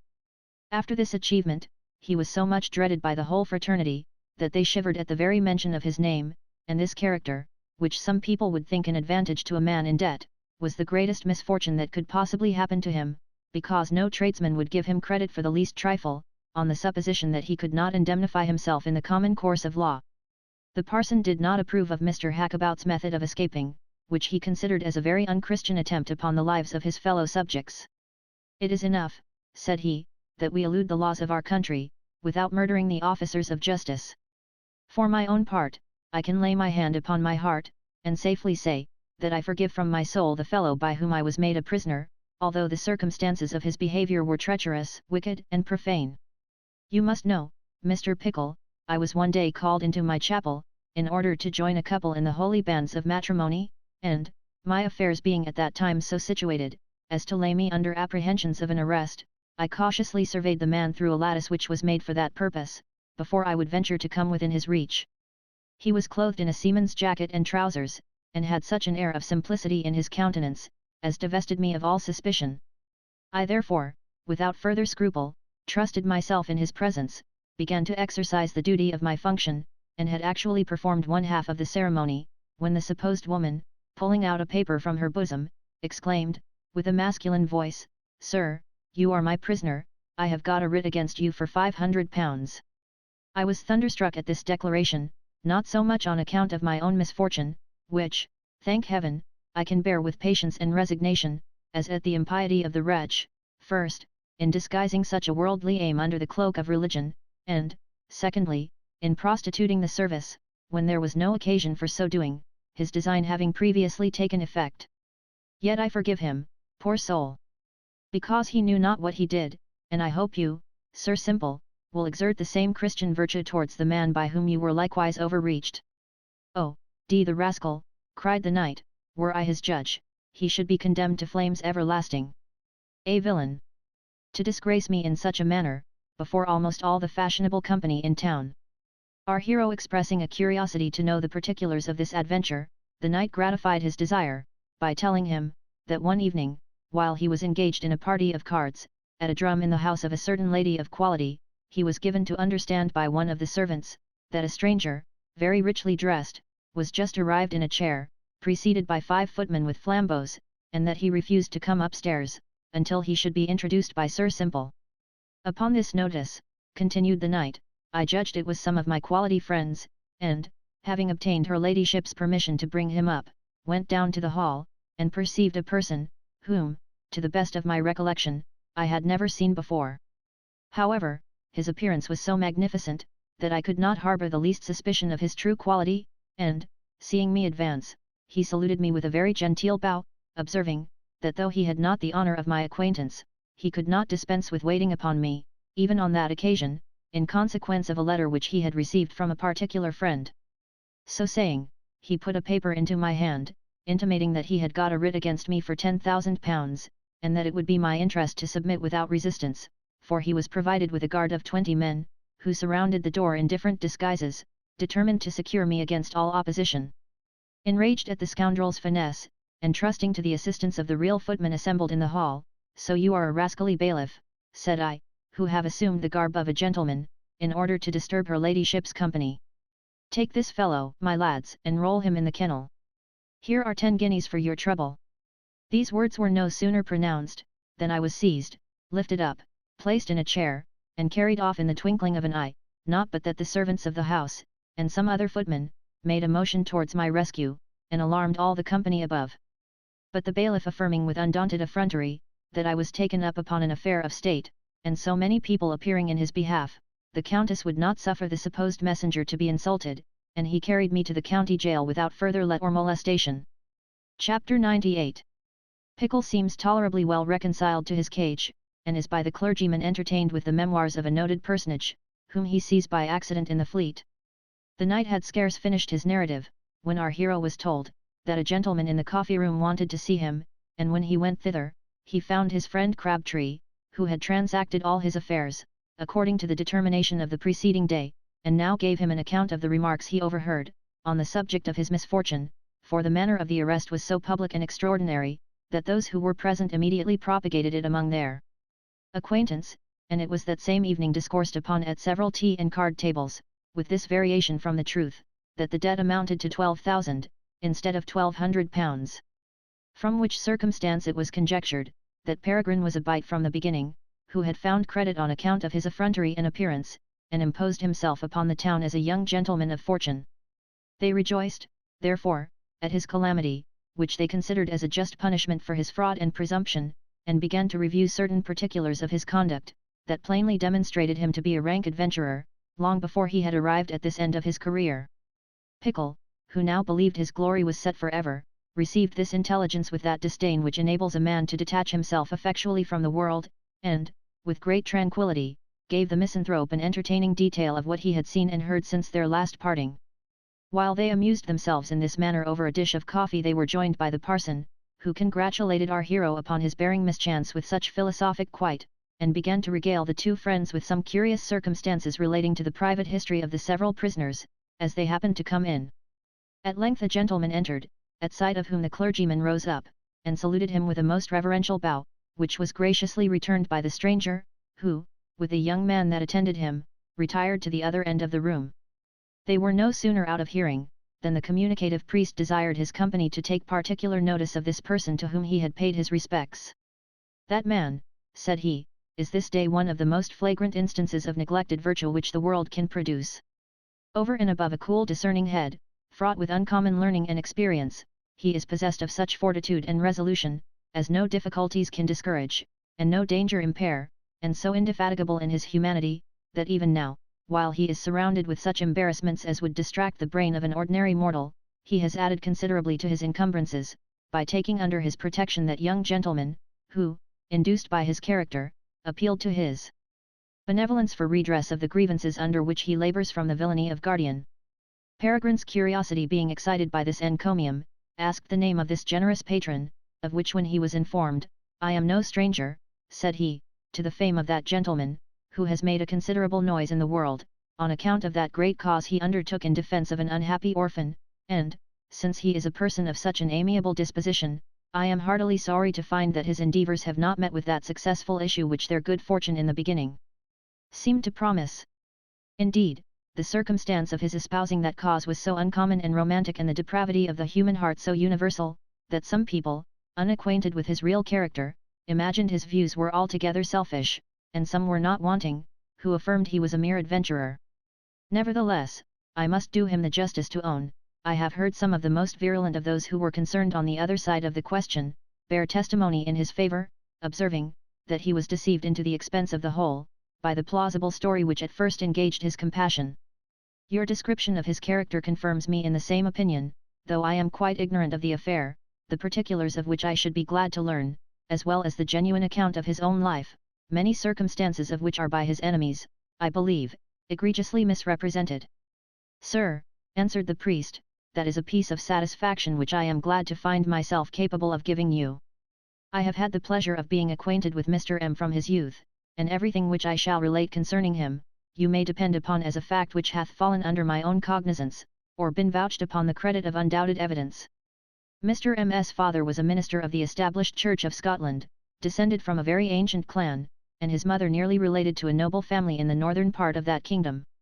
While the son was boarded at a public school, where he made good progress in the Latin tongue, his father died, and he was left an orphan to the care of an uncle, who, finding him determined against any servile employment, kept him at school, that he might prepare himself for the university, with a view of being qualified for his father's profession. Here his imagination was so heated by the warlike achievements he found recorded in the Latin authors, such as Caesar, Curtius, and Buchanan, that he was seized with an irresistible thirst of military glory, and desire of trying his fortune in the army. His Majesty's troops taking the field, in consequence of the rebellion which happened in the year 1715, this young adventurer, thinking no life equal to that of a soldier, found means to furnish himself with a fusil and bayonet, and, leaving the school, repaired to the camp near Stirling with a view of signalizing himself in the field, though he was at that time but just turned of 13. He offered his service to several officers, in hope of being enlisted in their companies, but they would not receive him, because they rightly concluded, that he was some schoolboy broke loose, without the knowledge or consent of his relations.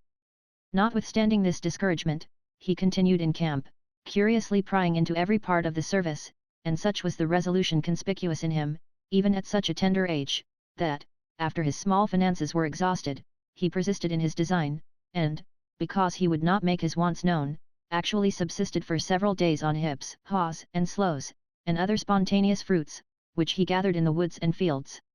Meanwhile, he never failed to be present, when any regiment or corps of men were drawn out to be exercised and reviewed, and accompanied them in all their evolutions, which he had learned to great perfection, by observing the companies which were quartered in the place where he was at school. This eagerness and perseverance attracted the notice of many officers, who, after having commended his spirit and zeal, pressed him to return to his parents, and even threatened to expel him from the camp, if he would not comply with their advice. These remonstrances having no other effect than that of warning him to avoid his monitors, they thought proper to alter their behavior towards him, took him into their protection, and even into their mess, and what, above all other marks of favour, pleased the young soldier most, permitted him to incorporate in the battalion, and take his turn of duty with the other men. In this happy situation he was discovered by a relation of his mother, who was a captain in the army, and who used all his authority and influence in persuading M to return to school, but, finding him deaf to his admonitions and threats, he took him under his own care, and, when the army marched to Dumb Lane, left him at Stirling with express injunctions to keep himself within the walls. He temporized with his kinsman, fearing that, should he seem refractory, the captain would have ordered him to be shut up in the castle. Inflamed with the desire of seeing a battle, his relation no sooner marched off the ground, than he mixed in with another regiment, to which his former patrons belonged, and proceeded to the field, where he distinguished himself, even at that early time of life, by his gallantry, in helping to retrieve a pair of colours belonging to M.N.'s regiment, so that, after the affair, he was presented to the Duke of Argyll, and recommended strongly to Brigadier Grant, who invited him into his regiment, and promised to provide for him with the first opportunity. But that gentleman in a little time lost his command upon the Duke's disgrace, and the regiment was ordered for Ireland, being given to Colonel Nassau, whose favour the young volunteer acquired to such a degree, that he was recommended to the King for his ensigncy, which in all probability he would have obtained, had not the regiment been unluckily reduced. In consequence of this reduction, which happened in the most severe season of the year, he was obliged to return to his own country, through infinite hardships, to which he was exposed from the narrowness of his circumstances. And continuing still enamoured of a military life, he entered into the regiment of Scots Greys, at that time commanded by the late Sir James Campbell, who, being acquainted with his family and character, encouraged him with a promise of speedy preferment.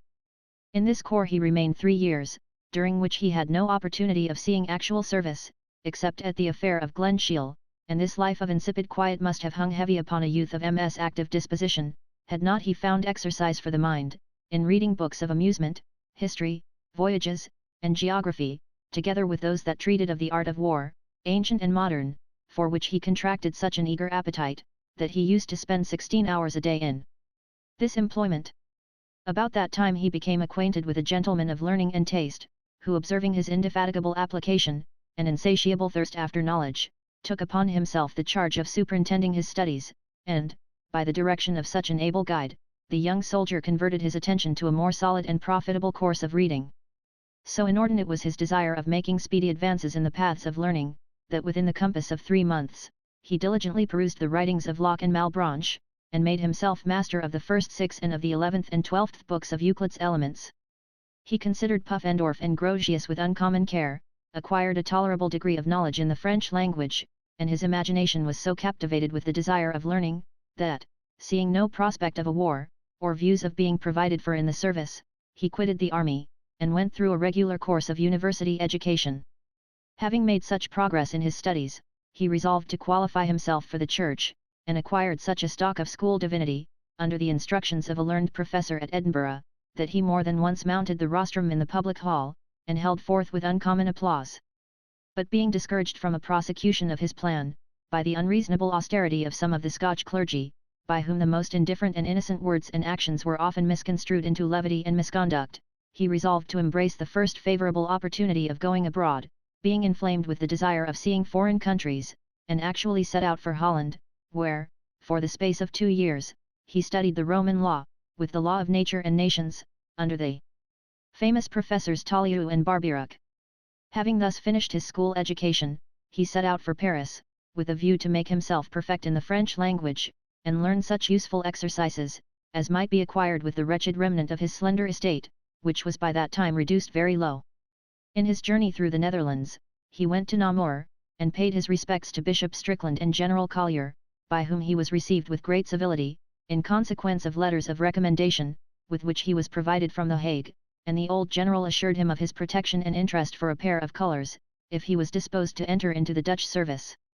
Though he was by that time pretty well cured of his military quixotism, he would not totally decline the generous proffer, for which he thanked him in the most grateful terms, telling the general that he would pay his duty to him on his return from France, and then, if he could determine upon re-engaging in the army, should think himself highly honoured in being under his command.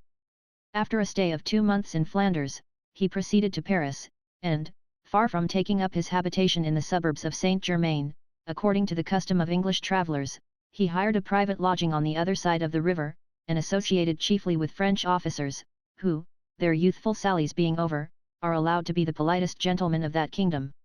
In this scheme he found his account so much, that he could not but wonder at the folly of his countrymen, who lose the main scope of their going abroad, by spending their time and fortune idly with one another. During his residence in Holland, he had made himself acquainted with the best authors in the French language, so that he was able to share in their conversation, a circumstance from which he found great benefit, for it not only improved him in his knowledge of that tongue, but also tended to the enlargement of his acquaintance, in the course of which he contracted intimacies in some families of good fashion, especially those of the long robe, which would have enabled him to pass his time very agreeably, had he been a little easier in point of fortune. But his finances, notwithstanding the most rigid economy, being in a few months reduced to a very low ebb, the prospect of indigence threw a damp upon all his pleasures, though he never suffered himself to be thereby in any degree dispirited, being in that respect of so happy a disposition, that conscious poverty or abundance made very slight impressions upon his mind. This consumption of his cash, however, involved him in some perplexity, and he deliberated with himself, whether he should return to General Collier, or repair to London, where he might possibly fall into some business not unbecoming a gentleman, though he was very much mortified to find himself incapable of gratifying an inordinate desire which possessed him of making the grand tour, or, at least, of visiting the southern parts of France.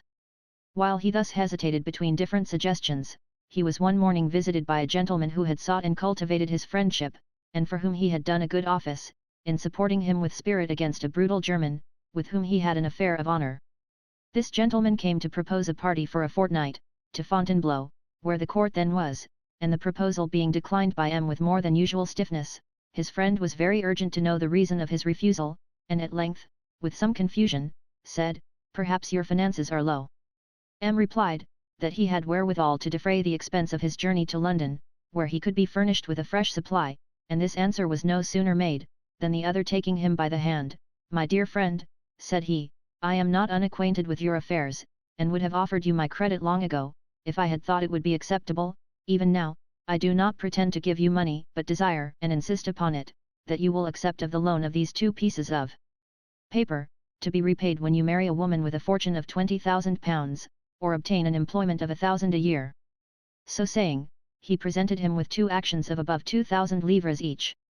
M. was astonished at this unexpected instance of generosity in a stranger, and, with suitable acknowledgment, peremptorily refused to incur such an obligation, but at length he was, by dint of importunity and warm expostulation, prevailed upon to accept one of the actions, on condition that the gentleman would take his note for the sum, and this he absolutely rejected, until M. promised to draw upon him for double the value or more, in case he should at any time want a further supply. This uncommon act of friendship and generosity, afterwards had an opportunity to repay tenfold, though he could not help regretting the occasion, on his friend's account. That worthy man having, by placing too much confidence in a villainous lawyer, and a chain of other misfortunes, involved himself and his amiable lady in a labyrinth of difficulties, which threatened the total ruin of his family, M. felt the inexpressible satisfaction of delivering his benefactor from the snare. Being thus reinforced by the generosity of his friend, M. resolved to execute his former plan of seeing the south of France, together with the seaports of Spain, as far as Cadiz, from whence he proposed to take a passage for London by sea, and, with this view, sent forward his trunks by the diligence to Lyons, determined to ride post, in order to enjoy a better view of the country, and for the conveniency of stopping at those places where there was anything remarkable to be seen or inquired into. While he was employed in taking leave of his Parisian friends, who furnished him with abundant recommendation, a gentleman of his own country, who spoke little or no French, hearing of his intention, begged the favour of accompanying him in his expedition. With this new companion, therefore, he set out for Lyons, where he was perfectly well received by the intendant and some of the best families of the place, in consequence of his letters of recommendation, and, after a short stay in that city, proceeded down the Rhône to Avignon, in what is called the Coche d'Eau. Then visiting the principal towns of Dauphiny, Languedoc, and Provence, he returned to the delightful city of Marseilles, where he and his fellow traveller were so much captivated by the serenity of the air, the good nature and hospitality of the sprightly inhabitants, that they never dreamed of changing their quarters during the whole winter and part of the spring. Here he acquired the acquaintance of the Marquis d'Argens, Attorney General in the Parliament of Aix, and of his eldest son, who now makes so great a figure in the literary world, and when the affair of Father Gerard and Mademoiselle Caudière began to make a noise, he accompanied these 2 gentlemen to Toulon, where the Marquis was ordered to take a precognition of the facts. On his return to Marseilles, he found a certain noble lord of great fortune, under the direction of a Swiss governor, who had accommodated him with 2 of his own relations, of the same country, by way of companions, together with 5 servants in his train. They being absolute strangers in the place, M. introduced them to the intendant, and several other good families, and had the good fortune to be so agreeable to his lordship, that he proposed and even pressed him to live with him in England as a friend and companion, and to take upon him the superintendence of his affairs, in which case he would settle upon him 400 a year for life. This proposal was too advantageous to be slighted by a person of no fortune, or fixed establishment. He therefore made no difficulty of closing with it, but, as his lordship's departure was fixed to a short day, and he urged him to accompany him to Paris, and from thence to England, M. thought it would be improper and indecent to interfere with the office of his governor, who might take umbrage at his favour, and therefore excused himself from a compliance with his lordship's request, until his minority should be expired, as he was within a few months of being of age. However, he repeated his importunities so earnestly, and the governor joined in the request with such appearance of cordiality, that he was prevailed upon to comply with their joint desire, and in a few days set out with them for Paris, by the way of Lyons. But, before they had been 3 days in the city, M. perceived a total change in the behaviour of the Swiss and his 2 relations, who, in all probability, became jealous of his influence with his lordship, and he no sooner made this discovery, than he resolved to withdraw himself from such a disagreeable participation of that young nobleman's favour.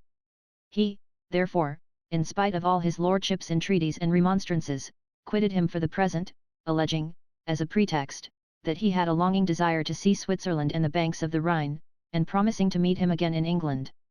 This his intention being made known to the governor and his friends, their countenances immediately cleared up, their courtesy and complaisance returned, and they even furnished him with letters for Geneva, Lausanne, Bern, and Soleures, in consequence of which he met with unusual civilities at these places. Having made this tour with his Scotch friend, who came up to him before he left Lyons, and visited the most considerable towns on both sides of the Rhine, and the courts of the electors Palatine, Mentz, and Cologne, he arrived in Holland, and from thence, through the Netherlands, repaired to London, where he found my lord just returned from Paris.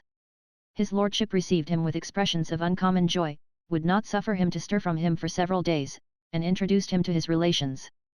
M. accompanied his lordship from London to his country seat, where he was indeed treated with great friendship and confidence, and consulted in everything, but the noble peer never once made mention of the annuity which he had promised to settle upon him, nor did M. remind him of it, because he conceived it was his affair to fulfill his engagements of his own accord. M. being tired of the manner of living at this place, made an excursion to Bath, where he stayed about a fortnight, to partake of the diversions, and, upon his return, found his lordship making dispositions for another journey to Paris. Surprised at this sudden resolution, he endeavoured to dissuade him from it, but his remonstrances were rendered ineffectual by the insinuations of a foreigner who had come over with him, and filled his imagination with extravagant notions of pleasure, infinitely superior to any which he could enjoy while he was in the trammels and under the restraints of a governor. He, therefore, turned a deaf ear to all M.'s arguments, and entreated him to accompany him in the journey, but this gentleman, foreseeing that a young man, like my lord, of strong passions, and easy to be misled, would, in all probability, squander away great sums of money, in a way that would neither do credit to himself, or to those who were concerned with him, resisted all his solicitations, on pretence of having business of consequence at London, and afterwards had reason to be extremely well pleased with his own conduct in this particular. Before he set out on this expedition, M., in justice to himself, reminded him of the proposal which he had made to him at Marseilles, desiring to know if he had altered his design in that particular, in which case he would turn his thoughts some other way, as he would not in the least be thought to intrude or pin himself upon any man. My lord protested in the most solemn manner, that he still continued in his former resolution, and, again beseeching him to bear him company into France, promised that everything should be settled to his satisfaction upon their return to England. M., however, still persisted in his refusal, for the above-mentioned reasons, and, though he never heard more of the annuity, he nevertheless continued to serve his lordship with his advice and good offices ever after, particularly in directing his choice to an alliance with a lady of eminent virtue, the daughter of a noble lord, more conspicuous for his shining parts than the splendour of his titles, a circumstance upon which he always reflected with particular satisfaction, as well on account of the extraordinary merit of the lady, as because it vested in her children a considerable part of that great estate, which of right belonged to her grandmother, and afterwards put him in a way to retrieve his estate from a heavy load of debt he had contracted. When my lord set out on his Paris expedition, the money M. had received from his generous friend at Paris was almost reduced to the last guinea. He had not yet reaped the least benefit from his engagements with his lordship, and, disdaining to ask for a supply from him, he knew not how to subsist, with any degree of credit, till his return. This uncomfortable prospect was the more disagreeable to him, as, at that time of life, he was much inclined to appear in the gay world, had contracted a taste for plays, operas, and other public diversions, and acquired an acquaintance with many people of good fashion, which could not be maintained without a considerable expense.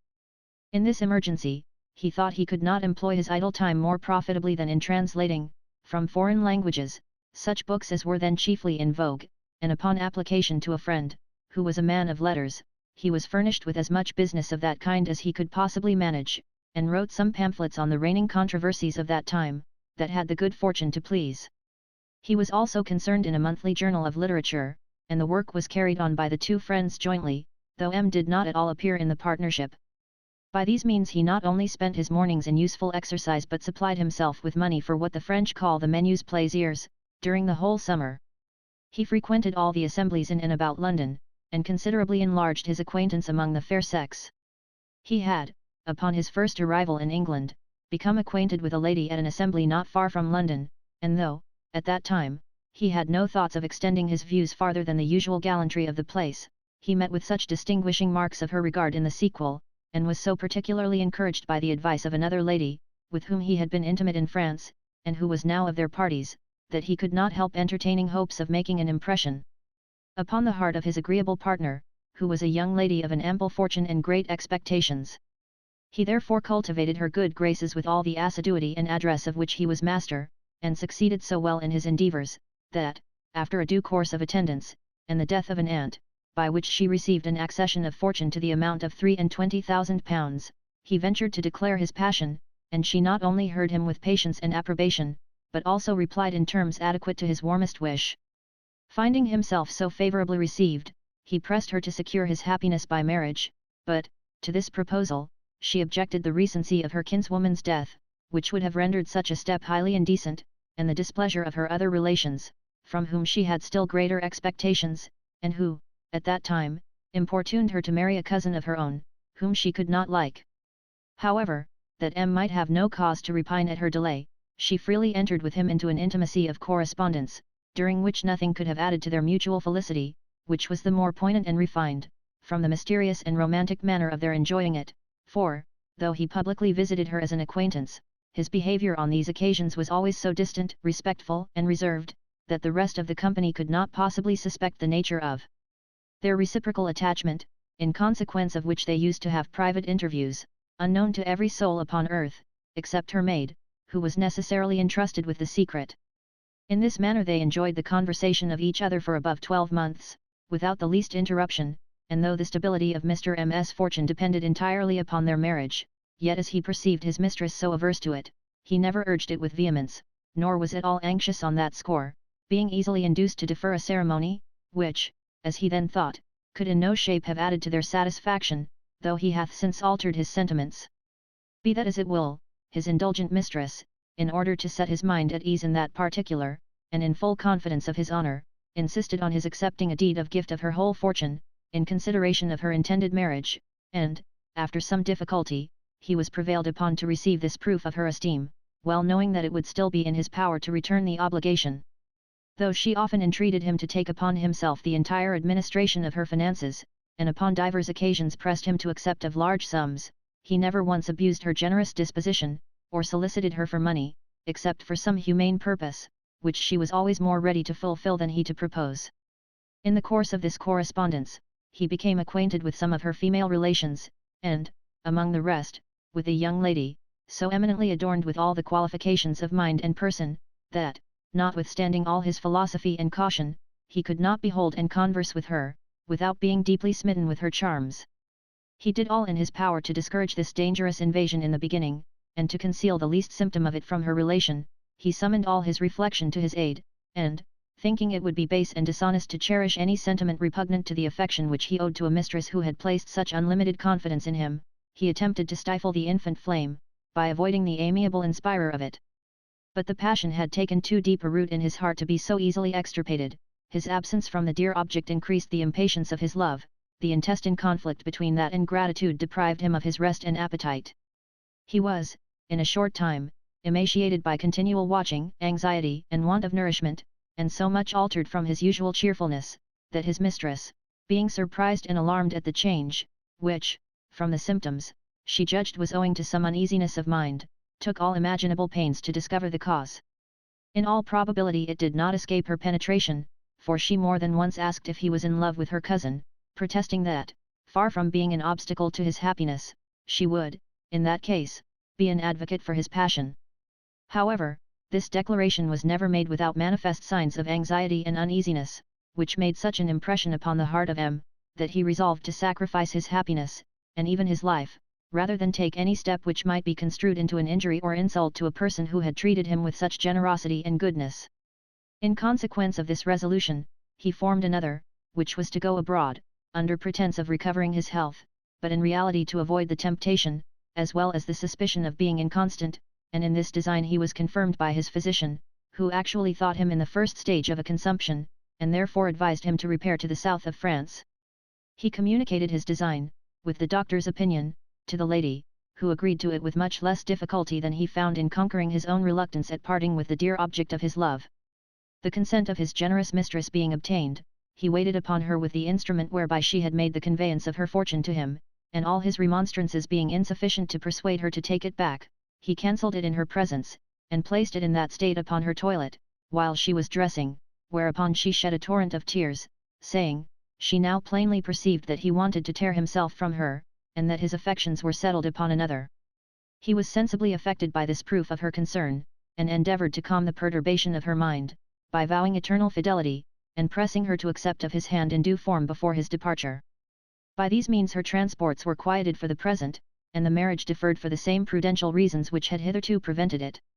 Matters being thus compromised, and the day fixed for his departure, she, together with her faithful maid, one morning visited him for the first time at his own lodgings, and, after breakfast, desiring to speak with him in private, he conducted her into another room, where assuming an unusual gravity of aspect, "My dear M," said she, "you are now going to leave me, and God alone knows if ever we shall meet again, therefore, if you really love me with that tenderness which you profess, you will accept of this mark of my friendship and unalterable affection, it will at least be a provision for your journey, and if an accident should befall me, before I have the happiness of receiving you again into my arms, I shall have the satisfaction of knowing that you are not altogether without resource." So saying, she put an embroidered pocket-book into his hand. He expressed the high sense he had of her generosity and affection in the most pathetic terms, and begged leave to suspend his acceptance, until he should know the contents of her present, which was so extraordinary, that he absolutely refused to receive it. He was, however, by her repeated entreaties, in a manner compelled to receive about one half, and she afterwards insisted upon his taking a reinforcement of a considerable sum for the expense of his journey. Having stayed with her 10 days beyond the time he had fixed for his departure, and settled the method of their correspondence, he took his leave, with a heart full of sorrow, anxiety, and distraction, produced from the different suggestions of his duty and love. He then set out for France, and, after a short stay at Paris, proceeded to Aix in Provence, and from thence to Marseilles, at which two places he continued for some months. But nothing he met with being able to dissipate those melancholy ideas which still preyed upon his imagination, and affected his spirits, he endeavoured to elude them with a succession of new objects, and, with that view, persuaded a councillor of the Parliament of Aix, a man of great worth, learning, and good humour, to accompany him in making a tour of those parts of France which he had not yet seen. On their return from this excursion, they found at Aix an Italian abbé, a person of character, and great knowledge of men and books, who, having travelled all over Germany and France, was so far on his return to his own country. M. having, by means of his friend the councillor, contracted an acquaintance with this gentleman, and, being desirous of seeing some parts of Italy, particularly the Carnival at Venice, they set out together from Marseilles in a tartan for Genoa, coasting it all the way, and lying on shore every night. Having shown him what was most remarkable in this city, his friend the abbé was so obliging as to conduct him through Tuscany, and the most remarkable cities in Lombardy, to Venice, where M. insisted upon defraying the expense of the whole tour, in consideration of the abbé's complaisance, which had been of infinite service to him in the course of this expedition. Having remained 5 weeks at Venice, he was preparing to set out for Rome, with some English gentlemen whom he had met by accident, when he was all of a sudden obliged to change his resolution by some disagreeable letters which he received from London. He had, from his first departure, corresponded with his generous, though inconstant mistress, with a religious exactness and punctuality, nor was she, for some time, less observant of the agreement they had made. Nevertheless, she, by degrees, became so negligent and cold in her expression, and so slack in her correspondence, that he could not help observing and upbraiding her with such indifference, and her endeavours to palliate it were supported by pretexts so frivolous, as to be easily seen through by a lover of very little discernment. While he tortured himself with conjectures about the cause of this unexpected change, he received such intelligence from England, as, when joined with what he himself had perceived by her manner of writing, left him little or no room to doubt of her fickleness and inconstancy. Nevertheless, as he knew by experience that informations of that kind are not to be entirely relied upon, he resolved to be more certainly apprised, and, for that end, departed immediately for London, by the way of Tyrol, Bavaria, Alsace, and Paris. On his arrival in England, he learned, with infinite concern, that his intelligence had not been at all exaggerated, and his sorrow was inexpressible to find a person endowed with so many other noble and amiable qualities, seduced into an indiscretion, that of necessity ruined the whole plan which had been concerted between them for their mutual happiness. She made several attempts, by letters and interviews, to palliate her conduct, and soften him into a reconciliation, but his honour being concerned, he remained deaf to all her entreaties and proposals. Nevertheless, I have often heard him say, that he could not help loving her, and revering the memory of a person to whose generosity and goodness he owed his fortune, and one whose foibles were overbalanced by 1,000 good qualities. He often insisted on making restitution, but far from complying with that proposal, she afterwards often endeavoured to lay him under yet greater obligations of the same kind, and importuned him with the warmest solicitations to renew their former correspondence, which he as often declined.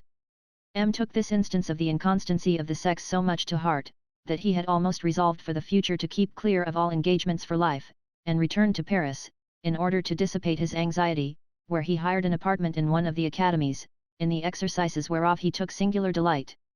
During his residence at this place, he had the good fortune to ingratiate himself with a great general, a descendant of one of the most ancient and illustrious families in France, having attracted his notice by some remarks he had written on Follard's Polybius, which were accidentally shown to that great man by one of his aides-de-camp, who was a particular friend of M. The favour he had thus acquired was strengthened by his assiduities and attention.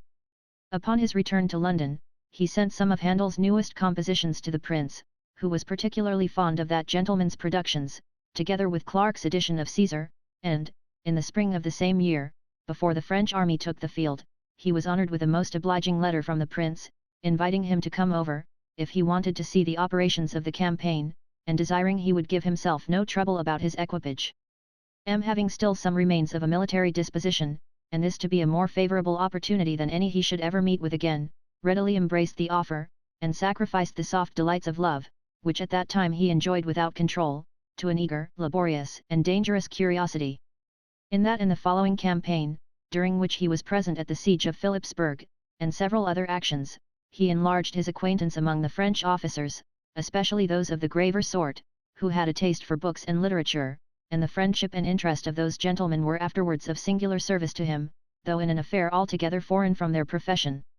He had all along made diligent inquiry into the trade and manufactures of the countries through which he had occasion to travel, more particularly those of Holland, England, and France, and, as he was well acquainted with the revenue and farms of this last kingdom, he saw with concern the great disadvantages under which our tobacco trade, the most considerable branch of our commerce with that people, was carried on, what inconsiderable returns were made to the planters, out of the low price given by the French company, and how much it was in the power of that company to reduce it still lower. M had formed a scheme to remedy this evil, so far as it related to the national loss or gain, by not permitting the duty of 1 penny in the pound, old subsidy, to be drawn back, on tobacco, re-exported. He demonstrated to the ministry of that time, that so inconsiderable a duty could not in the least diminish the demand from abroad, which was the only circumstance to be apprehended, and that the yearly produce of that revenue would amount to £120,000, without 1 shilling additional expense to the public, but the ministry having the excise scheme then in contemplation, could think of no other till that should be tried, and that project having miscarried, he renewed his application, when they approved of his scheme in every particular, but discovered a surprising backwardness to carry it into execution. His expectations in this quarter being disappointed, he, by the interposition of his friends, presented a plan to the French company, in which he set forth the advantages that would accrue to themselves from fixing the price, and securing that sort of tobacco which best suited the taste of the public and their manufacture, and finally proposed to furnish them with any quantity, at the price which they paid in the port of London. After some dispute, they agreed to this proposal, and contracted with him for 15,000 hogsheads a year, for which they obliged themselves to pay ready money, on its arrival in any one or more convenient ports in the south or western coasts of Great Britain that he should please to fix upon for that purpose. M no sooner obtained this contract, than he immediately set out for America, in order to put it in execution, and, by way of companion, carried with him a little French abbé, a man of humour, wit, and learning, with whom he had been long acquainted, and for whom he had done many good offices. On his arrival in Virginia, which opportunely happened at a time when all the gentlemen were assembled in the capital of that province, he published a memorial, representing the disadvantages under which their trade was carried on, the true method of redressing their own grievances in that respect, and proposing to contract with them for the yearly quantity of 15,000 hogsheads of such tobacco as was fit for the French market, at the price which he demonstrated to be considerably greater than that which they had formerly received. This remonstrance met with all the success and encouragement he could expect. The principal planters, seeing their own interest concerned, readily assented to the proposal, which, through their influence, was also relished by the rest, and the only difficulty that remained, related to the security for payment of the bills on the arrival of the tobacco in England, and to the time stipulated for the continuance of the contract. In order to remove these objections, Mr. M returned to Europe, and found the French company of farmers disposed to agree to everything he desired for facilitating the execution of the contract, and perfectly well pleased with the sample which he had already sent, but his good friend the Abbé, whom he had left behind him in America, by an unparalleled piece of treachery, found means to overturn the whole project. He secretly wrote a memorial to the company, importing, that he found, by experience, M could afford to furnish them at a much lower price than that which they had agreed to give, and that, by being in possession of the contract for 5 years, as was intended according to the proposal, he would have the company so much in his power, that they must afterwards submit to any price he should please to impose, and that, if they thought him worth of such a trust, he would undertake to furnish them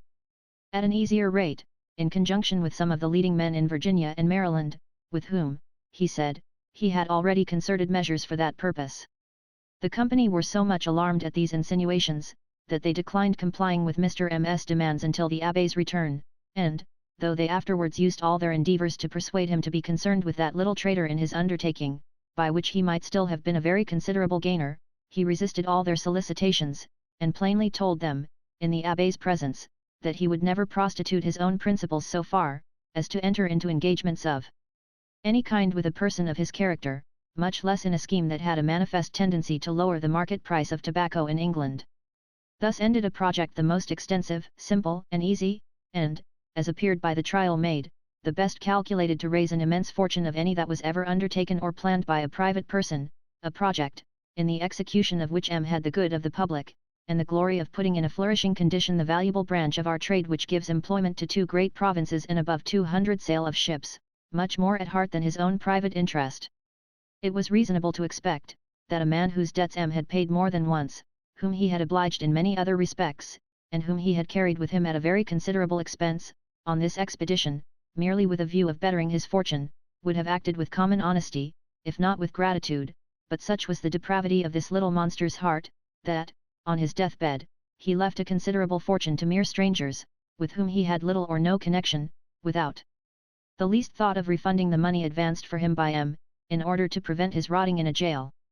When M had once obtained a command of money, he, by his knowledge in several branches of trade, as well as by the assistance of some intelligent friends at Paris and London, found means to employ it to very good purpose, and had he been a man of that selfish disposition, which too much prevails in the world, he might have been at this day master of a very ample fortune, but his ear was never deaf to the voice of distress, nor his beneficent heart shut against the calamities of his fellow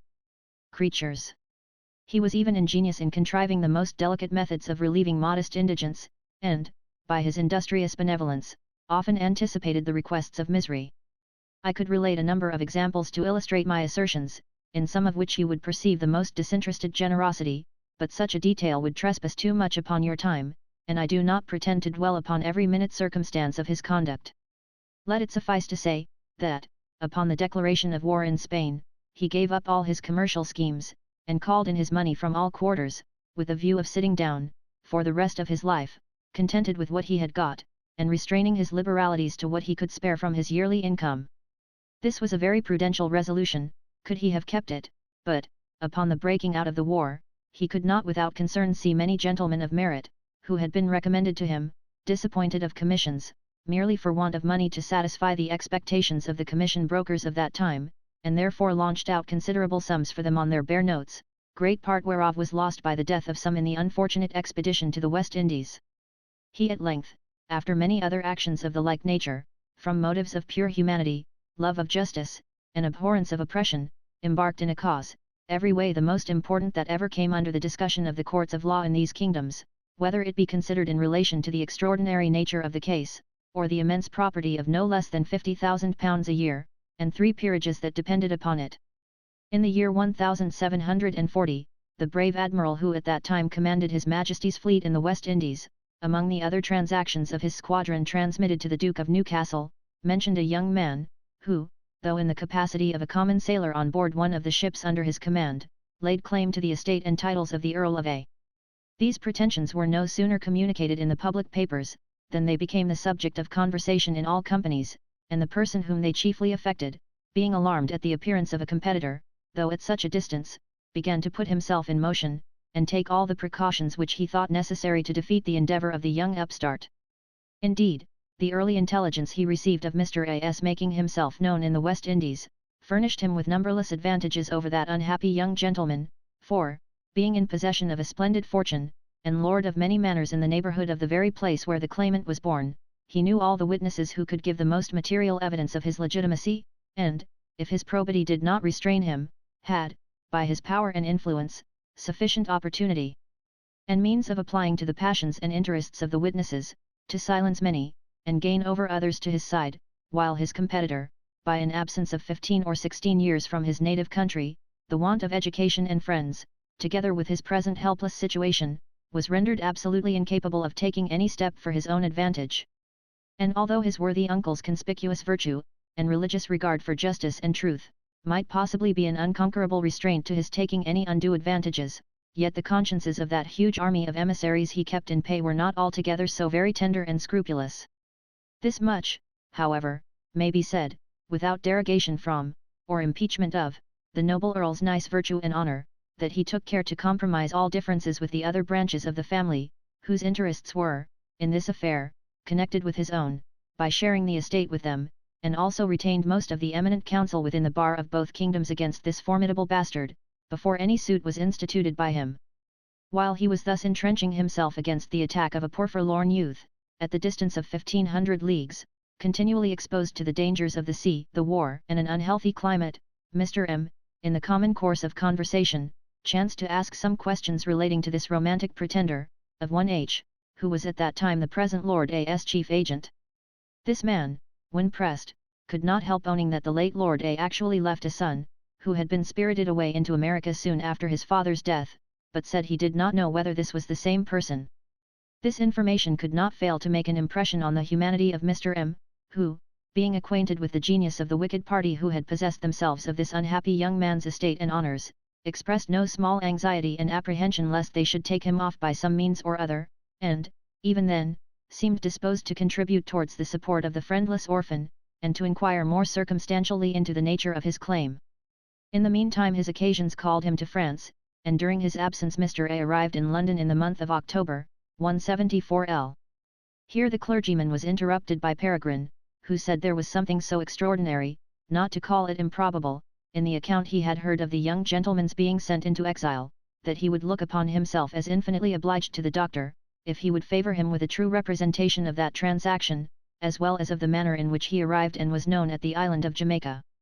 The parson, in compliance with our hero's request, taking up the story from the beginning, Mr. A., said he, is the son of Arthur, late Lord Baron of A., by his wife Mary S., natural daughter to John, Duke of B and N., whom he publicly married on the 21st day of July, 1706, contrary to the inclination of his mother, and all his other relations, particularly of Arthur, late Earl of A., who bore an implacable enmity to the Duke her father, and, for that reason, did all that lay in his power to traverse the marriage, but, finding his endeavours ineffectual, he was so much offended, that he would never be perfectly reconciled to Lord A., though he was his presumptive heir. After their nuptials, they cohabited together in England for the space of 2 or 3 years, during which she miscarried more than once, and he being a man of levity, and an extravagant disposition, not only squandered away all that he had received of his wife's fortune, but also contracted many considerable debts, which obliged him to make a precipitate retreat into Ireland, leaving his lady behind him in the house with his mother and sister, who, having also been averse to the match, had always looked upon her with eyes of disgust. It was not likely that harmony should long subsist in this family, especially as Lady A was a woman of a lofty spirit, who could not tamely bear insults and ill usage from persons who, she had reason to believe, were her enemies at heart. Accordingly, a misunderstanding soon happened among them, which was fomented by the malice of one of her sisters-in-law. Divers scandalous reports of her misconduct, to which the empty pretensions of a vain wretched coxcomb, who was made use of as an infamous tool for that purpose, gave a colourable pretext, were trumped up, and transmitted, with many false and aggravating circumstances, to her husband in Ireland, who, being a giddy, unthinking man, was so much incensed at these insinuations, that, in the first transports of his passion, he sent to his mother a power of attorney, that she might sue for a divorce in his behalf. A libel was thereupon exhibited, containing many scandalous allegations, void of any real foundation in truth, but being unsupported by any manner of proof, it was at length dismissed with costs, after it had depended upwards of 2 years. Lord A, finding himself abused by the misrepresentations of his mother and sister, discovered an inclination to be reconciled to his lady. In consequence of which, she was sent over to Dublin by her father, to the care of a gentleman in that city, in whose house she was received by her husband with all the demonstrations of love and esteem. From thence he conducted her to his lodgings, and thence to his country house, where she had the misfortune to suffer a miscarriage, through fear and resentment of my lord's behaviour, which was often brutal and indecent. From the country they removed to Dublin, about the latter end of July, or beginning of August, 1714, where they had not long continued, when her ladyship was known to be again with child. Lord A and his issue being next in remainder to the honours and estate of Arthur, Earl of A, was extremely solicitous to have a son, and, warned by the frequent miscarriages of his lady, resolved to curb the natural impatience and rusticity of his disposition, that she might not, as formerly, suffer by his outrageous conduct. He accordingly cherished her with uncommon tenderness and care, and her pregnancy being pretty far advanced, conducted her to his country seat, where she was delivered of Mr. A, about the latter end of April, or beginning of May, for none of the witnesses have been able, at this distance, with absolute certainty to fix the precise time of his birth, and there was no register kept in the parish.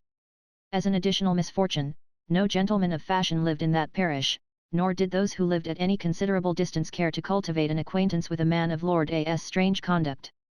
Be that as it will, the occasion was celebrated by his lordship's tenants and dependents upon the spot, and in the neighbouring town of Newar, by bonfires, illuminations, and other rejoicings, which have made such an impression upon the minds of the people, that in the place where they happened, and the contiguous parishes, several hundred persons have already declared their knowledge and remembrance of this event, in spite of the great power of the claimant's adversary in that quarter, and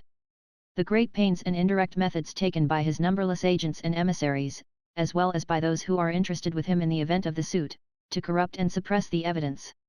Lord A, after the birth of his son, who was sent to nurse in the neighbourhood, according to the custom of the country, where people of the highest distinction put their children out to nurse into farmhouses and cabins, lived in harmony with his lady for the space of 2 years.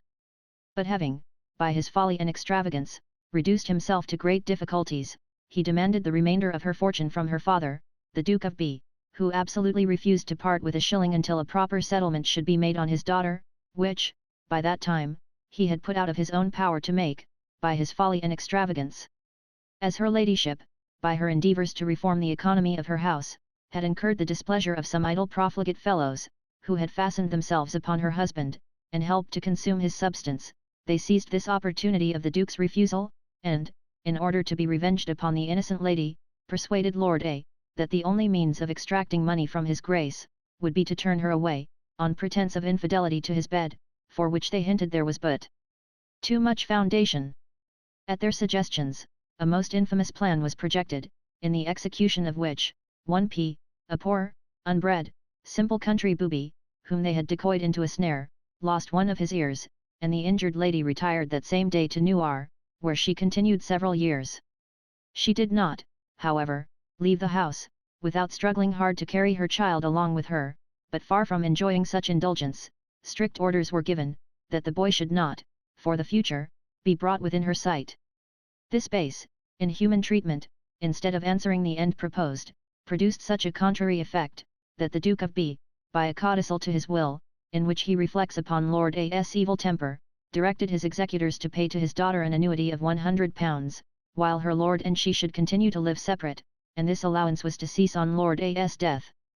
While she remained in this solitary situation, the child was universally known and received as the legitimate son and heir of her lord, whose affection for the boy was so conspicuous, that, in the midst of his own necessities, he never failed to maintain him in the dress and equipage of a young nobleman.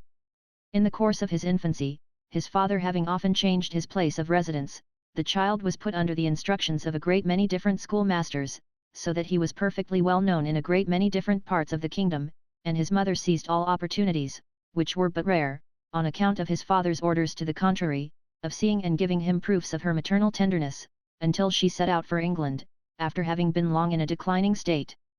of health, by a parley-to-call disorder, upon the consequence of which, such dependence was placed by her inconsiderate husband, who was by this time reduced to extreme poverty, that he actually married a woman whom he had long kept as a mistress.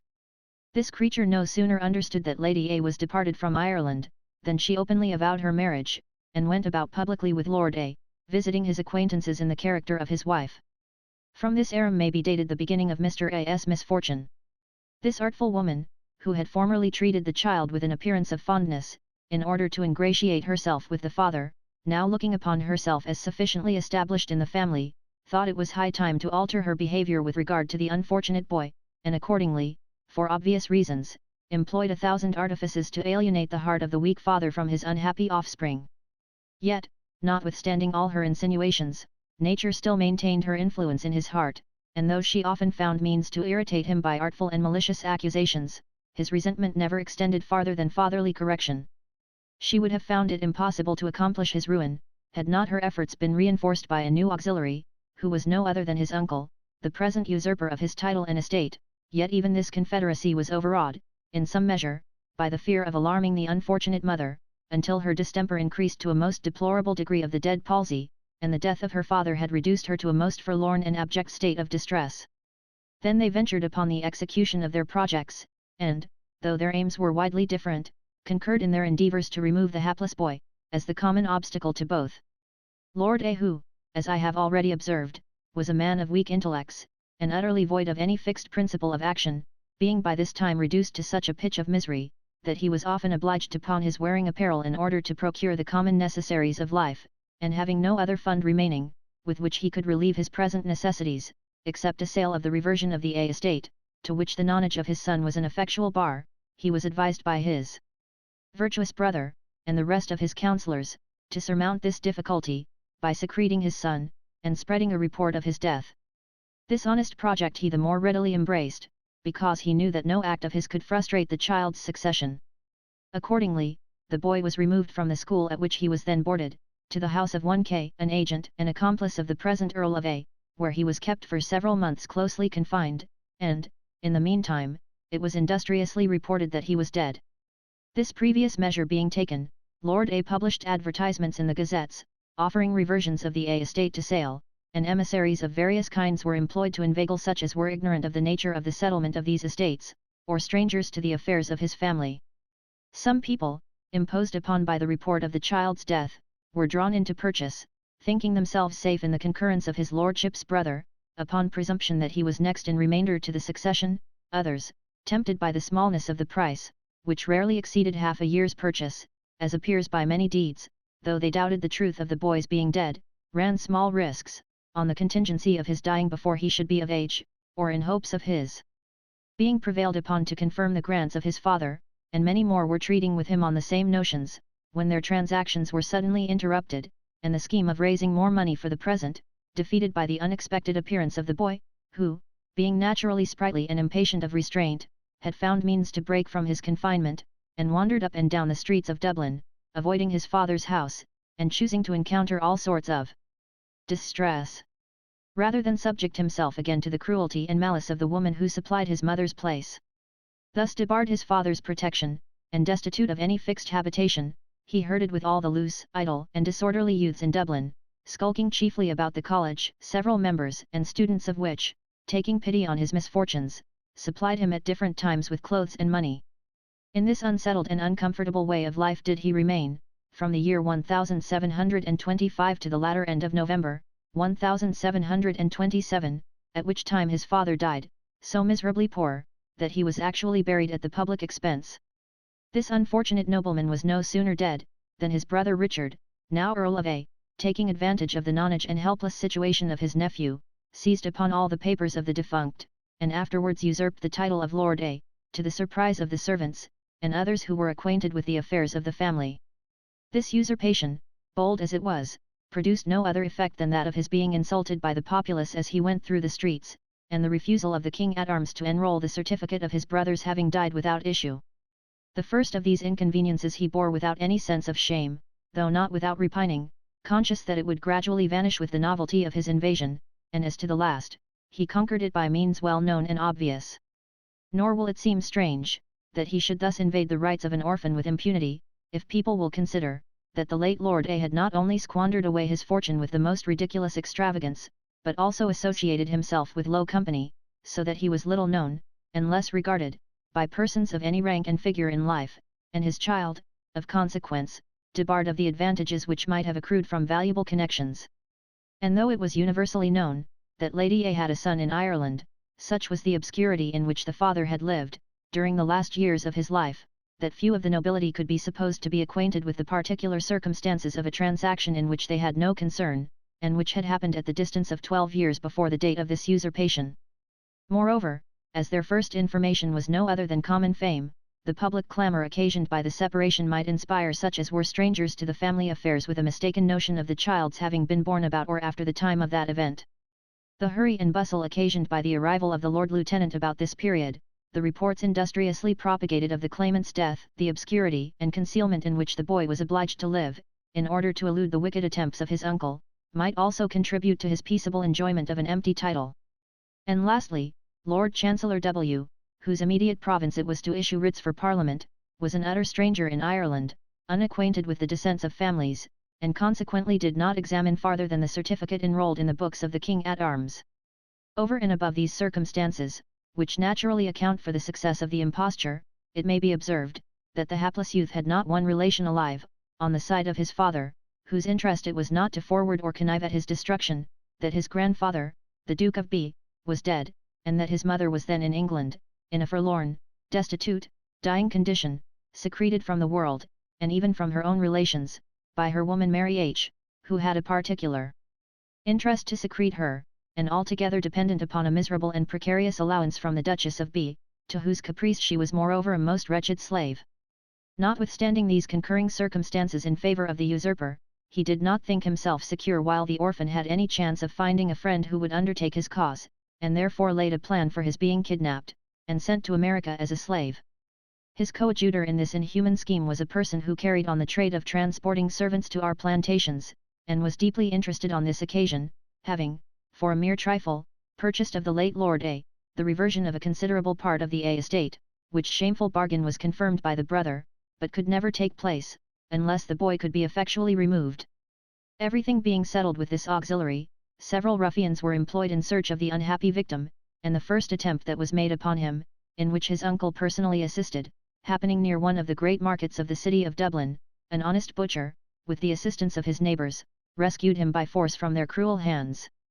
This, however, was but a short respite, for, though warned by this adventure, the boy seldom crept out of his lurking places, without the most cautious circumspection. He was, in March, 1727, discovered by the diligence of his persecutors, and forcibly dragged on board of a ship bound for Newcastle, on Delaware River in America, where he was sold as a slave, and kept to hard labour, much above his age or strength, for the space of 13 years, during which he was transferred from one person to another. While he remained in this servile situation, he often mentioned, to those in whom he thought such confidence might be placed, the circumstances of his birth and title, together with the manner of his being exiled from his native country, although, in this particular, he neglected a caution which he had received in his passage, importing that such a discovery would cost him his life. Meanwhile the usurper quietly enjoyed his right, and to those who questioned him about his brother's son, constantly replied, that the boy had been dead for several years. And Arthur, Earl of A., dying in April 1737, he, upon pretence of being next heir, succeeded to the honours and estate of that nobleman. The term of the nephew's bondage, which had been lengthened out beyond the usual time, on account of his repeated attempts to escape, being expired in the year 1739, he hired himself as a common sailor in a trading vessel bound to Jamaica, and there, being entered on board of one of His Majesty's ships under the command of Admiral Vernon, openly declared his parentage and pretensions. This extraordinary claim, which made a great noise in the fleet, reaching the ears of one Lieutenant S., nearly related to the usurper's Irish wife, he believed the young gentleman to be an impostor, and, thinking it was incumbent on him to discover the cheat, he went on board the ship to which the claimant belonged, and, having heard the account which he gave of himself, was, notwithstanding his prepossessions, convinced of the truth of what he alleged. On his return to his own ship, he chanced to mention this extraordinary affair upon the quarter-deck, in the hearing of Mr. B., one of the midshipmen, who had formerly been at school with Mr. A. This young gentleman not only told the lieutenant, that he had been schoolfellow with Lord A.'s son, but also declared that he should know him again, if not greatly altered, as he still retained a perfect idea of his countenance. Upon this intimation, the lieutenant proposed that the experiment should be tried, and went with the midshipman on board the ship that the claimant was on, for that purpose. After all the sailors had been assembled upon deck, Mr. B., casting his eyes around, immediately distinguished Mr. A. in the crowd, and, laying his hand on his shoulder, "This is the man," said he, affirming, at the same time, that, while he continued at school with him, the claimant was reputed and respected as Lord A.'s son and heir, and maintained in all respects suitable to the dignity of his rank. Nay, he was, in like manner, recognized by several other persons in the fleet, who had known him in his infancy. These things being reported to the admiral, he generously ordered him to be supplied with necessaries, and treated like a gentleman, and, in his next dispatches, transmitted an account of the affair to the Duke of Newcastle, among the other transactions of the fleet.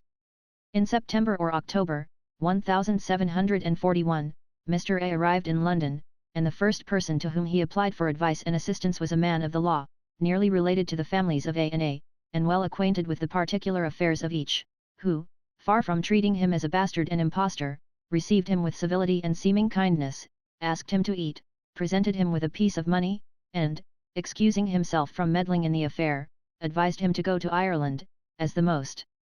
proper place for commencing a suit for the recovery of his right. Before the young gentleman had an opportunity, or indeed any inclination, to comply with this advice, he was accidentally met in the street by that same H, who, as I have mentioned, gave Mr. M the first insight into the affair. This man immediately knew the claimant, having been formerly an agent for his father, and afterwards a creature of his uncle's, with whom he was, not without reason, suspected to be concerned in kidnapping and transporting his nephew. Be that as it will, his connections with the usurper were now broken off by a quarrel, in consequence of which he had thrown up his agency, and he invited the hapless stranger to his house, with a view of making all possible advantage of such a guest. There he had not long remained, when his treacherous landlord, tampering with his inexperience, effected a marriage between him and the daughter of one of his own friends, who lodged in his house at the same time. But afterwards, seeing no person of consequence willing to espouse his cause, he looked upon him as an encumbrance, and wanted to rid his hands of him accordingly. He remembered that Mr. M had expressed himself with all the humanity of apprehension in favour of the unfortunate young nobleman, before his arrival in England, and, being well acquainted with the generosity of his disposition, he no sooner understood that he was returned from France, than he waited upon him with an account of Mr. A.'s being safely arrived. Mr. M was sincerely rejoiced to find, that a person who had been so cruelly injured, and undergone so long and continued a scene of distress, was restored to a country where he was sure of obtaining justice, and where every good man, as he imagined, would make the cause his own. And being informed that the youth was in want of necessaries, he gave 20 guineas to H for his use, and promised to do him all the service in his power, but had no intention to take upon himself the whole weight of such an important affair, or indeed to appear in the cause, until he should be fully and thoroughly satisfied that the claimant's pretensions were well founded. In the meantime, H insinuating that the young gentleman was not safe in his present lodging from the machinations of his enemies, M accommodated him with an apartment in his own house, where he was at great pains to remedy the defect in his education, by rendering him fit to appear as a gentleman in the world. Having received from him all the intelligence he could give relating to his own affair, he laid the case before council, and dispatched a person to Ireland, to make further inquiries upon the same subject, who, in his first arrival in that kingdom, found the claimant's birth was as publicly known as any circumstance of that kind could possibly be, at so great a distance of time. The usurper and his friends gave all the interruption in their power to any researches concerning that affair, and had recourse to every art and expedient that could be invented, to prevent its being brought to a legal discussion. Privilege, bills in chancery, orders of court surreptitiously and illegally obtained, and every other invention was made use of to bar and prevent a fair and honest trial by a jury. The usurper himself, and his agents, at the same time that they formed divers conspiracies against his life, in vain endeavoured to detach Mr. M from the orphan's cause, by innumerable artifices, insinuating, cajoling, and misrepresenting, with surprising dexterity and perseverance. His protector, far from being satisfied with their reasons, was not only deaf to their remonstrances, but, believing him in danger from their repeated efforts, had him privately conveyed into the country, where an unhappy accident, which he hath ever since sincerely regretted, furnished his adversary with a colourable pretext to cut him off in the beginning of his career. A man happening to lose his life by the accidental discharge of a piece that chanced to be in a young gentleman's hands, the account of this misfortune no sooner reached the ears of his uncle, than he expressed the most immoderate joy at having found so good a handle for destroying him, under colour of law. He immediately constituted himself prosecutor, set his emissaries at work to secure a coroner's inquest suited to his cruel purposes, set out for the place in person, to take care that the prisoner should not escape, insulted him in jail, in the most inhuman manner, employed a whole army of attorneys and agents, to spirit up and carry on a most virulent prosecution, practiced all the unfair methods that could be invented, in order that the unhappy gentleman should be transported to Newgate. From the healthy prison to which he was at first committed, endeavoured to inveigle him into destructive confessions, and, not to mention other more infamous arts employed in the affair of evidence, attempted to surprise him upon his trial in the absence of his witnesses and counsel, contrary to a previous agreement with the prosecutor's own attorney. Nay, he even appeared in person upon the bench at the trial, in order to intimidate the evidence, and browbeat the unfortunate prisoner at the bar, and expended above £1,000 in that prosecution. In spite of all his wicked efforts, however, which were defeated by the spirit and indefatigable industry of Mr. M., the young gentleman was honourably acquitted, to the evident satisfaction of all the impartial, the misfortune, that gave a handle for that unnatural prosecution, appearing to a demonstration to have been a mere accident. In a few months, his protector, who had now openly espoused his cause, taking with him 2 gentlemen to witness his transactions, conducted him to his native country, with a view to be better informed of the strength of his pretensions, than he could be by the intelligence he had hitherto received, or by the claimant's own dark and almost obliterated remembrance of the facts which were essential to be known. Upon their arrival in Dublin, application was made to those persons whom Mr. A had named as his schoolmasters and companions, together with the servants and neighbours of his father. These, though examined separately, without having the least previous intimation of what the claimant had reported, agreed in their accounts with him, as well as with one another, and mentioned many other people as acquainted with the same facts, to whom Mr. M had recourse, and still met with the same unvaried information.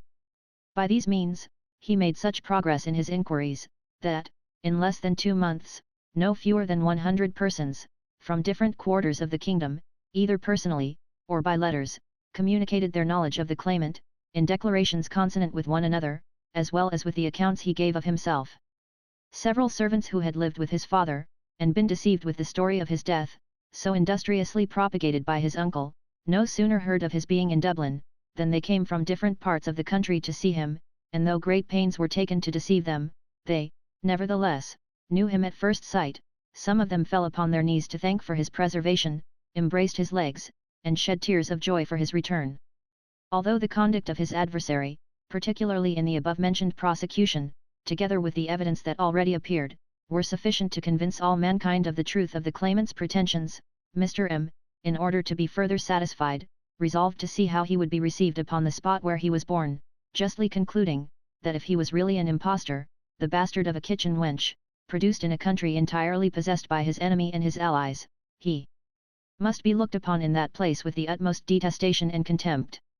This his intention was no sooner known to the adverse party, than their agents and friends from all quarters repaired to that place with all possible dispatch, and used all their influence with the people in remonstrances, threats, and all the other arts they could devise, not only to discountenance the claimant upon his arrival, but even to spirit up a mob to insult him. Notwithstanding these precautions, and the servile awe and subjection in which tenants are kept by their landlords in that part of the country, as soon as it was known that Mr. A approached the town, the inhabitants crowded out in great multitudes to receive and welcome him, and accompanied him into town with acclamations and other expressions of joy, insomuch that the agents of his adversary durst not show their faces. The sovereign of the corporation, who was a particular creature and favourite of the usurper, and whose all depended upon the issue of the cause, was so conscious of the stranger's right, and so much awed by the behaviour of the people, who knew that consciousness, that he did not think it safe even to preserve the appearance of neutrality upon this occasion, but actually held the stirrup while Mr. A dismounted from his horse. This sense of conviction in the people manifested itself still more powerfully when he returned to the same place in the year 1744, about which time Lord A, being informed of his resolution, determined again to be beforehand with him, and set out in person, with his agents and friends, some of whom were detached before him to prepare for his reception, and induced the people to meet him in a body, and accompany him to town, with such expressions of welcome as they had before bestowed on his nephew, but, in spite of all their art and interest, he was suffered to pass through the street in a mournful silence, and though several barrels of beer were produced to court the favour of the populace, they had no other effect than that of drawing their ridicule upon the donor, whereas, when Mr. A, 2 days afterwards, appeared, all the inhabitants, with garlands, streamers, music, and other ensigns of joy, crowded out to meet him, and ushered him into town with such demonstrations of pleasure and goodwill, that the noble peer found it convenient to hide himself from the resentment of his own tenants, the effects of which he must have severely felt, had not he been screened by the timely remonstrances of Mr. M, and the other gentlemen who accompanied his competitor. Nor did his apprehension vanish with the transaction of this day. The town was again in uproar on the Sunday following, when it was known that Mr. A intended to come thither from Dunmain to church. They went out to meet him as before, and conducted him to the church door with acclamations, which terrified his uncle to such a degree, that he fled with precipitation in a boat, and soon after entirely quitted the place. It would be almost an endless task to enumerate the particular steps that were taken by one side to promote, and by the other to delay, the trial.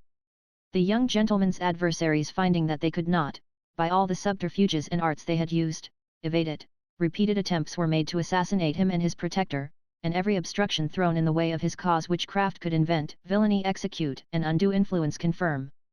But all these difficulties were surmounted by the vigilance, constancy, courage, and sagacity of M, and, at last, the affair was brought to a very solemn trial at bar, which being continued, by several adjournments, from the 11th to the 25th day of November, a verdict was found for the claimant by a jury of gentlemen, which, in point of reputation and property, cannot be easily paralleled in the annals of that or any other country, a jury, that could by no means be suspected of prepossessions in favour of Mr. A, to whose person they were absolute strangers, especially if we consider, that a gentleman in their neighbourhood, who was nephew to the foreman, and nearly related to some of the rest of their number, forfeited a considerable estate by their decision. This verdict, said the parson, gave the highest satisfaction to all impartial persons that were within reach of being duly informed of their proceedings, and of the different genius and conduct of the parties engaged in the contest, but more especially to such as were in court, as I was, at the trial, and had an opportunity of observing the characters and behaviour of the persons who appeared there to give evidence. To such it was very apparent, that all the witnesses produced there on the part of the uncle, were either his tenants, dependents, pot companions, or persons some way or other interested in the issue of the suit, and remarkable for a low kind of cunning, that many of them were persons of profligate lives, who deserved no credit, that, independent of the levity of their characters, those of them who went under the denomination of colonels, Colonel L alone excepted, who had nothing to say, and was only brought there in order to give credit to that party, made so ridiculous a figure, and gave so absurd, contradictory, and inconsistent an evidence, as no court or jury could give the least degree of credit to. On the other hand, it was observed, that the nephew and Mr. M, his chief manager, being absolute strangers in that country, and unacquainted with the characters of the persons they had to deal with, were obliged to lay before the court and jury such evidence as came to their hand, some of whom plainly appeared to have been put upon them by their adversaries with a design to hurt. It was also manifest, that the witnesses produced for Mr. A, were such as could have no manner of connection with him, nor any dependence whatsoever upon him, to influence their evidence, for the far greatest part of them had never seen him from his infancy till the trial began, and many of them, though poor, and undignified with the title of colonels, were people of unblemished character, of great simplicity, and such as no man in his senses would pitch upon to support a bad cause. It is plain that the jury, whose well-known honour, impartiality, and penetration, must be revered by all who are acquainted with them, were not under the least difficulty about their verdict, for they were not enclosed above half an hour, when they returned with it. These gentlemen could not help observing the great inequality of the parties engaged, the great advantages that the uncle had in every other respect, except the truth and justice of his case, over the nephew, by means of his vast possessions, and of his power and influence all round the place of his birth, nor could the contrast between the different geniuses of the two parties escape their observation. They could not but see and conclude, that a person who had confessedly transported and sold his orphan nephew into slavery, who, on his return, had carried on so unwarrantable and cruel a prosecution to take away his life under colour of law, and who had also given such glaring proofs of his skill and dexterity in the management of witnesses for that cruel purpose, was in like manner capable of exerting the same happy talent on this occasion, when his all was at stake, more especially, as he had so many others who were equally interested with himself, and whose abilities in that respect fell nothing short of his own, to second him in it. The gentlemen of the jury had also a near view of the manner in which the witnesses delivered their testimonies, and had from thence an opportunity of observing many circumstances, and distinguishing characteristics of truth and falsehood, from which a great deal could be gathered, that could not be adequately conveyed by any printed account, how exact soever. Consequently, they must have been much better judges of the evidence on which they founded their verdict than any person who had not the same opportunity, can possibly be. These, Mr. Pickle, were my reflections on what I had occasion to observe concerning that famous trial, and, on my return to England 2 years after, I could not help pitying the self-sufficiency of some people, who, at this distance, pretended to pass their judgment on that verdict with as great positiveness as if they had been in the secrets of the cause, or upon the jury who tried it, and that from no better authority than the declamations of Lord A.'s emissaries, and some falsified printed accounts, artfully cooked up on purpose to mislead and deceive. But to return from this digression. Lord A., the defendant in that cause, was so conscious of the strength and merits of his injured nephew's case, and that a verdict would go against him, that he ordered a writ of error to be made out before the trial was ended, and the verdict was no sooner given, than he immediately lodged it, though he well knew he had no manner of error to assign. This expedient was practiced merely for vexation and delay, in order to keep Mr. A from the possession of the small estate he had recovered by the verdict, that, his slender funds being exhausted, he might be deprived of other means to prosecute his right, and by the most oppressive contrivances and scandalous chicanery, it has been kept up to this day, without his being able to assign the least shadow of any error. Lord A was not the only antagonist that Mr. A had to deal with. All the different branches of the A family, who had been worrying one another at law ever since the death of the late Earl of A, about the partition of his great estate, were now firmly united in an association against this unfortunate gentleman. Mutual deeds were executed among them, by which many great lordships and estates were given up by the uncle to persons who had no right to possess them, in order to engage them to side with him against his nephew, in withholding the unjust possession of the remainder. These confederates having held several consultations against their common enemy, and finding that his cause gathered daily strength since the trial, by the accession of many witnesses of figure and reputation, who had not been heard of before, and that the only chance they had to prevent the speedy establishment of his right, and their own destruction, was by stripping Mr. M of the little money that yet remained, and by stopping all further resources whereby he might be enabled to proceed. They therefore came to a determined resolution to carry that hopeful scheme into execution, and, in pursuance thereof, they have left no expedient or stratagem, how extraordinary or scandalous soever, unpractised, to distress Mr. A and that gentleman. For that end, all the oppressive arts and dilatory expensive contrivances that the fertile invention of the lowest pettifoggers of the law could possibly devise, have with dexterity been played off against them, in fruitless quibbling, and malicious suits, entirely foreign to the merits of the cause. Not to mention numberless other acts of oppression, the most extraordinary and unprecedented proceeding, by means whereof this sham writ of error hath been kept on foot ever since November, 1743, is to me, said the doctor, a most flagrant instance not only of the prevalency of power and money, when employed, as in the present case, against an unfortunate helpless man, disabled, as he is, of the means of ascertaining his right, but of the badness of a cause that hath recourse to so many iniquitous expedients to support it. In a word, the whole conduct of Lord A and his party, from the beginning to this time, hath been such as sufficiently manifests that it could proceed from no other motives than a consciousness of Mr. A.'s right, and of their own illegal usurpations, and from a terror of trusting the merits of their case to a fair discussion by the laws of their country, and that the intention and main drift of all their proceedings plainly tends to stifle and smother the merits of the case from the knowledge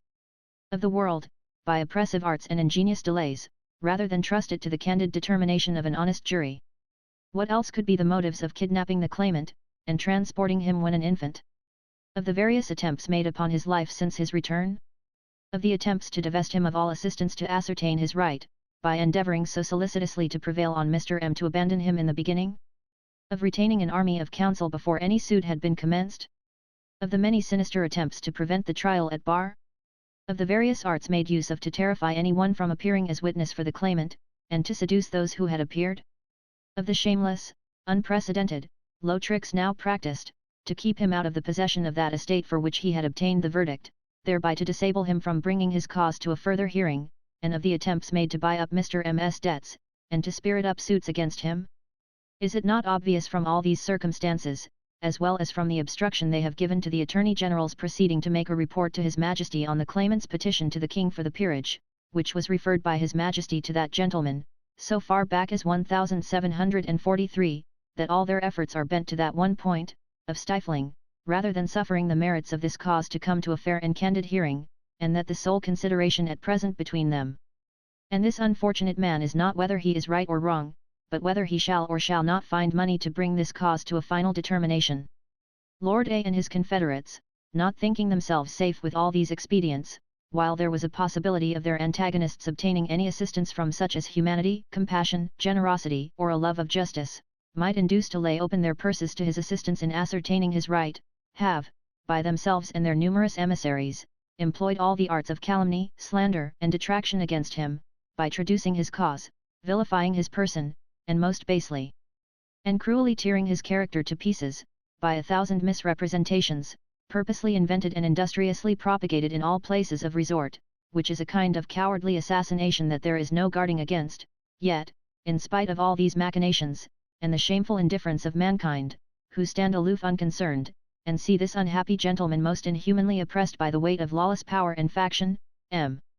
far from suffering himself to be dejected by the multiplying difficulties that crowd upon him, still exerts himself with amazing fortitude and assiduity, and will, I doubt not, bring the affair he began and carried on with so much spirit, while his finances lasted, to a happy conclusion.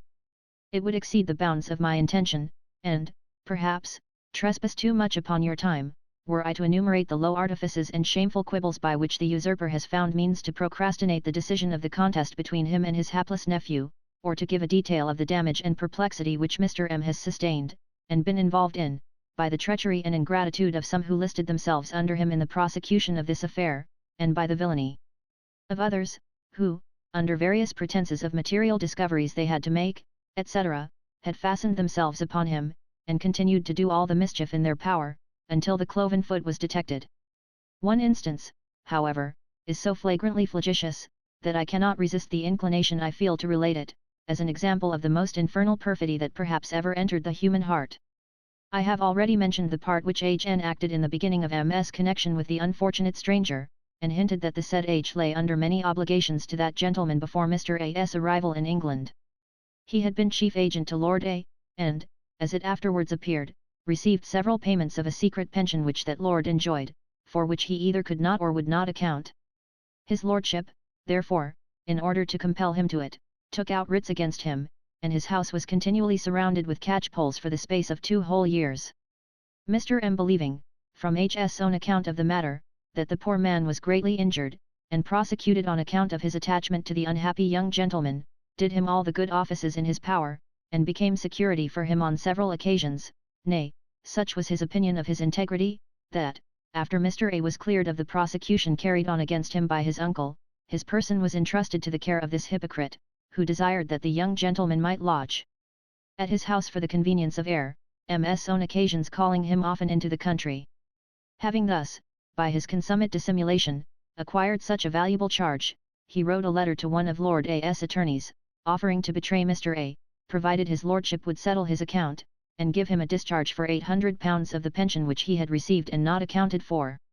Mr. M., informed of this treacherous proposal, immediately removed his lodger from his house into his own, without assigning his reasons for so doing, until he was obliged to declare it, in order to free himself from the importunities of H., who earnestly solicited his return. This miscreant, finding himself detected and disappointed in his villainous design, was so much enraged at his miscarriage, that, forgetting all the benefits he had received from M. for a series of years, he practiced all the mischief that his malice could contrive against him, and at length entered into a confederacy with one G., and several other abandoned wretches, who, as before said, under various pretenses of being able to make material discoveries, and otherwise to serve the cause, had found means to be employed in some extra business relating to it, though their real intention was to betray the claimant.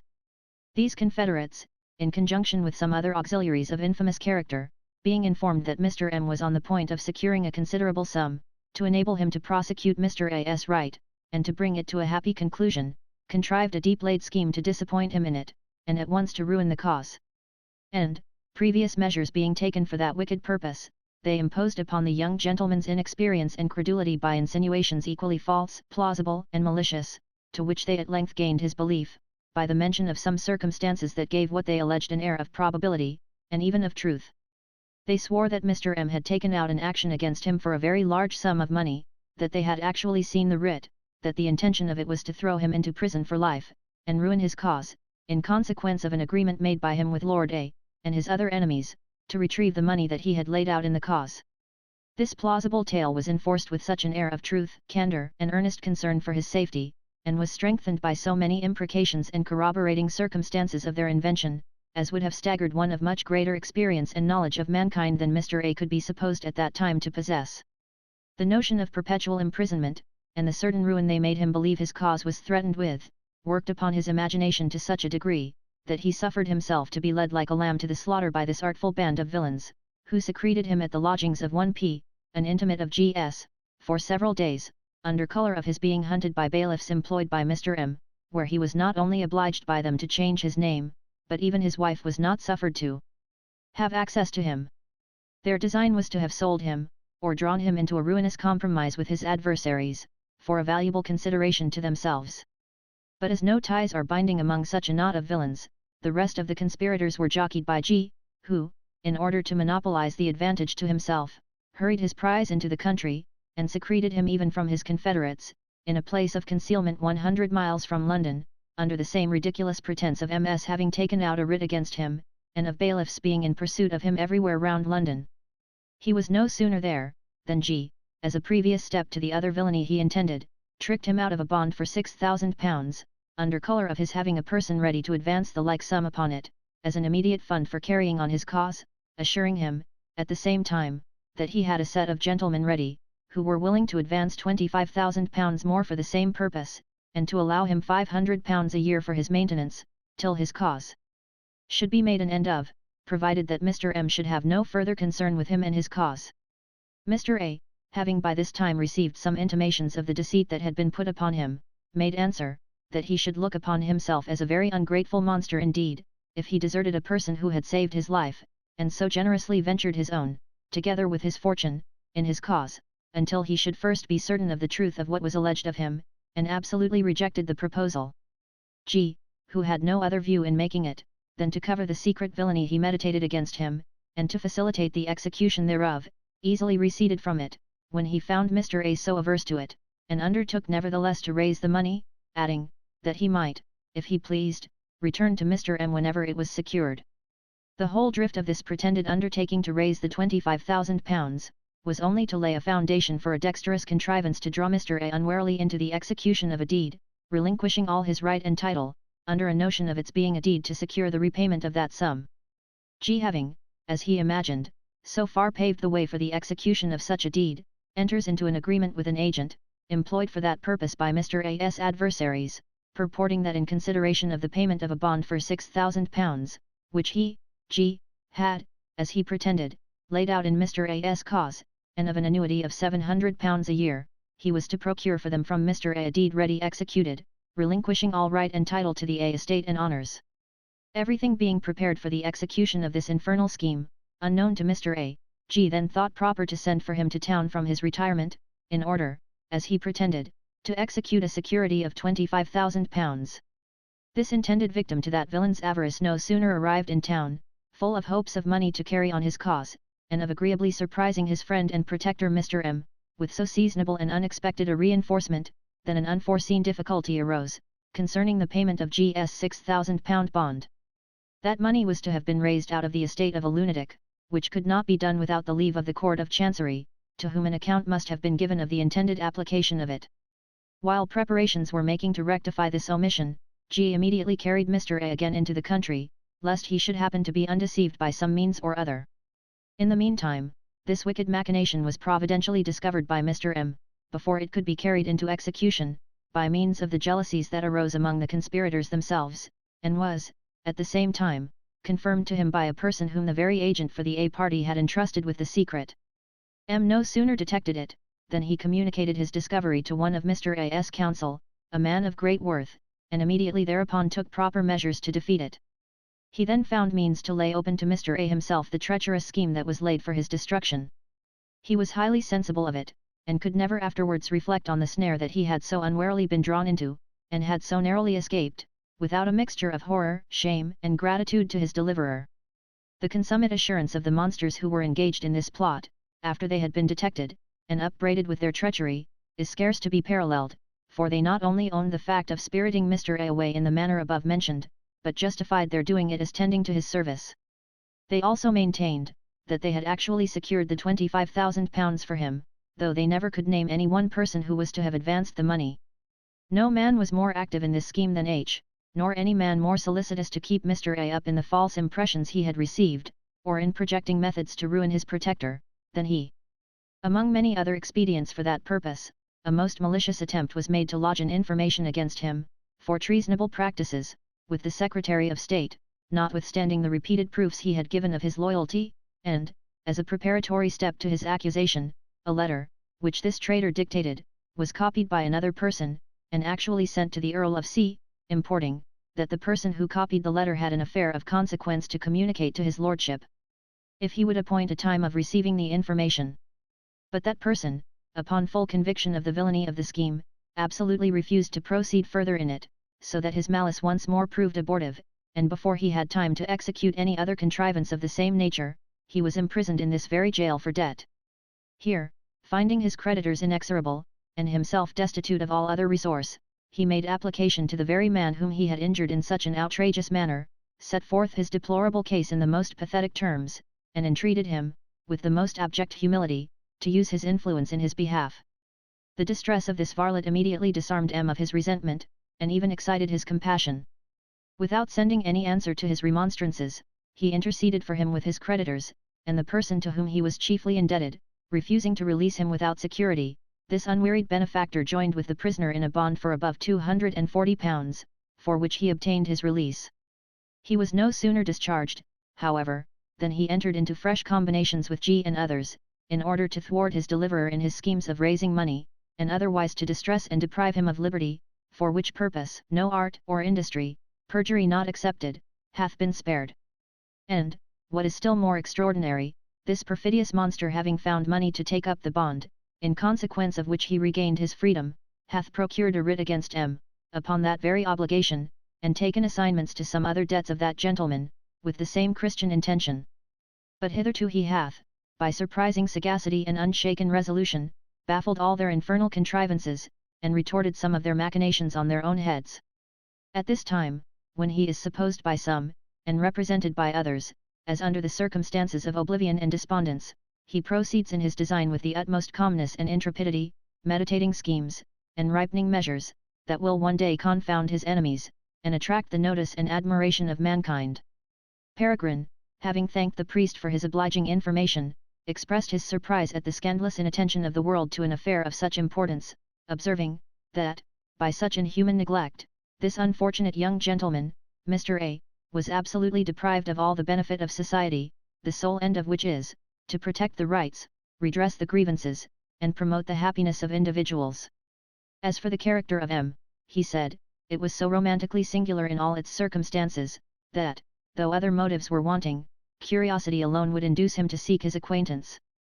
But he did not at all wonder at the ungrateful returns which had been made to his generosity by H and many others, whom he had served in a manner that few, besides himself, would have done, for he had been long convinced of the truth conveyed in these lines of a celebrated Italian author. Li beneficiice, per la loro grandezza, non possono esser guidardinati, con la celerita moneta dell'ingratitudine sono pagati. The story which you have related of that young gentleman, said he, bears a very strong resemblance to the fate of a Spanish nobleman, as it was communicated to me by one of his own intimate friends at Paris. The Countess de Alvarez died immediately after the birth of a son, and the husband surviving her but 3 years, the child was left sole heir to the honours and estate, under the guardianship of his uncle, who had a small fortune and a great many children. This inhuman relation, coveting the wealth of his infant ward, formed a design against the life of the helpless orphan, and trusted the execution of it to his valet de chamber, who was tempted to undertake the murder by the promise of a considerable reward. He accordingly stabbed the boy with a knife in 3 different places, on the right side of his neck, but, as he was not used to such barbarous attempts, his hand failed in the performance, and he was seized with such remorse, that, perceiving the wounds were not mortal, he carried the hapless victim to the house of a surgeon, by whose care they were healed, and, in the meantime, that he might not forfeit his recompense, found means to persuade his employer, that his orders were performed. A bundle being made up for the purpose, was publicly interred as the body of the child, who was said to have been suddenly carried off by a convulsion, and the uncle, without opposition, succeeded to his honours and estate.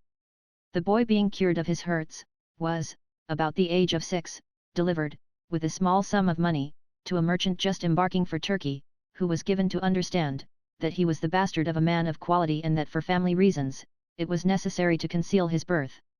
While the unfortunate orphan remained in this deplorable state of bondage, all the children of the usurper died one after another, and he himself being taken dangerously ill, attributed all his afflictions to the just judgment of God, and communicated his anxiety on that subject to the valet de chamber, who had been employed in the murder of his nephew. That domestic, in order to quiet his master's conscience, and calm the perturbation of his spirits, confessed what he had done, and gave him hopes of still finding the boy by dint of industry and expense. The unhappy child being the only hope of the family of Alvarez, the uncle immediately ordered a minute inquiry to be set on foot, in consequence of which he was informed, that the orphan had been sold to a Turk, who had afterwards transferred him to an English merchant, by whom he was conveyed to London. An express was immediately dispatched to this capital, where he understood that the unhappy exile had, in consideration of his faithful services, been bound apprentice to a French barber surgeon, and, after he had sufficiently qualified himself in that profession, been received into the family of the Count de Galas, at that time the Emperor's ambassador at the court of London. From the house of this nobleman he was traced into the service of Count d'Obersterf, where he had married his lady's chambermaid, and then gone to settle as a surgeon in Bohemia. In the course of these inquiries, several years elapsed. His uncle, who was very much attached to the House of Austria, lived at Barcelona when the father of this Empress Queen resided in that city, and lent him a very considerable sum of money in the most pressing emergency of his affairs, and when that prince was on the point of returning to Germany, the old count, finding his end approaching, sent his father confessor to his majesty, with a circumstantial account of the barbarity he had practiced against his nephew, for which he implored forgiveness, and begged he would give orders, that the orphan, when found, should inherit the dignities and fortune which he had unjustly usurped. His Majesty assured the old man, that he might make himself easy on that score, and ordered the confessor to follow him to Vienna, immediately after the Count's death, in order to assist his endeavours in finding out the injured heir. The priest did not fail to yield obedience to this command. He informed himself of certain natural marks on the young Count's body, which were known to the nurse and women who attended him in his infancy, and, with the gentleman whom the Emperor ordered to accompany him, set out for Bohemia, where he soon found the object of his inquiry, in the capacity of major domo to a nobleman of that country, he having quitted his profession of surgery for that office. He was not a little surprised, when he found himself circumstantially catechised about the particulars of his life, by persons commissioned for that purpose by the Emperor. He told them, that he was absolutely ignorant of his own birth, though he had been informed, during his residence in Turkey, that he was the bastard of a Spanish grandee, and gave them a minute detail of the pilgrimage he had undergone. This information agreeing with the intelligence which the priest had already received, and being corroborated by the marks upon his body, and the very scars of the wounds which had been inflicted upon him in his infancy, the confessor, without further hesitation, saluted him by the name of Count de Alvarez, grandee of Spain, and explained the whole mystery of his fortune. If he was agreeably amazed at this explanation, the case was otherwise with his wife, who thought herself in great danger of being abandoned by a husband of such high rank, but he immediately dispelled her apprehension, by assuring her, that, as she had shared in his adversity, she should also partake of his good fortune. He set out immediately for Vienna, to make his acknowledgments to the Emperor, who favoured him with a very gracious reception, promised to use his influence, so that he might enjoy the honours and estate of his family, and in the meantime acknowledged himself his debtor for 400,000 florins, which he had borrowed from his uncle. He threw himself at the feet of his august protector, expressed the most grateful sense of his goodness, and begged he might be permitted to settle in some of his Imperial Majesty's dominions.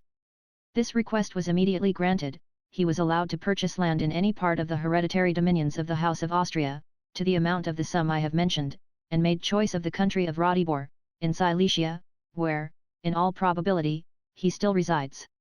Peregrine had scarce finished the narrative, when he perceived Mr. M slip something into the hand of the young man with whom he had been conversing at the other end of the room, and rise up from the table in order to take his leave. He at once understood the meaning of this conveyance, and longed for an opportunity to be acquainted with such a rare instance of primitive benevolence, but the consciousness of his present situation hindered him from making any advance that might be construed into forwardness or presumption. Chapter 99. He is surprised with the appearance of Hatchway and Pipes, who take up their habitation in his neighbourhood, contrary to his inclination and express desire. Being now regularly initiated in the mysteries of the fleet, and reconciled in some measure to the customs of the place, he began to bear the edge of reflection without wincing, and thinking it would be highly imprudent in him to defer any longer the purposes by which only he could enjoy any ease and satisfaction in his confinement, he resolved to resume his task of translating, and every week compose an occasional paper, by way of revenge upon the minister, against whom he had denounced eternal war. With this view, he locked himself up in his chamber, and went to work with great eagerness and application, when he was interrupted by a ticket porter, who, putting a letter in his hand, vanished in a moment, before he had time to peruse the contents. Our hero, opening the billet, was not a little surprised to find a banknote for £50, enclosed in a blank sheet of paper, and, having exercised his memory and penetration on the subject of this unexpected windfall, had just concluded that it could come from no other hand than the lady who had so kindly visited him a few days before, when his ears were suddenly invaded by the well-known sound of that whistle which always hung about the neck of Pipes, as a memorial of his former occupation. This tune being performed, he heard the noise of a wooden leg ascending the stair, upon which he opened his door, and beheld his friend Hatchway, with his old shipmate at his back. After a cordial shake of the hand, with the usual salutation of, "What cheer, cousin Pickle?" honest Jack seated himself without ceremony, and casting his eyes around the apartment, "Split my topstaysail," said he, with an arch sneer, "you have got into a snug berth, cousin. Here you may sit all weathers, without being turned out to take your watch, and no fear of the ship's dragging her anchor. You ha'n't much room to spare, 'tis true, and I had known as how you stowed so close, Tom should have slung my own hammock for you, and then you must have knocked down this great lubberly hurricane house. But, mayhap, you turn in double, and so you don't choose to trust yourself and your doxy to a clue and canvas." Pickle bore his jokes with great good humour, rallied him in his turn about the dairymaid at the garrison, inquiring about his friends in the country, asked if he had been to visit his niece, and, finally, expressed a desire of knowing the cause of his journey to London.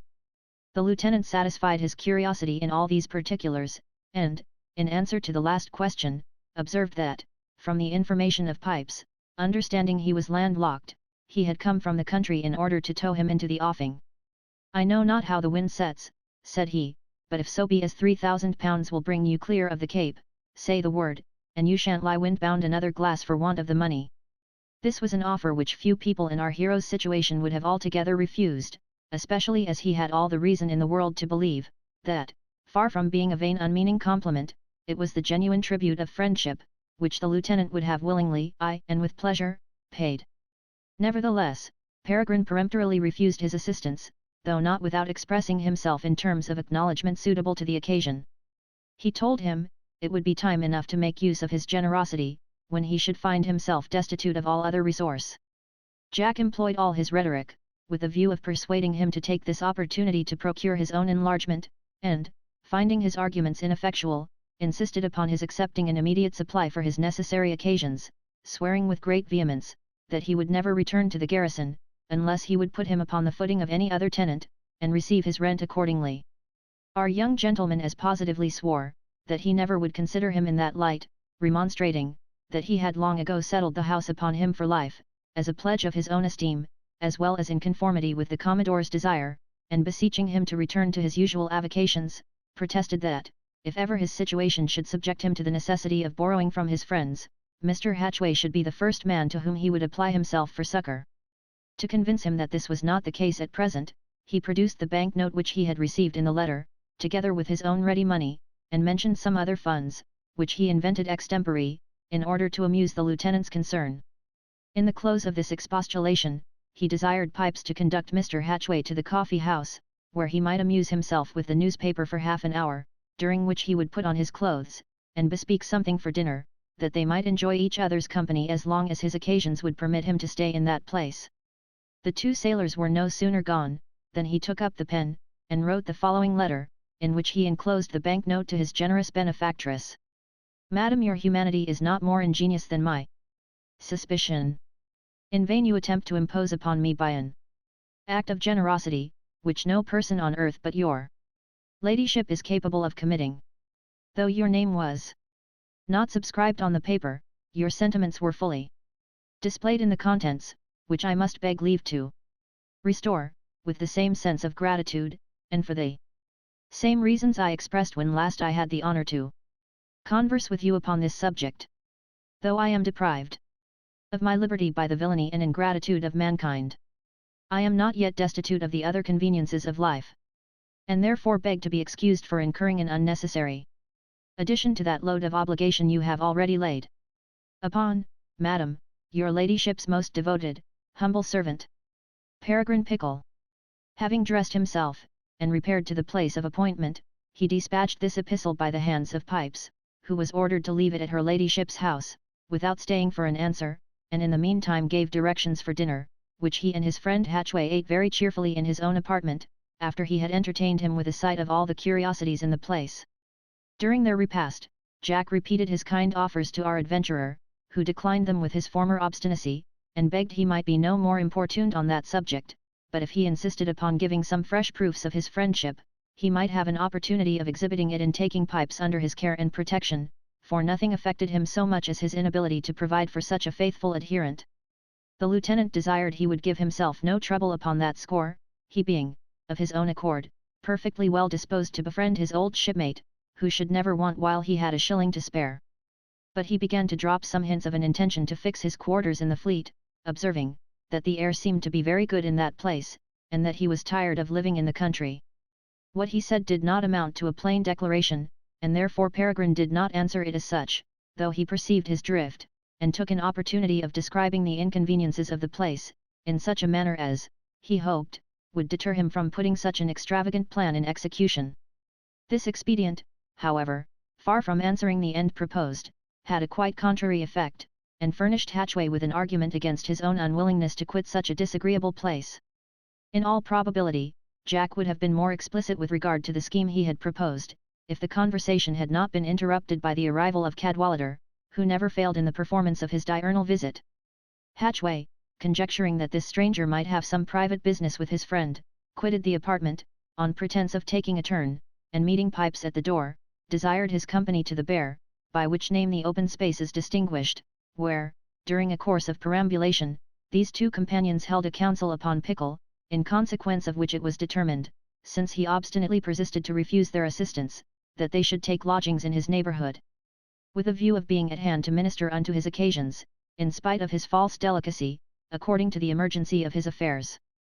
This resolution being taken, they consulted the barkeeper of the coffee-house about lodging, and she directed them to the warden, to whom the lieutenant, in his great wisdom, represented himself as a kinsman to Peregrine, who, rather than leave that young gentleman by himself to the unavoidable discomforts of a prison, was inclined to keep him company, till such time as his affairs could be put in order. This measure he the more anxiously desired to take, because the prisoner was sometimes subject to a disordered imagination, upon which occasion he stood in need of extraordinary attendance, and therefore he, the lieutenant, entreated the warden to accommodate him with a lodging for himself and his servant, for which he was ready to make any reasonable acknowledgment. The warden, who was a sensible and humane man, could not help applauding his resolution, and several rooms being at that time unoccupied, he put him immediately in possession of a couple, which were forthwith prepared for his reception. This affair being settled to his satisfaction, he dispatched Pipes for his portmanteau, and, returning to the coffee-house, found Peregrine, with whom he spent the remaining part of the evening. Our hero, taking it for granted that he proposed to set out for the garrison next day, wrote a memorandum of some books which he had left in that habitation, and which he now desired Jack to send up to town by the wagon, directed for Mr. Crabtree. He cautioned him against giving the least hint of his misfortune in the neighbourhood, that it might remain, as long as possible, concealed from the knowledge of his sister, who, he knew, would afflict herself immoderately at the news, nor reach the ears of the rest of his family, who would exult and triumph over his distress. Hatchway listened to his injunctions with great attention, and promised to demean himself accordingly. Then the discourse shifted to an agreeable recapitulation of the merry scenes they had formerly acted together. And the evening being pretty far advanced, Peregrine, with seeming reluctance, told him that the gates of the fleet would in a few minutes be shut for the night, and that there was an absolute necessity for his withdrawing to his lodging. Jack replied, that he could not think of parting with him so soon, after such a long separation, and that he was determined to stay with him an hour or two longer, if he should be obliged to take up his lodging in the streets. Pickle, rather than disoblige his guest, indulged him in his desire and resolved to give him a share of his own bed. A pair of chickens and asparagus were bespoke for supper, at which Pipes attended with an air of internal satisfaction, and the bottle was bandied about in a jovial manner till midnight, when the lieutenant rose up to take his leave, observing, that, being fatigued with riding, he was inclined to turn in. Pipes, upon this intimation, produced a lantern ready lighted, and Jack, shaking his entertainer by the hand, wished him good night, and promised to visit him again betimes in the morning. Peregrine, imagining that his behaviour proceeded from the wine, which he had plentifully drunk, told him, that, if he was disposed to sleep, his bed was ready prepared in the room, and ordered his attendant to undress his master, upon which Mr. Hatchway gave him to understand, that he had no occasion to incommode his friend, having already provided a lodging for himself, and the young gentleman demanding an explanation, he frankly owned what he had done, saying, "You gave me such a dismal account of the place, that I could not think of leaving you in it without company." Our young gentleman, who was naturally impatient of benefits, and foresaw that this uncommon instance of Hatchway's friendship would encroach upon the plan which he had formed for his own subsistence, by engrossing his time and attention, so as that he should not be able to prosecute his labours, closeted the lieutenant next day, and demonstrated to him the folly and ill consequences of the step he had taken. He observed, that the world in general would look upon it as the effect of mere madness, and, if his relations were so disposed, they might make it the foundation for a statute of lunacy against him, that his absence from the garrison must be a very great detriment to his private affairs, and, lastly, that his presence in the fleet would be a very great hindrance to Pickle himself, whose hope of regaining his liberty altogether depended upon his being detached from all company and interruption.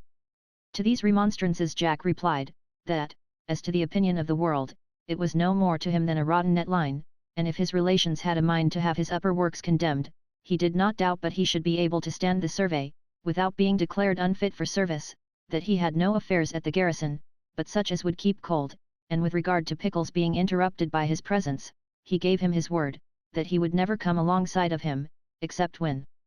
he should give him the signal for holding discourse.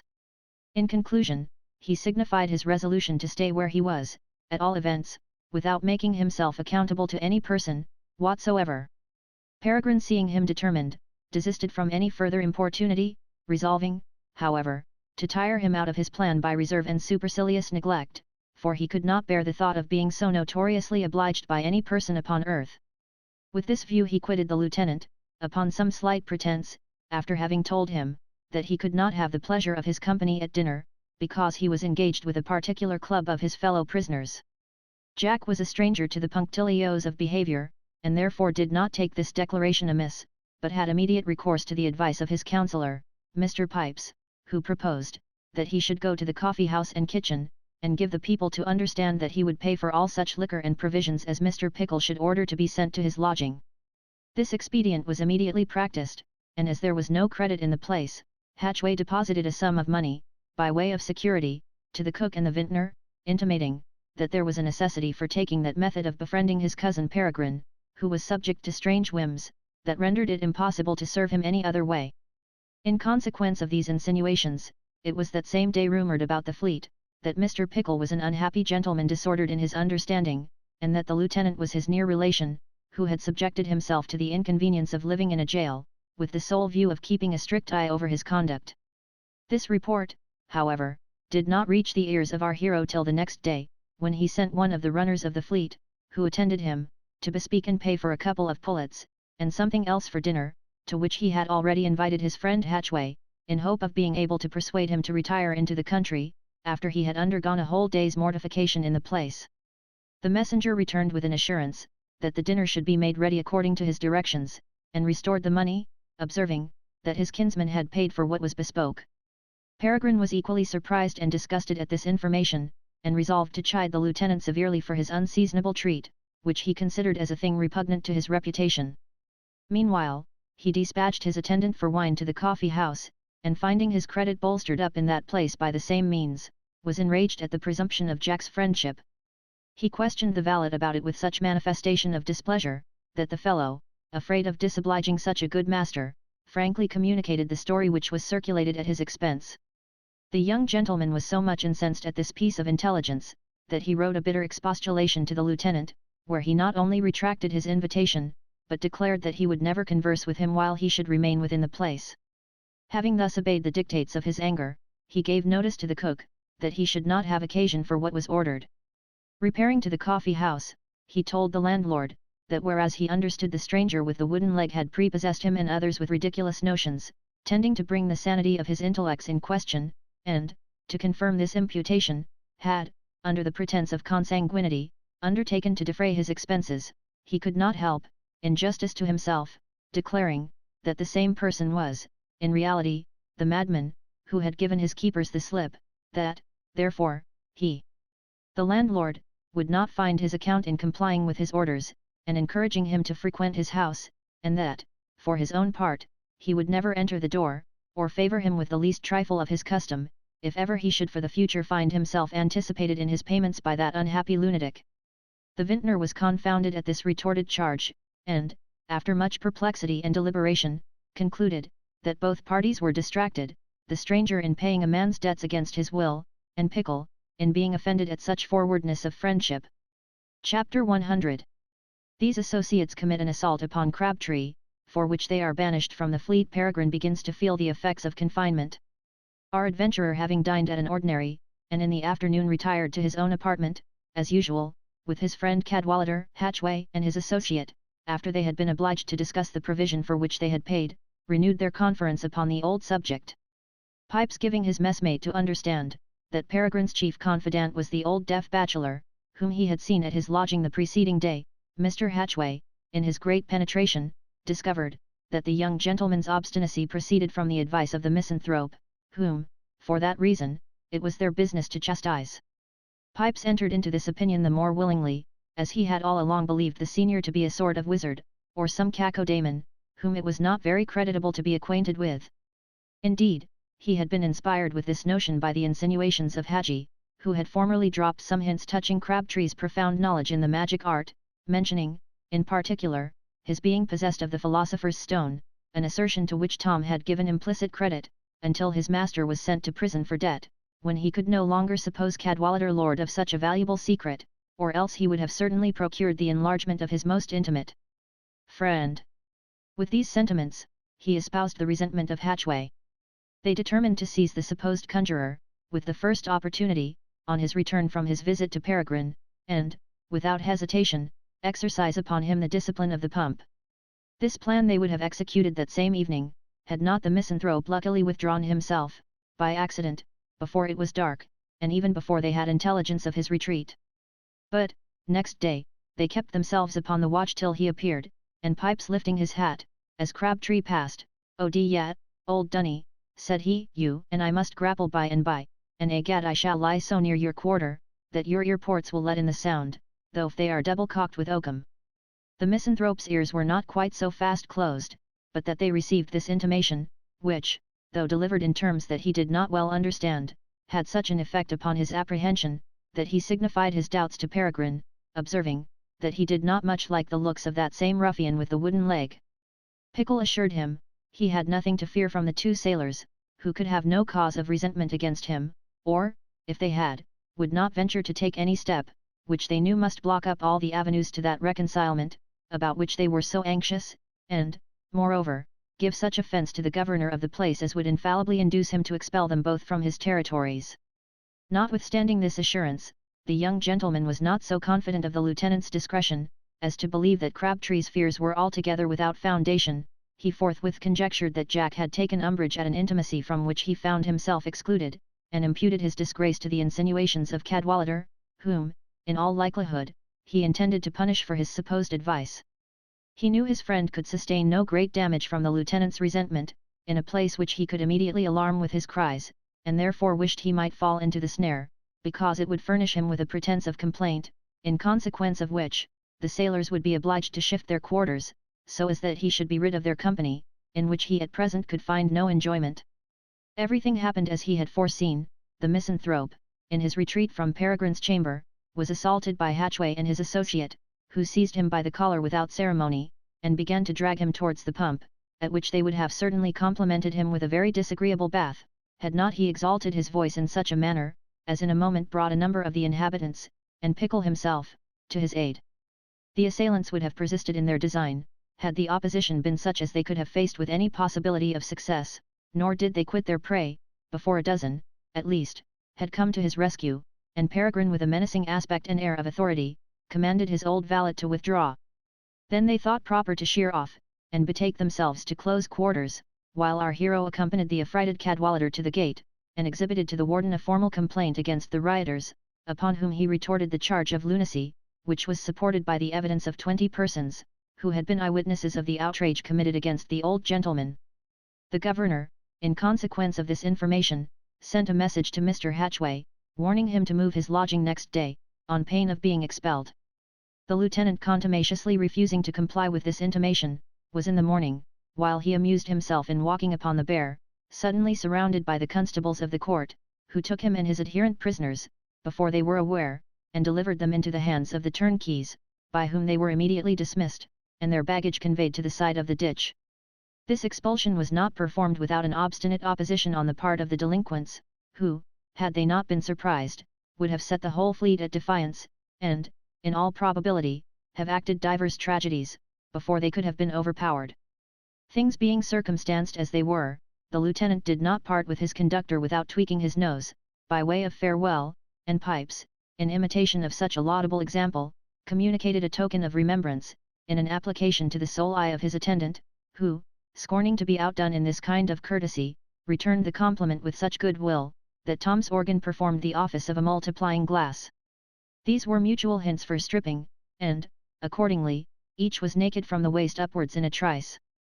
A ring of butchers from the market was immediately formed, a couple of the reverend flamens, who, in mourning gowns, ply for marriages in that quarter of the town, constituted themselves seconds and umpires of the approaching contest, and the battle began without further preparation.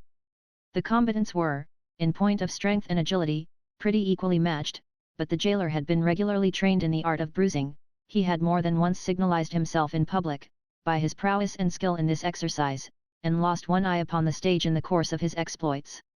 This was a misfortune of which Pipes did not fail to take the advantage.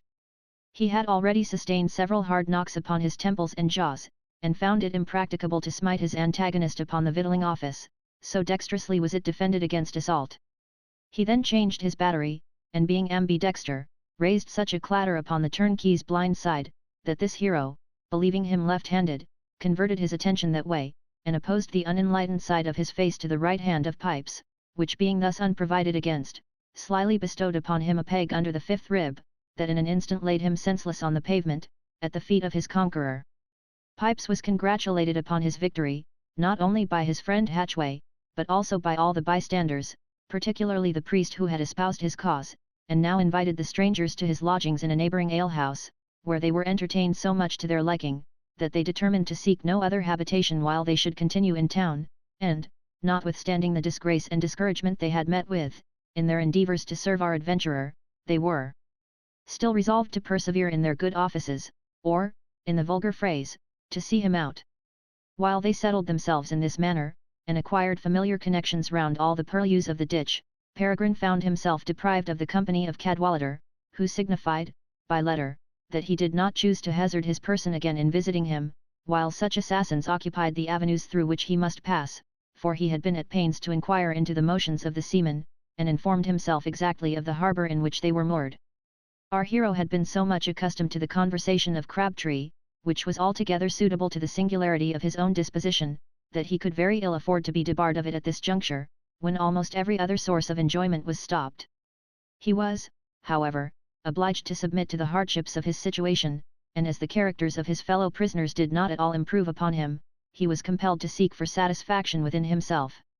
Not but that he had an opportunity of conversing with some people who neither wanted sense, nor were deficient in point of principle, yet there appeared in the behaviour of them all, without exception, a certain want of decorum, a squalor of sentiment, a sort of jailish cast contracted in the course of confinement, which disgusted the delicacy of our hero's observation. He, therefore, detached himself from their parties as much as he could, without giving offence to those among whom he was obliged to live, and resumed his labours with incredible eagerness and perseverance, his spirits being supported by the success of some severe philippics, which he occasionally published against the author of his misfortune. Nor was his humanity unemployed in the vacations of his revenge. A man must be void of all sympathy and compassion, who can reside among so many miserable objects, without feeling an inclination to relieve their distress. Every day almost presented to his view such lamentable scenes as were most likely to attract his notice, and engage his benevolence. Reverses of fortune, attended with the most deplorable circumstances of domestic woe, were continually intruding upon his acquaintance. His ears were invaded with the cries of the hapless wife, who, from the enjoyment of affluence and pleasure, was forced to follow her husband to this abode of wretchedness and want. His eyes were every minute assailed with the naked and meagre appearances of hunger and cold, and his fancy teemed with 1,000 aggravations of their misery. Thus situated, his purse was never shut while his heart remained open. Without reflecting upon the slenderness of his store, he exercised his charity to all the children of distress, and acquired a popularity, which, though pleasing, was far from being profitable. In short, his bounty kept no pace with his circumstances, and in a little time he was utterly exhausted. He had recourse to his bookseller, from whom, with great difficulty, he obtained a small reinforcement, and immediately relapsed into the same want of retention. He was conscious of his infirmity, and found it incurable. He foresaw that by his own industry he should never be able to defray the expense of these occasions, and this reflection sunk deep into his mind. The approbation of the public, which he had earned or might acquire like a cordial often repeated, began to lose its effect upon his imagination. His health suffered by his sedentary life and austere application, his eyesight failed, his appetite forsook him, his spirits decayed, so that he became melancholy, listless, and altogether incapable of prosecuting the only means he had left for his subsistence, and, what did not at all contribute to the alleviation of these particulars, he was given to understand by his lawyer, that he had lost his cause, and was condemned in costs. Even this was not the most mortifying piece of intelligence he received. He at the same time learned that his bookseller was bankrupt, and his friend Crabtree at the point of death. These were comfortable considerations to a youth of Peregrine's disposition, which was so capricious, that the more his misery increased, the more haughty and inflexible he became. Rather than be beholden to Hatchway, who still hovered about the gate, eager for an opportunity to assist him, he chose to undergo the want of almost every convenience of life, and actually pledged his wearing apparel to an Irish pawnbroker in the Fleet, for money to purchase those things, without which he must have absolutely perished. He was gradually irritated by his misfortunes into a rancorous resentment against mankind in general, and his heart so alienated from the enjoyments of life, that he did not care how soon he quitted his miserable existence. Though he had shocking examples of the vicissitudes of fortune continually before his eyes, he could never be reconciled to the idea of living like his fellow sufferers, in the most abject degree of dependence. If he refused to accept of favours from his own allies and intimate friends, whom he had formerly obliged, it is not to be supposed that he would listen to proposals of that kind from any of his fellow prisoners, with whom he had contracted acquaintance. He was even more cautious than ever of incurring obligations. He now shunned his former messmates, in order to avoid disagreeable tenders of friendship. Imagining that he perceived an inclination in the clergyman to learn the state of his finances, he discouraged and declined the explanation, and at length secluded himself from all society. Chapter 101. He receives an unexpected visit, and the clouds of misfortune begin to separate. While he pined in this forlorn condition, with an equal abhorrence of the world and himself, Captain Gauntlet arrived in town in order to employ his interest for promotion in the army, and in consequence of his wife's particular desire, made it his business to inquire for Peregrine, to whom he longed to be reconciled, even though at the expense of a slight submission. But he could hear no tidings of him, at the place to which he was directed, and, on the supposition that our hero had gone to reside in the country, applied himself to his own business, with intention to renew his inquiries, after that affair should be transacted. He communicated his demands to his supposed patron, who had assumed the merit of making him a captain, and been gratified with a valuable present on that consideration, and was cajoled with hopes of succeeding in his present aim by the same interest. Meanwhile, he became acquainted with one of the clerks belonging to the War Office, whose advice and assistance, he was told, would be a furtherance to his scheme. As he had occasion to discourse with this gentleman upon the circumstances of his expectation, he learned that the nobleman, upon whom he depended, was a person of no consequence in the state, and altogether incapable of assisting him in his advancement. At the same time, his counsellor expressed his surprise that Captain Gauntlet did not rather interest in his cause the noble peer to whose good offices he owed his last commission. This remark introduced an explanation, by which Godfrey discovered, to his infinite astonishment, the mistake in which he had continued so long with regard to his patron, though he could not divine the motive which induced a nobleman, with whom he had no acquaintance or connection, to interpose his influence in his behalf. Whatsoever that might be, he thought it was his duty to make his acknowledgment, and for that purpose went next morning to his house, where he was politely received, and given to understand that Mr. Pickle was the person to whose friendship he was indebted for his last promotion. Inexpressible were the transports of gratitude, affection, and remorse that took possession of the soul of Gauntlet, when this mystery was unfolded. "Good heaven!" cried he, lifting up his hands, "have I lived so long in a state of animosity with my benefactor? I intended to have reconciled myself at any rate before I was sensible of this obligation, but now I shall not enjoy a moment's quiet until I have an opportunity of expressing to him my sense of his heroic friendship. I presume, from the nature of the favour conferred upon him in my behalf, that Mr. Pickle is well known to your lordship, and I should think myself extremely happy if you could inform me in what part of the country he is to be found, for the person with whom he lodged some time ago could give me no intelligence of his motions." The nobleman, touched with this instance of generous self-denial in Peregrine, as well as with the sensibility of his friend, lamented the unhappiness of our hero, while he gave Gauntlet to understand that he had been long disordered in his intellects, in consequence of having squandered away his fortune, and that his creditors had thrown him into the Fleet prison, but whether he still continued in that confinement, or was released from his misfortunes by death, his lordship did not know, because he had never inquired. Godfrey no sooner received this intimation, than, his blood boiling with grief and impatience, he craved pardon for his abrupt departure, then quitting his informer on the instant, re-embarked in his hackney coach, and ordered himself to be conveyed directly to the Fleet.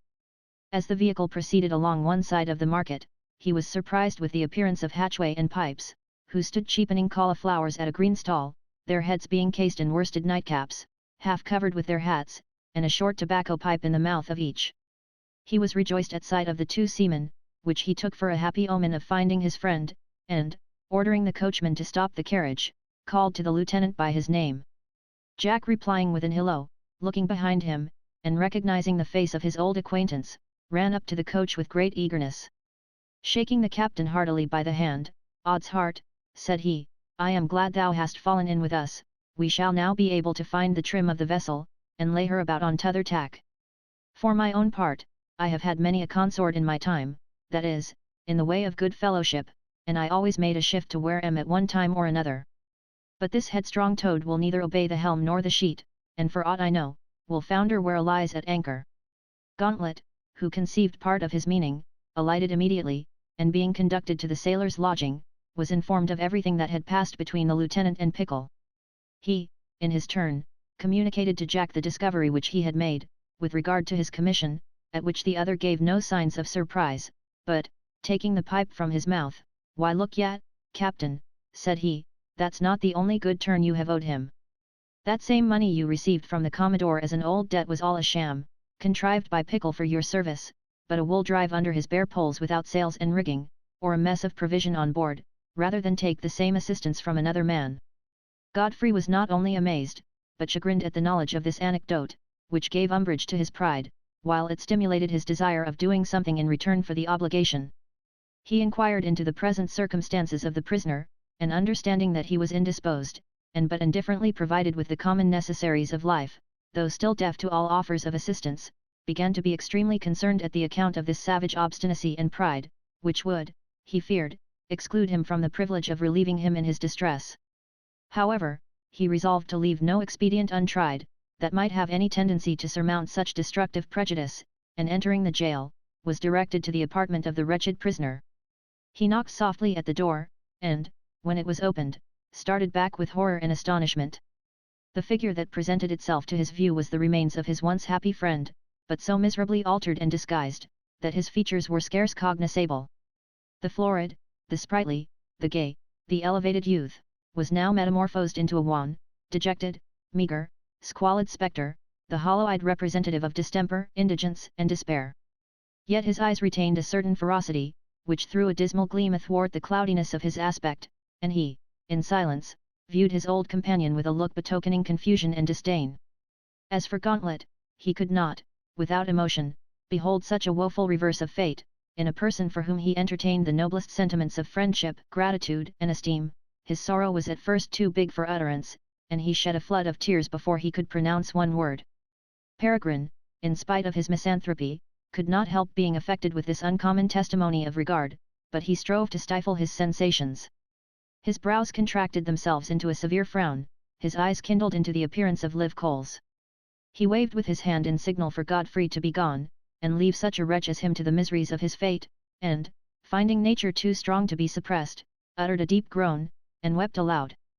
The soldier, seeing him thus melted, unable to restrain the strong impulse of his affection, sprung towards, and clasping him in his arms, "My dearest friend, and best benefactor," said he, "I am come hither to humble myself for the offence I was so unhappy as to give at our last parting, to beg a reconciliation, to thank you for the case and affluence I have enjoyed through your means, and to rescue you, in spite of yourself, from this melancholy situation, of which, but an hour ago, I was utterly ignorant." Do not deny me the satisfaction of acquitting myself in point of duty and obligation. You must certainly have had some regard for a person in whose favour you have exerted yourself so much, and if any part of that esteem remains, you will not refuse him an opportunity of approving himself in some measure worthy of it. Let me not suffer the most mortifying of all repulses, that of slighted friendship, but kindly sacrifice your resentment and inflexibility to the request of one who is at all times ready to sacrifice his life for your honour and advantage. If you will not yield to my entreaties, have some regard to the wishes of my Sophie, who laid me under the strongest injunctions to solicit your forgiveness, even before she knew how much I was indebted to your generosity, or, if that consideration should be of no weight, I hope you will relax a little for the sake of poor Amelia, whose resentment hath been long subdued by her affection, and who now droops in secret at your neglect. Every word of this address, delivered in the most pathetic manner, made an impression upon the mind of Peregrine. He was affected with the submission of his friend, who, in reality, had given him no just cause to complain. He knew that no ordinary motive had swayed him to a condescension so extraordinary in a man of his punctilious temper. He considered it, therefore, as the genuine effect of eager gratitude and disinterested love, and his heart began to relent accordingly. When he heard himself conjured in the name of the gentle Sophie, his obstinacy was quite overcome, and when Amelia was recalled to his remembrance, his whole frame underwent a violent agitation. He took his friend by the hand, with a softened look, and, as soon as he recovered the faculty of speech, which had been overpowered in the conflict of passions that transported him, protested, that he retained no vestige of animosity, but considered him in the light of an affectionate comrade, the ties of whose friendship adversity could not unbind. He mentioned Sophie in the most respectful terms, spoke of Amelia with the most reverential awe, as the object of his inviolable love and veneration, but disclaimed all hope of ever more attracting her regard, and excused himself from profiting by Godfrey's kind intention, declaring, with a resolute air, that he had broken off all connection with mankind, and that he impatiently longed for the hour of his dissolution, which, if it should not soon arrive by the course of nature, he was resolved to hasten with his own hands, rather than be exposed to the contempt, and more intolerable pity, of a rascally world. Gauntlet argued against this frantic determination with all the vehemence of expostulating friendship, but his remonstrances did not produce the desired effect upon our desperate hero, who calmly refuted all his arguments, and asserted the rectitude of his design from the pretended maxims of reason and true philosophy. While this dispute was carried on with eagerness on one side, and deliberation on the other, a letter was brought to Peregrine, who threw it carelessly aside unopened, though the superscription was in a handwriting to which he was a stranger, and, in all probability, the contents would never have been perused, had not Gauntlet insisted upon his waiving all ceremony, and reading it forthwith. Thus solicited, Pickle unsealed the billet, which, to his no small surprise, contained the following intimation. Sir, this comes to inform you, that, after many dangers and disappointments, I am, by the blessing of God, safely arrived in the Downs, on board of the Gomrun Indiaman. Having made a tolerable voyage, by which I hope I shall be enabled to repay, with interest, the £700, which I borrowed of you before my departure from England. I take this opportunity of writing by our purser, who goes express with dispatches for the company, that you may have this satisfactory notice as soon as possible, relating to one whom I suppose you have long given over as lost. I have enclosed it in a letter to my broker, who, I hope, knows your address, and will forward it accordingly. And I am, with respect, Sir, your most humble servant, Benjamin Chintz. He had no sooner taken a cursory view of this agreeable epistle, than his countenance cleared up, and, reaching it to his friend, with a smile, there, said he, is a more convincing argument, on your side of the question, than all the casuists in the universe can advance. Gauntlet, wondering at this observation, took the paper, and, casting his eyes greedily upon the contents, congratulated him upon the receipt of it, with extravagant demonstrations of joy. Not on account of the sum, said he, which, upon my honour, I would with pleasure pay 3 times over for your convenience and satisfaction, but because it seems to have reconciled you to life, and disposed your mind for enjoying the comforts of society. The instantaneous effect which this unexpected smile of fortune produced in the appearance of our adventurer is altogether inconceivable. It plumped up his cheeks in a moment, unbended and enlightened every feature of his face, elevated his head, which had begun to sink as it were, between his shoulders, and from a squeaking dispirited tone, swelled up his voice to a clear manly accent. Godfrey, taking advantage of this favourable change, began to regale him with prospects of future success. He reminded him of his youth and qualifications, which were certainly designed for better days than those he had as yet seen. He pointed out various paths by which he might arrive at wealth and reputation. He importuned him to accept of a sum for his immediate occasions, and earnestly begged that he would allow him to discharge the debt for which he was confined, observing, that Sophie's fortune had enabled him to exhibit that proof of his gratitude, without any detriment to his affairs, and protesting that he should not believe himself in possession of Mr. Pickle's esteem, unless he was permitted to make some such return of goodwill to the man, who had not only raised him from indigence and scorn to competence and reputable rank, but also empowered him to obtain the possession of an excellent woman, who had filled up the measure of his felicity.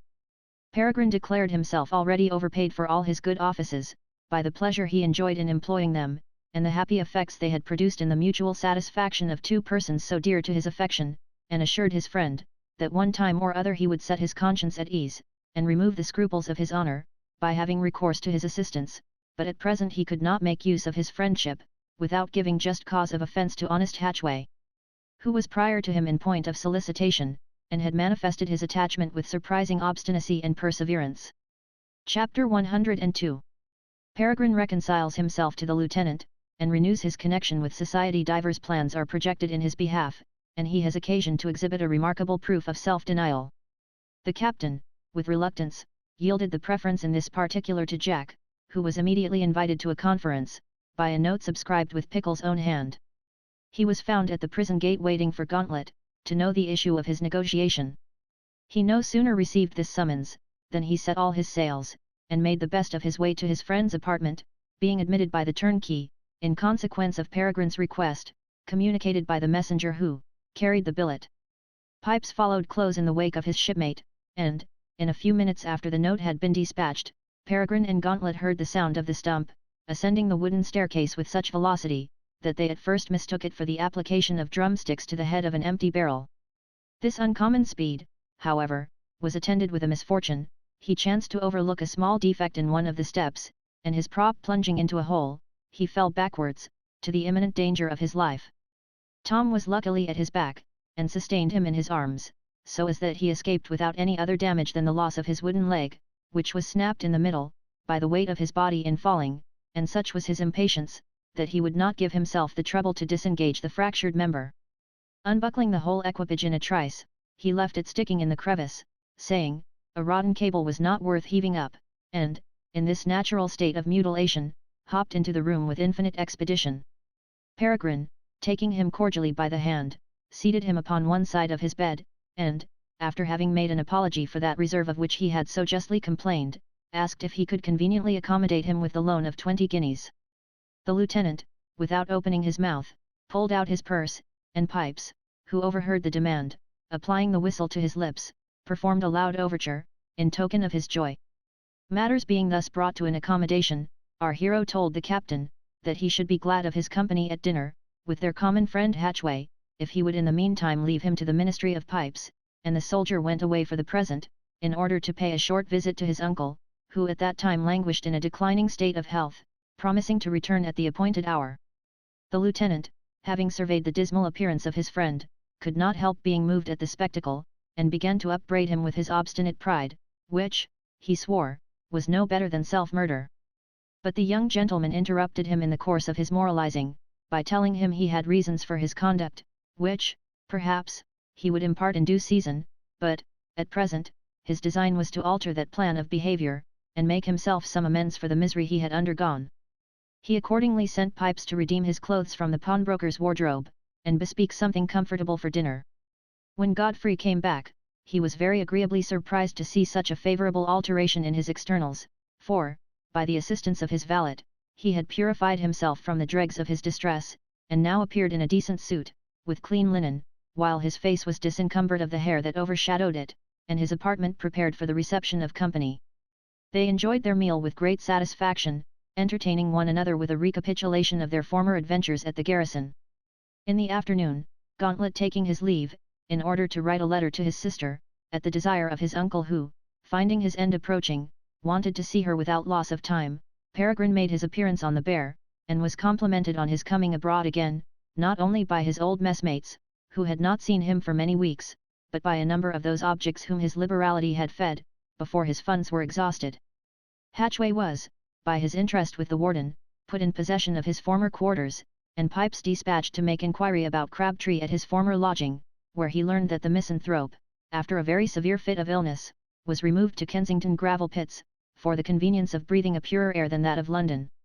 In consequence of this information, Peregrine, who knew the narrowness of the old gentleman's fortune, next day desired his friend Gauntlet to take the trouble of visiting him, in his name, with a letter, in which he expressed great concern for his indisposition, gave him notice of the fortunate intelligence he had received from the Downs, and conjured him to make use of his purse, if he was in the least hampered in his circumstances.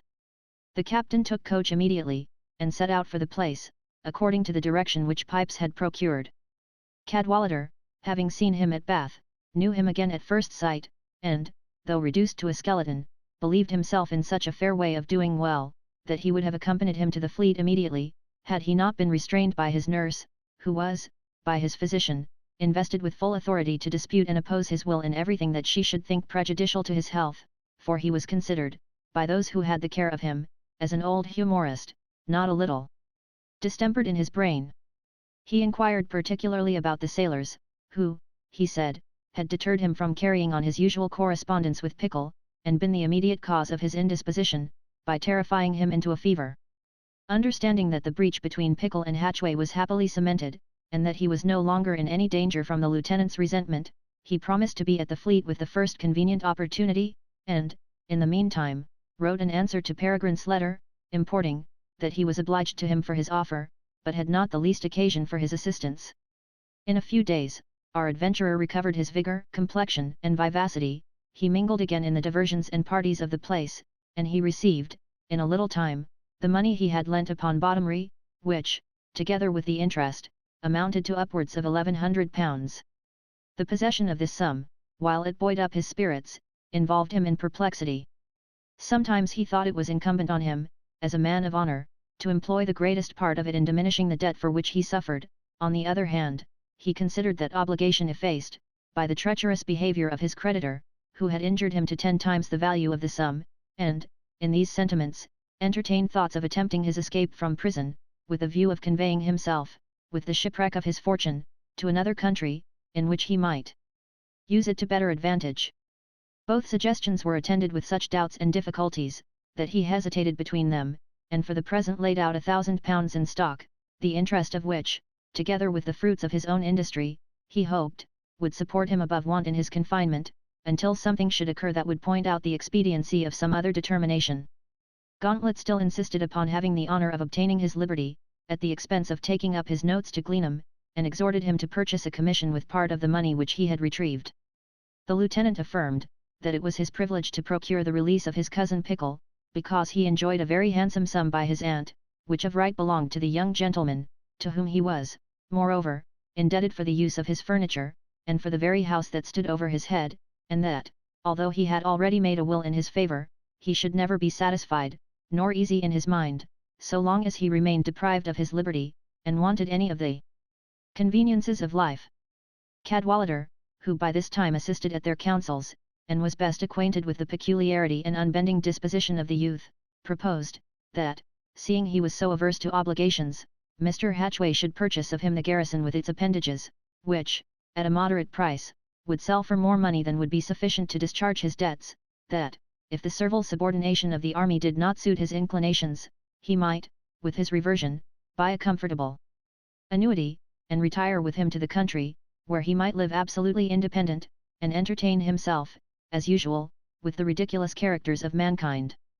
This plan was to Pickle less disagreeable than any other project which as yet had been suggested, and the lieutenant declared himself ready to execute his part of it without delay, but the soldier was mortified at the thoughts of seeing his assistance unnecessary, and eagerly objected to the retirement, as a scheme that would blast the fairest promises of fame and fortune, and bury his youth and talents in solitude and obscurity.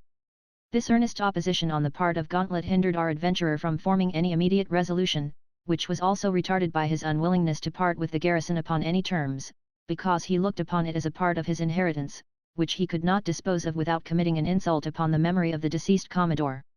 Chapter 103. He is engaged in a very extraordinary correspondence, which is interrupted by a very unexpected event. While this affair was in agitation, the captain told him in the course of conversation, that Amelia was arrived in town, and had inquired about Mr. Pickle with such an eagerness of concern, as seemed to proclaim that she was in some measure informed of his misfortune. He therefore desired to know if he might be allowed to make her acquainted with his situation, provided he should be again importuned by her on that subject, which he had at first industriously waived. This proof, or rather presumption, of her sympathizing regard, did not fail to operate powerfully upon the bosom of Peregrine, which was immediately filled with those tumults which love, ill-stifled, frequently excites. He observed, that his disgrace was such as could not be effectually concealed, therefore he saw no reason for depriving himself of Amelia's compassion, since he was forever excluded from her affection, and desired Godfrey to present to his sister the lowly respects of a despairing lover. But, notwithstanding his declaration of despondence on this head, his imagination involuntarily teemed with more agreeable ideas. The proposal of Crabtree had taken root in his reflection, and he could not help forming plans of pastoral felicity in the arms of the lovely Amelia, remote from those pompous scenes which he now detested and despised. He amused his fancy with the prospect of being able to support her in a state of independency, by means of the slender annuity which it was in his power to purchase, together with the fruits of those endeavours which would profitably employ his vacant hours, and foresaw provision for his growing family in the friendship of the lieutenant, who had already constituted him his heir.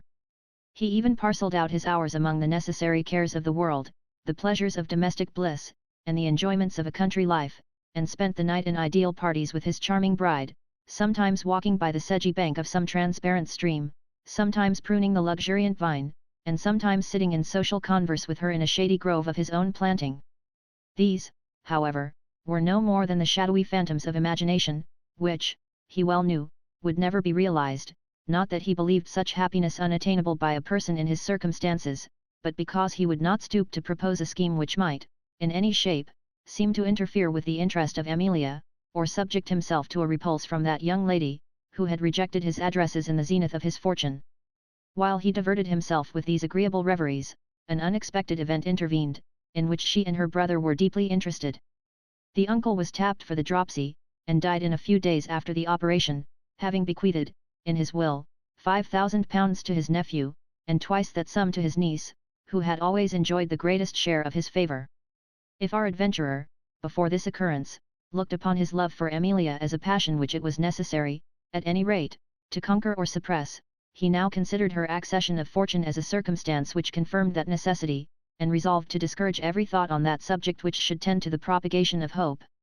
One day, in the midst of a conversation calculated for the purpose, Godfrey put into his hand a letter directed to Mr. Pickle, in the handwriting of Amelia, which the youth no sooner recognized, than his cheeks were covered with a crimson dye, and he began to tremble with violent agitation, for he at once guessed the import of the billet, which he kissed with great reverence and devotion, and was not at all surprised when he read the following words. Sir, I have performed a sufficient sacrifice to my reputation, in retaining hitherto the appearance of that resentment which I had long ago dismissed, and as the late favourable change in my situation empowers me to avow my genuine sentiments, without fear of censure, or suspicion of mercenary design, I take this opportunity to assure you, that, if I still maintain that place in your heart which I was vain enough to think I once possessed, I am willing to make the first advances to an accommodation, and have actually furnished my brother with full powers to conclude it in the name of your appeased Amelia.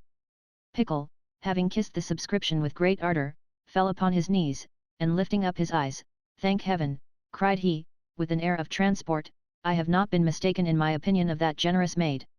I believed her inspired with the most dignified and heroic sentiments, and now she gives me a convincing proof of her magnanimity. It is now my business to approve myself worthy of her regard. May heaven inflict upon me the keenest arrows of its vengeance, if I do not, at this instant, contemplate the character of Amelia with the most perfect love and adoration, yet, amiable and enchanting as she is, I am, more than ever, determined to sacrifice the interest of my passion to my glory, though my life should fail in the contest, and even to refuse an offer, which, otherwise, the whole universe should not bribe me to forego.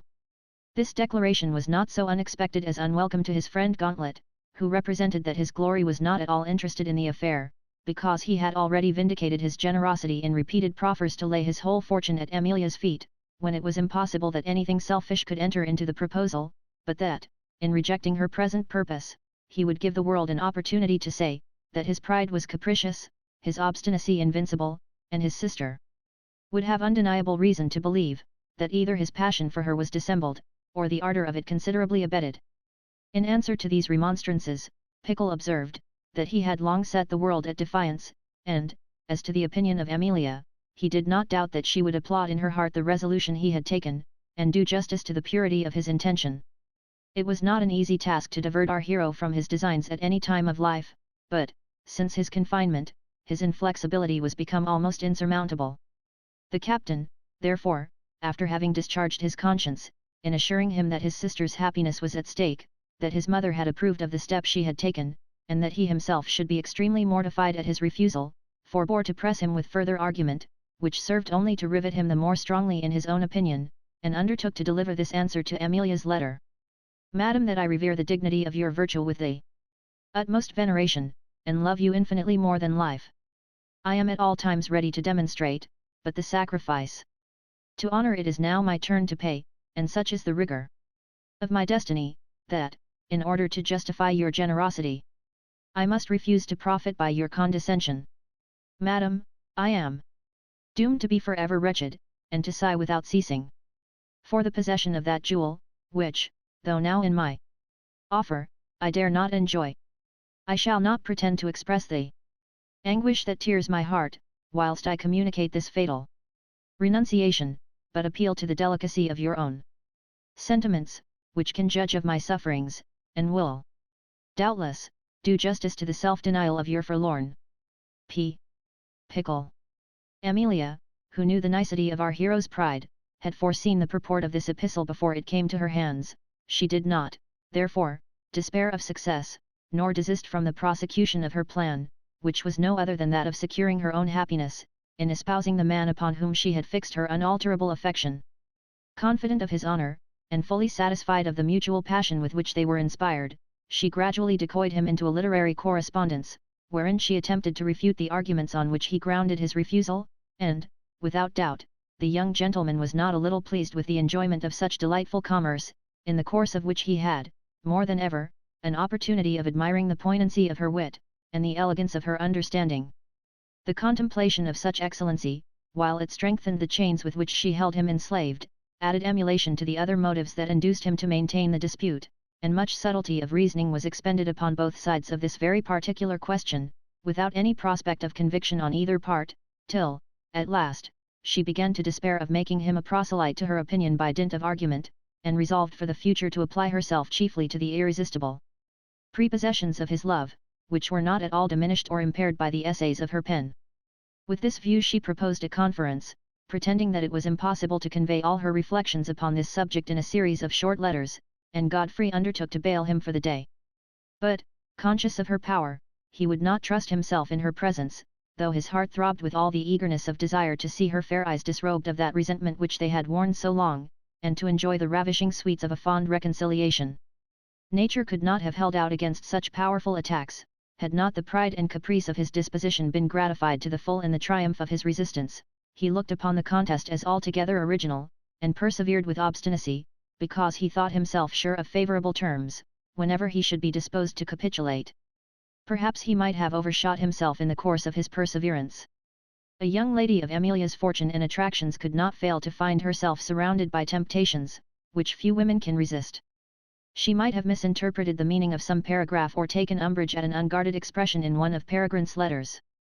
She might have been tired out by his obstinate peculiarity, or, at the long run, construed it into madness, slight, or indifference, or, rather than waste her prime in fruitless endeavours to subdue the pride of a headstrong humorist, she might have listened to the voice of some admirer, fraught with qualifications sufficient to engage her esteem and affection. But all these possibilities were providentially prevented by an accident attended with more important consequences than any we have hitherto recounted.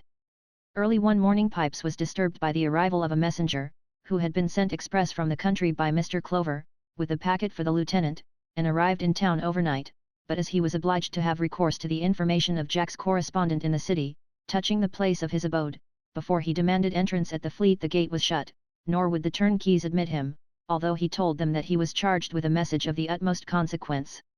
So that he was fain to tarry till daybreak, when he, at his earnest solicitation, was allowed to enter.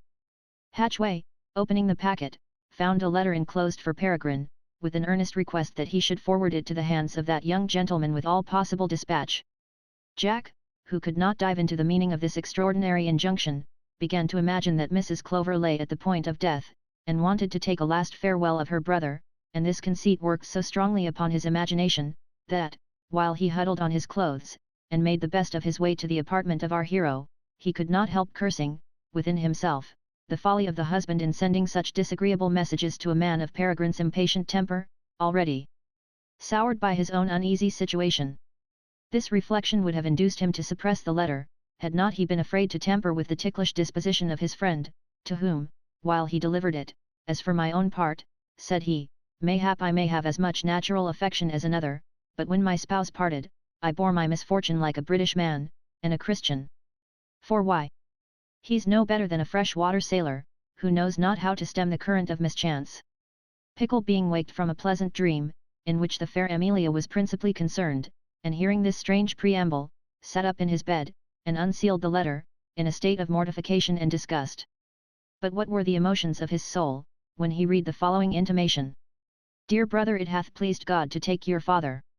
suddenly off by a fit of apoplexy, and as he has died intestate, I give you this notice, that you may, with all speed, come down and take possession of your right, in despite of Master Gam and his mother, who, you may be sure, do not sit easy under this unexpected dispensation of Providence. I have, by virtue of being a justice of the peace, taken such precautions as I thought necessary for your advantage, and the funeral shall be deferred until your pleasure be known. Your sister, though sincerely afflicted by her father's fate, submits to the will of Heaven with laudable resignation, and begs you will set out for this place without delay, in which request she is joined by, Sir, your affectionate brother, and humble servant, Charles Clover." Peregrine at first looked upon this epistle as a mere illusion of the brain, and a continuation of the reverie in which he had been engaged. He read it 10 times over, without being persuaded that he was actually awake. He rubbed his eyes, and shook his head, in order to shake off the drowsy vapours that surrounded him. He hemmed thrice with great vociferation, snapped his fingers, tweaked his nose, started up from his bed, and, opening the casement, took a survey of the well-known objects that appeared on each side of his habitation. Everything seemed congruous and connected, and he said within himself, "Sure, this is the most distinct dream that ever sleep produced." Then he had recourse again to the paper, which he carefully perused, without finding any variation from his first notion of the contents. Hatchway, seeing all his extravagances of action, accompanied with a wild stare of distraction, began to believe that his head was at length fairly turned, and was really meditating means for securing his person, when Pickle, in a tone of surprise, exclaimed, "Good God, am I or am I not awake?" "Why, look yet, cousin Pickle," replied the lieutenant, "that is a question which the deep-sea line of my understanding is not long enough to sound, but howsoever, though if I can't trust to the observation I have taken, it shall go hard but I will fall upon a way to guess whereabouts we are." So saying, he lifted up a pitcher full of cold water, that stood behind the outward door, and discharged it in the face of Peregrine without ceremony or hesitation. This remedy produced the desired effect. Unpalatable as it was, the young gentleman no sooner recovered his breath, which was endangered by such a sudden application, than he thanked his friend Jack for the seasonable operation he had performed.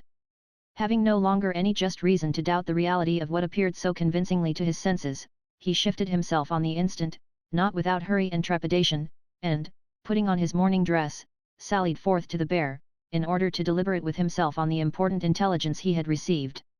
Hatchway, not yet fully convinced of his sanity, and curious to know the purport of the letter, which had affected him in such an extraordinary manner, carefully attended his footsteps in this excursion, in hope of being favoured with his confidence, in the course of their perambulation. Our hero no sooner appeared at the street door, than he was saluted by the messenger, who having posted himself in the way for that purpose, "God bless your noble honour, Squire Pickle," cried he, "and give you joy of succeeding to your father's estate." These words had scarce proceeded from his mouth, when the lieutenant, hopping eagerly towards the countryman, squeezed his hand with great affection, and asked if the old gentleman had actually taken his departure. "Aye, Master Hatchway," replied the other, in such a woundy haste, that he forgot to make a will. "Body of me, exclaimed the seaman, "these are the best tidings I have ever heard since I first went to sea. Here, my lad, take my purse, and stow thyself chuck full of the best liquor in the land." So saying, he tipped the peasant with 10 pieces, and immediately the whole place echoed the sound of Tom's instrument. Peregrine, repairing to the walk, communicated the billet to his honest friend, who at his desire went forthwith to the lodgings of Captain Gauntlet, and returned in less than an hour with that gentleman, who, I need not say, was heartily rejoiced at the occasion. Chapter 104. Peregrine holds a consultation with his friends, in consequence of which he bids adieu to the fleet. He arrives at his father's house, and asserts his right of inheritance. Nor did our hero keep the misanthrope in ignorance of this happy turn of fortune. Pipes was dispatched to the senior, with a message requesting his immediate presence, and he accordingly appeared, in obedience to the summons, growling with discontent for having been deprived of several hours of his natural rest. His mouth was immediately stopped with the letter, at which he smiled horribly a ghastly grin, and, after a compliment of gratulation, they entered into close divan, about the measures to be taken in consequence of this event. There was no room for much debate. It was unanimously agreed that Pickle should set out with all possible dispatch for the garrison, to which Gauntlet and Hatchway resolved to attend him.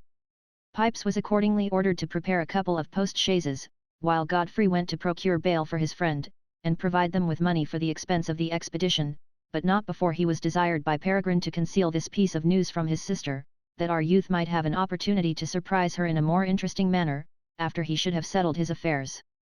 All these previous steps being taken, in less than an hour our hero took his leave of the fleet, after he had left 20 guineas with the warden for the relief of the poor prisoners, a great number of whom conveyed him to the gate, pouring forth prayers for his long life and prosperity, and he took the road to the garrison, in the most elevated transports of joy, unalloyed with the least mixture of grief at the death of a parent whose paternal tenderness he had never known. His breast was absolutely a stranger to that boasted storm, or instinct of affection, by which the charities are supposed to subsist. Of all the journeys he had ever made, this, sure, was the most delightful. He felt all the ecstasy that must naturally be produced in a young man of his imagination, from such a sudden transition in point of circumstance. He found himself delivered from confinement and disgrace, without being obliged to any person upon earth for his deliverance. He had it now in his power to retort the contempt of the world in a manner suited to his most sanguine wish. He was reconciled to his friend, and enabled to gratify his love, even upon his own terms, and saw himself in possession of a fortune more ample than his first inheritance, with a stock of experience that would steer him clear of all those quicksands among which he had been formerly wrecked. In the middle of their journey, while they halted at an inn for a short refreshment and change of horses, a postilion running up to Peregrine in the yard, fell at his feet, clasped his knees with great eagerness and agitation, and presented to him the individual face of his old valet de chambre. The youth, perceiving him in such an abject garb and attitude, commanded him to rise and tell the cause of such a miserable reverse in his fortune. Upon which Hadji gave him to understand, that he had been ruined by his wife, who, having robbed him of all his cash and valuable effects, had eloped from his house with one of his own customers, who appeared in the character of a French count, but was in reality no other than an Italian fiddler, that, in consequence of this retreat, he, the husband, was disabled from paying a considerable sum which he had set apart for his wine merchant, who, being disappointed in his expectation, took out an execution against his effects, and the rest of his creditors following his example, hunted him out of house and home. So that, finding his person in danger at London, he had been obliged to escape into the country, skulking about from one village to another, till, being quite destitute of all support, he had undertaken his present office, to save himself from starving. Peregrine listened with compassion to his lamentable tale, which too well accounted for his not appearing in the fleet, with offers of service to his master in distress, a circumstance that Pickle had all along imputed to his avarice and ingratitude. He assured him, that, as he had been the means of throwing in his way the temptation to which he fell a sacrifice, he would charge himself with the retrieval of his affairs. In the meantime, he made him taste of his bounty, and desired him to continue in his present employment until he should return from the garrison, when he would consider his situation, and do something for his immediate relief. Hadji attempted to kiss his shoe, and wept, or affected to weep, with sensibility at this gracious reception. He even made a merit of his unwillingness to exercise his new occupation, and earnestly begged that he might be allowed to give immediate attendance upon his dear master, from whom he could not bear the thoughts of a second parting. His entreaties were reinforced by the intercession of his two friends, in consequence of which the Swiss was permitted to follow them at his own leisure, while they set forward after a slight repast, and reached the place of their destination before 10 o'clock at night. Peregrine, instead of alighting at the garrison, rode straightway to his father's house, and no person appearing to receive him, not even a servant to take care of his chaise, he dismounted without assistance. Being followed by his two friends, he advanced into the hall, where perceiving a bell rope, he made immediate application to it in such a manner as brought a couple of footmen into his presence. After having reprimanded them, with a stern look, for their neglect in point of attendance, he commanded them to show him into an apartment, and as they seemed unwilling to yield obedience to his orders, asked if they did not belong to the family. One of them, who took upon himself the office of spokesman, replied with a sullen air, that they had been in the service of old Mr. Pickle, and now that he was dead, thought themselves bound to obey nobody but their lady, and her son Mr. Gamaliel. This declaration had scarce proceeded from his mouth, when our hero gave them to understand, that since they were not disposed to own any other master, they must change their quarters immediately. He ordered them to decamp without further preparation, and, as they still continued restive, they were kicked out of doors by the captain and his friend Hatchway. Squire Gam, who overheard everything that passed, and was now more than ever inflamed with that rancour which he had sucked with his mother's milk, flew to the assistance of his adherents, with a pistol in each hand, bellowing "Thieves! Thieves!" with great vociferation, as if he had mistaken the business of the strangers, and actually believed himself in danger of being robbed. Under this pretence he discharged a piece at his brother, who luckily escaped the shot, closed with him in a moment, and, wresting the other pistol from his grip, turned him out into the courtyard, to the consolation of his two dependents. By this time Pipes and the two postilions had taken possession of the stables, without being opposed by the coachman and his deputy, who quietly submitted to the authority of their new sovereign. But the noise of the pistol had alarmed Mrs. Pickle, who, running downstairs, with the most frantic appearance, attended by two maids and the curate, who still maintained his place of chaplain and ghostly director in the family, would have assaulted our hero with her nails, had not she been restrained by her attendants. Though they prevented her from using her hands, they could not hinder her from exercising her tongue, which she wagged against him with all the virulence of malice. She asked, if he were come to butcher his brother, to insult his father's corpse, and triumph in her affliction? She bestowed upon him the epithets of spendthrift, jailbird, and unnatural ruffian. She begged pardon of God for having brought such a monster into the world, accused him of having brought his father's grey hairs with sorrow to the grave, and affirmed, that were he to touch the body, it would bleed at his approach. Without pretending to refute the articles of this ridiculous charge, he allowed her to ring out her alarm, and then calmly replied, that if she did not quietly retire to her chamber, and behave as became a person in her present situation, he should insist upon her removing to another lodging without delay, for he was determined to be master in his own family.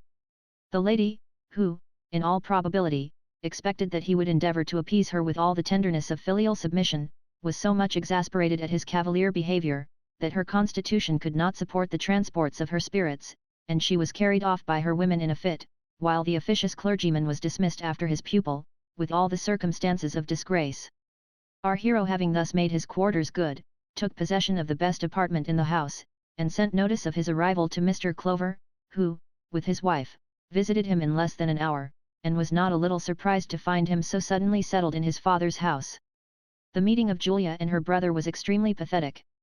She had always loved him with uncommon tenderness, and looked upon him as the ornament of her family, but she had heard of his extravagances with regret, and though she considered the stories that were circulated at his expense, as the malicious exaggerations of his mother and her darling son, her apprehension had been grievously alarmed by an account of his imprisonment and distress, which had been accidentally conveyed to that country by a gentleman from London, who had been formerly of his acquaintance. She could not, therefore, without the most tender emotions of joy, see him, as it were, restored to his rightful inheritance, and re-established in that station of life which she thought he could fill with dignity and importance. After their mutual expressions of affection, she retired to her mother's chamber, with a view to make a second offer of her service and attendance, which had been already rejected with scorn since her father's death, while Peregrine consulted his brother-in-law about the affairs of the family, so far as they had fallen within his cognizance and observation.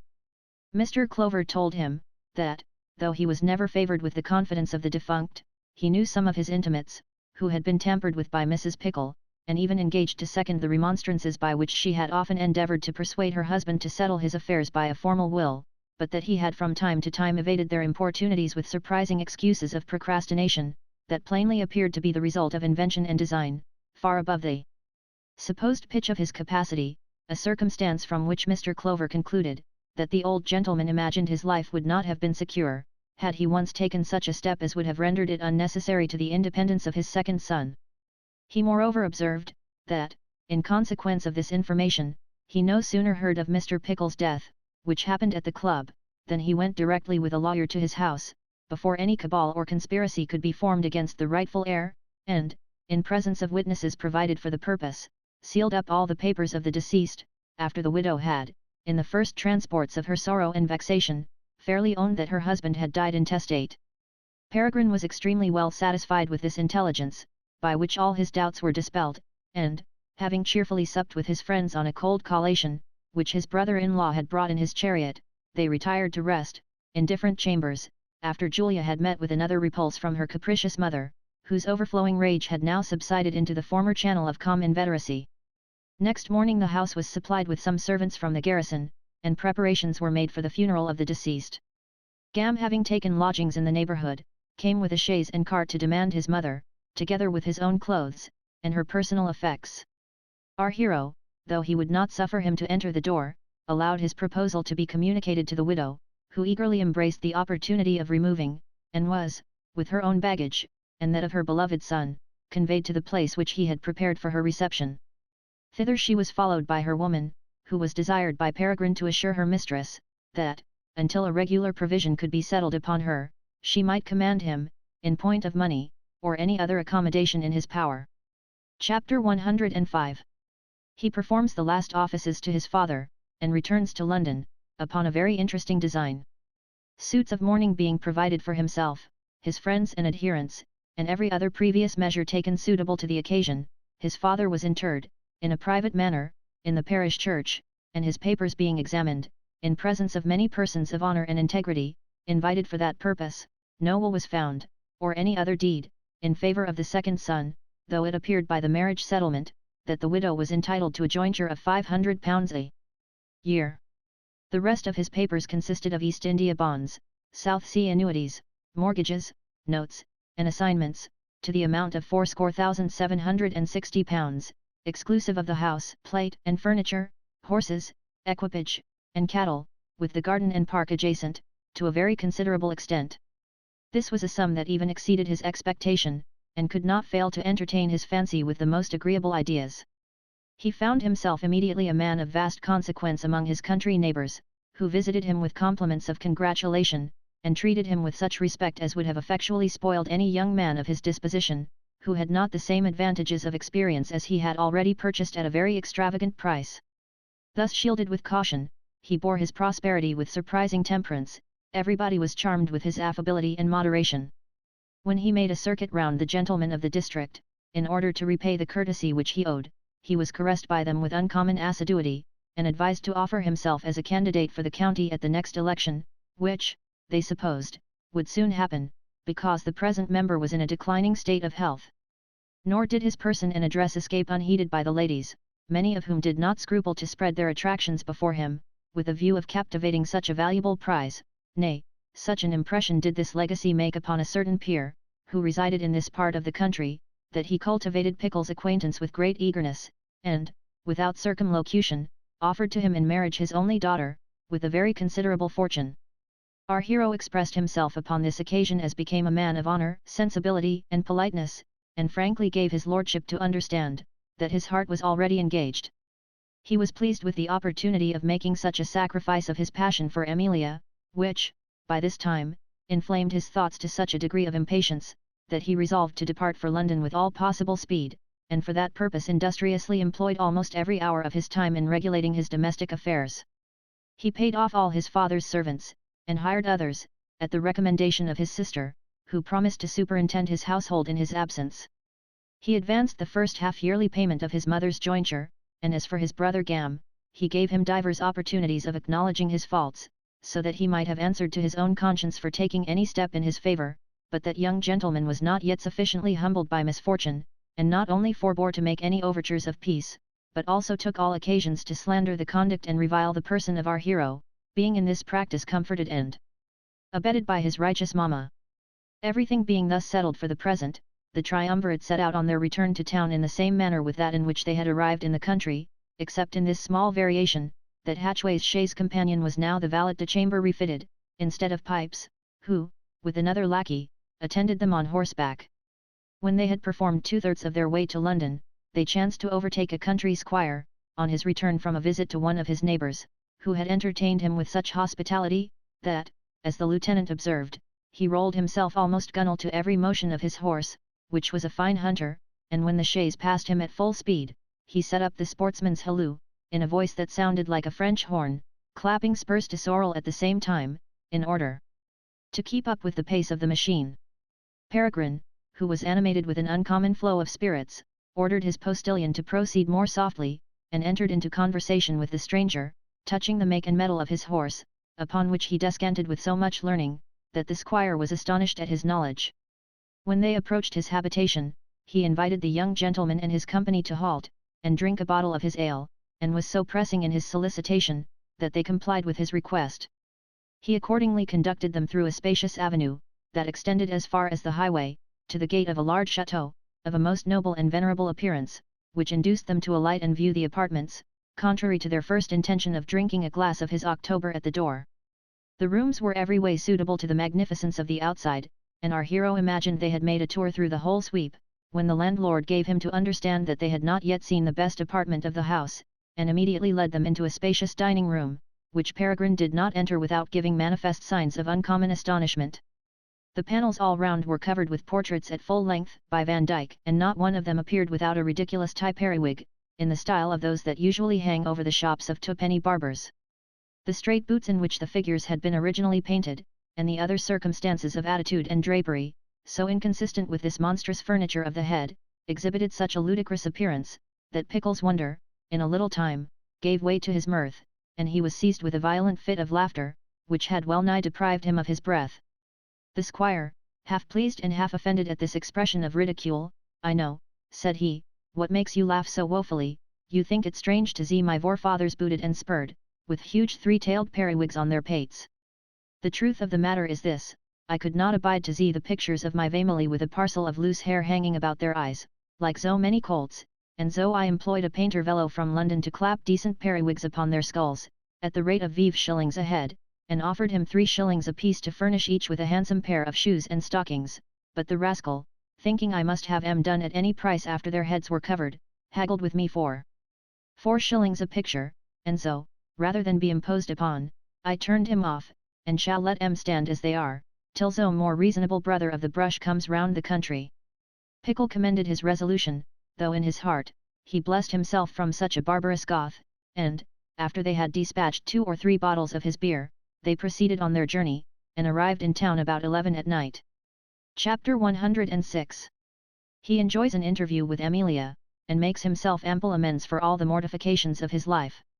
Godfrey, who had taken leave of his sister, on pretence of making a short excursion with Peregrine, whose health required the enjoyment of fresh air, after his long confinement, sent a message to her, that same night, announcing his arrival, and giving her notice that he would breakfast with her next morning, when he and our hero, who had dressed himself for the purpose, taking a hackney coach, repaired to her lodging, and were introduced into a parlour adjoining to that in which the tea-table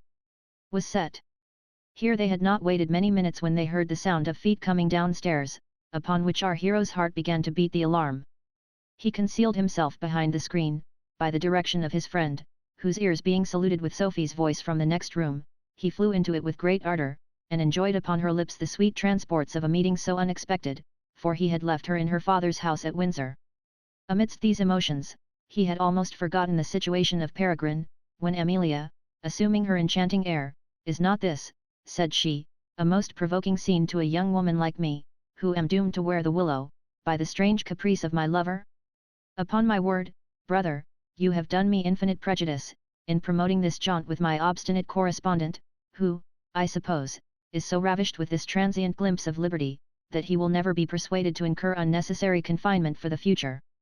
"My dear sister," replied the captain tauntingly, "your own pride set him the example, so you must e'en stand to the consequence of his imitation." "'Tis a hard case, however," answered the fair offender, "that I should suffer all my life, by one venial trespass. Hey ho! Who would imagine that a sprightly girl, such as I, with 10,000 pounds, should go a-begging. I have a good mind to marry the next person that asks me the question, in order to be revenged upon this unyielding humorist. Did the dear fellow discover no inclination to see me, in all the term of his releasement? Well, if ever I can catch the fugitive again, he shall sing in his cage for life. It is impossible to convey to the reader a just idea of Peregrine's transports, while he overheard this declaration, which was no sooner pronounced, than, unable to resist the impetuosity of his passion, he sprung from his lurking place, exclaiming, "Here I surrender," and rushing into her presence, was so dazzled with her beauty, that his speech failed. He was fixed like a statue to the floor, and all his faculties were absorbed in admiration. Indeed, she was now in the full bloom of her charms, and it was nearly impossible to look upon her without emotion. What then must have been the ecstasy of our youth, whose passion was wedded with all the incitements which could stimulate the human heart?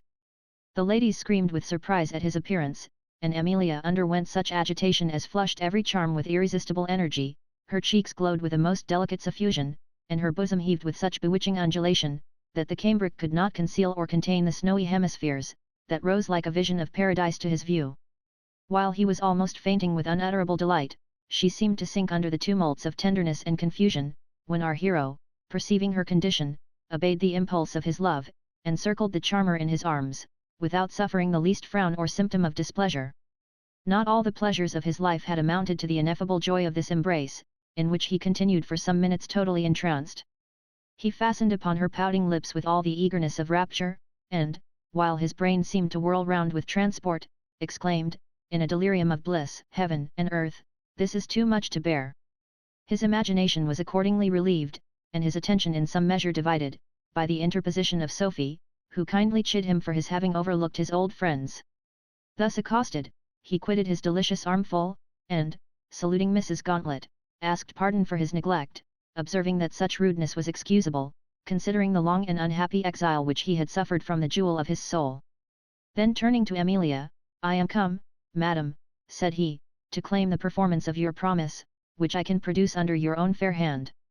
You may, therefore, lay aside all superfluous ceremony and shyness, and crown my happiness without further delay, for, upon my soul, my thoughts are wound up to the last pitch of expectation, and I shall certainly run distracted, if I am doomed to any term of probation." His mistress, having by this time recollected herself, replied, with a most exhilarating smile, "I ought to punish you for your obstinacy with the mortification of a 12-months' trial, but it is dangerous to tamper with an admirer of your disposition, and therefore, I think, I must make sure of you while it is in my power. You are willing then to take me for better, for worse, in presence of heaven and these witnesses," cried Peregrine, kneeling, and applying her hand to his lips. At this interrogation, her features softened into an amazing expression of condescending love, and, while she darted a side glance that thrilled to his marrow, and heaved a sigh more soft than Zephyr's balmy wing, her answer was, "Why, I in heaven grant me patience to bear the humours of such a yoke fellow." "And may the same powers," replied the youth, "grant me life and opportunity to manifest the immensity of my love. Meanwhile, I have 80,000 pounds, which shall be laid immediately in your lap." So saying, he sealed the contract upon her lips, and explained the mystery of his last words, which had begun to operate upon the wonder of the two sisters. Sophie was agreeably surprised with the account of his good fortune, nor was it, in all probability, unacceptable to the lovely Amelia, though, from this information, she took an opportunity to upbraid her admirer with the inflexibility of his pride, which, she scrupled not to say, would have baffled all the suggestions of his passion, had it not been gratified by this providential event. Matters being thus happily matured, the lover begged that immediate recourse might be had to the church, and his happiness ascertained before night. But the bride objected with great vehemence to such precipitation, being desirous of her mother's presence at the ceremony, and she was seconded in her opinion by her brother's wife. Peregrine, maddening with desire, assaulted her with the most earnest entreaties, representing, that, as her mother's consent was already obtained, there was surely no necessity for delay, that must infallibly make a dangerous impression upon his brain and constitution.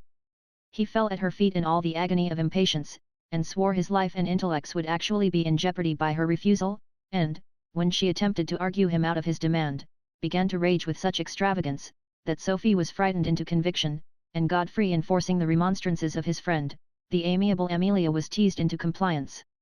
After breakfast the bridegroom and his companion set out for the commons for a licence, Having first agreed upon the house at which the ceremony should be performed, in the lodgings of the bride, and the permission being obtained, they found means to engage a clergyman, who undertook to attend them at their own time and place. Then a ring was purchased for the occasion, and they went in search of the lieutenant, with whom they dined at a tavern, and not only made him acquainted with the steps they had taken, but desired that he would stand godfather to the bride, an employment which Jack accepted with demonstrations of particular satisfaction, till chancing to look into the street, and seeing Cadwallader approach the door, in consequence of a message they had sent to him by pipes, he declined the office in favour of the senior, who was accordingly ordained for that purpose, on the supposition that such a mark of regard might facilitate his concurrence with a match, which otherwise he would certainly oppose, as he was a professed enemy to wedlock, and, as yet, ignorant of Peregrine's intention.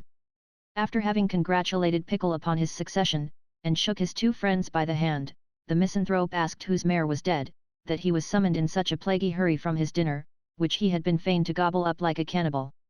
Our hero gave him to understand, that they had made an appointment to drink tea with two agreeable ladies, and were unwilling that he should lose the opportunity of enjoying an entertainment which he loved so much.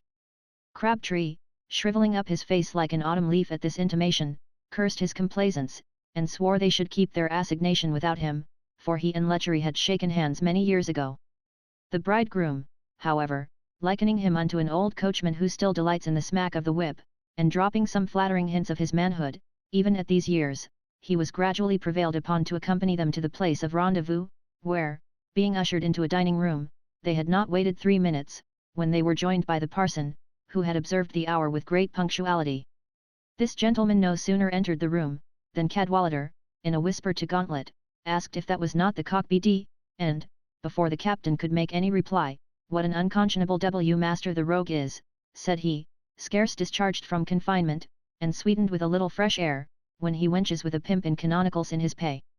The door again opened, and Amelia broke in upon them, with such dignity of mien, and divinity of aspect, as inspired every spectator with astonishment and admiration. The lieutenant, who had not seen her since her charms were ripened into such perfection, expressed his wonder and approbation in an exclamation of Adzooks, what a glorious galley, and the misanthrope's visage was instantly metamorphosed into the face of a mountain goat. He licked his lips instinctively, snuffed the air, and squinted with a most horrible obliquity of vision. The bride and her sister being seated, and Hatchway having renewed his acquaintance with the former, who recognized him with particular civility, Peregrine withdrew into another apartment with his friend Crabtree, to whom he imparted the design of his meeting, which the latter no sooner understood, than he attempted to retreat, without making any other reply than that of "Pshaw, rot your matrimony, can't you put your neck in the noose, without my being a witness of your folly?" The young gentleman, in order to vanquish this aversion, stepped to the door of the next room, and begged the favour of speaking with Amelia, to whom he introduced the testy old bachelor as one of his particular friends, who desired to have the honour of giving her away. The bewitching smile with which she received his salute, and granted his request, at once overcame the disapprobation of the misanthrope, who, with a relaxation in his countenance, which had never been perceived before that instant, thanked her in the most polite terms for such an agreeable mark of distinction. He accordingly led her to the dining room, where the ceremony was performed without delay, and after the husband had asserted his prerogative on her lips, the whole company saluted her by the name of Mrs. Pickle. I shall leave the sensible reader to judge what passed at this juncture within the bosoms of the new married couple. Peregrine's heart was fired with inexpressible ardour and impatience, while the transports of the bride were mingled with a dash of diffidence and apprehension. Gauntlet saw it would be too much for both to bear their present tantalizing situation till night, without some amusement to divert their thoughts, and therefore proposed to pass part of the evening at the public entertainments in Marylebone Gardens, which were at that time frequented by the best company in town. The scheme was relished by the discreet Sophie, who saw the meaning of the proposal, and the bride submitted to the persuasion of her sister, so that, after tea, 2 coaches were called, and Peregrine was forcibly separated from his charmer during the conveyance. The new married couple and their company having made shift to spend the evening, and supped on a slight collation in one of the boxes, Peregrine's patience was almost quite exhausted, and taking Godfrey aside, he imparted his intention to withdraw in private from the sea-wit of his friend Hatchway, who would otherwise retard his bliss with unseasonable impediments, which, at present, he could not possibly bear. Gauntlet, who sympathized with his impatience, undertook to intoxicate the lieutenant with bumpers to the joy of the bride, and, in the meantime, desired Sophie to retire with his sister, under the auspices of Cadwallader, who promised to squire them home. The ladies were accordingly conducted to the coach, and Jack proposed to the captain, that, for the sake of the joke, the bridegroom should be plied with liquor, in such a manner as would effectually disable him from enjoying the fruits of his good fortune for one night at least. Gauntlet seemed to relish the scheme, and they prevailed upon Pickle to accompany them to a certain tavern, on pretence of drinking a farewell glass to a single life. There the bottle was circulated, till Hatchway's brain began to suffer innovation. As he had secured our hero's hat and sword, he felt no apprehension of an elopement, which, however, was effected, and the youth hastened on the wings of love to the arms of his enchanting bride. He found Crabtree in a parlour waiting for his return, and disposed to entertain him with a lecture upon temperance, to which he paid very little attention, but ringing for Amelia's maid, desired to know if her mistress was in bed. Being answered in the affirmative, he sent her upstairs to announce his arrival, undressed himself to a loose gown and slippers, and, wishing the misanthrope good night, after having desired to see him next day, followed in person to the delicious scene, where he found her elegantly dished out, the fairest daughter of chastity and love. When he approached, she was overwhelmed with confusion, and hid her lovely face from his transporting view. Mrs. Gauntlet, seeing his eyes kindled at the occasion, kissed her charming sister, who, throwing her snowy arms about her neck, would have detained her in the room, had not Peregrine gently disengaged her confidante from her embrace, and conducted her trembling to the door, which having bolted and barricadoed, he profited by his good fortune, and his felicity was perfect. Next day he rose about noon, and found his 3 friends assembled, when he learned that Jack had fallen in his own snare, and been obliged to lie in the same tavern where he fell, a circumstance of which he was so much ashamed that Peregrine and his wife escaped many jokes, which he would have certainly cracked, had he not lain under the imputation of this disgrace. In half an hour after he came down, Mrs. Pickle appeared with Sophie, blushing like Aurora or the goddess of health, and sending forth emanations of beauty unparalleled. She was complimented upon her change of situation by all present, and by none more warmly than by old Crabtree, who declared himself so well satisfied with his friend's fortune, as to be almost reconciled to that institution, against which he had declaimed during the best part of his life. An express was immediately dispatched to Mrs. Gauntlet, with an account of her daughter's marriage. A town-house was hired, and a handsome equipage set up, in which the new married pair appeared at all public places, to the astonishment of our adventurers' fair-weather friends, and the admiration of all the world, for, in point of figure, such another couple was not to be found in the whole United Kingdom. Envy despaired, and detraction was struck dumb, when our hero's new accession of fortune was consigned to the celebration of public fame. Amelia attracted the notice of all observers, from the pert Templar to the sovereign himself, who was pleased to bestow encomiums upon the excellence of her beauty. Many persons of consequence, who had dropped the acquaintance of Peregrine in the beginning of his decline, now made open efforts to cultivate his friendship anew, but he discouraged all these advances with the most mortifying disdain, and one day when the nobleman, whom he had formerly obliged, came up to him in the drawing-room, with the salutation of "Your servant, Mr. Pickle," he eyed him with a look of ineffable contempt, saying, "I suppose your lordship is mistaken in your man," and turned his head another way in presence of the whole court. When he had made a circuit round all the places frequented by the beau monde, to the utter confusion of those against whom his resentment was kindled, paid off his debts, and settled his money matters in town, Hatchway was dismissed to the country, in order to prepare for the reception of his fair Amelia. In a few days after his departure, the whole company, Cadwallader himself included, set out for his father's house, and, in their way, took up Mrs. Gauntlet, the mother, who was sincerely rejoiced to see our hero in the capacity of her son-in-law. From her habitation they proceeded homewards at an easy pace, and, amidst the acclamations of the whole parish, entered their own house, where Amelia was received in the most tender manner by Mr. Clover's wife, who had provided everything for her ease and accommodation, and, next day, surrendered unto her the management of her own household affairs.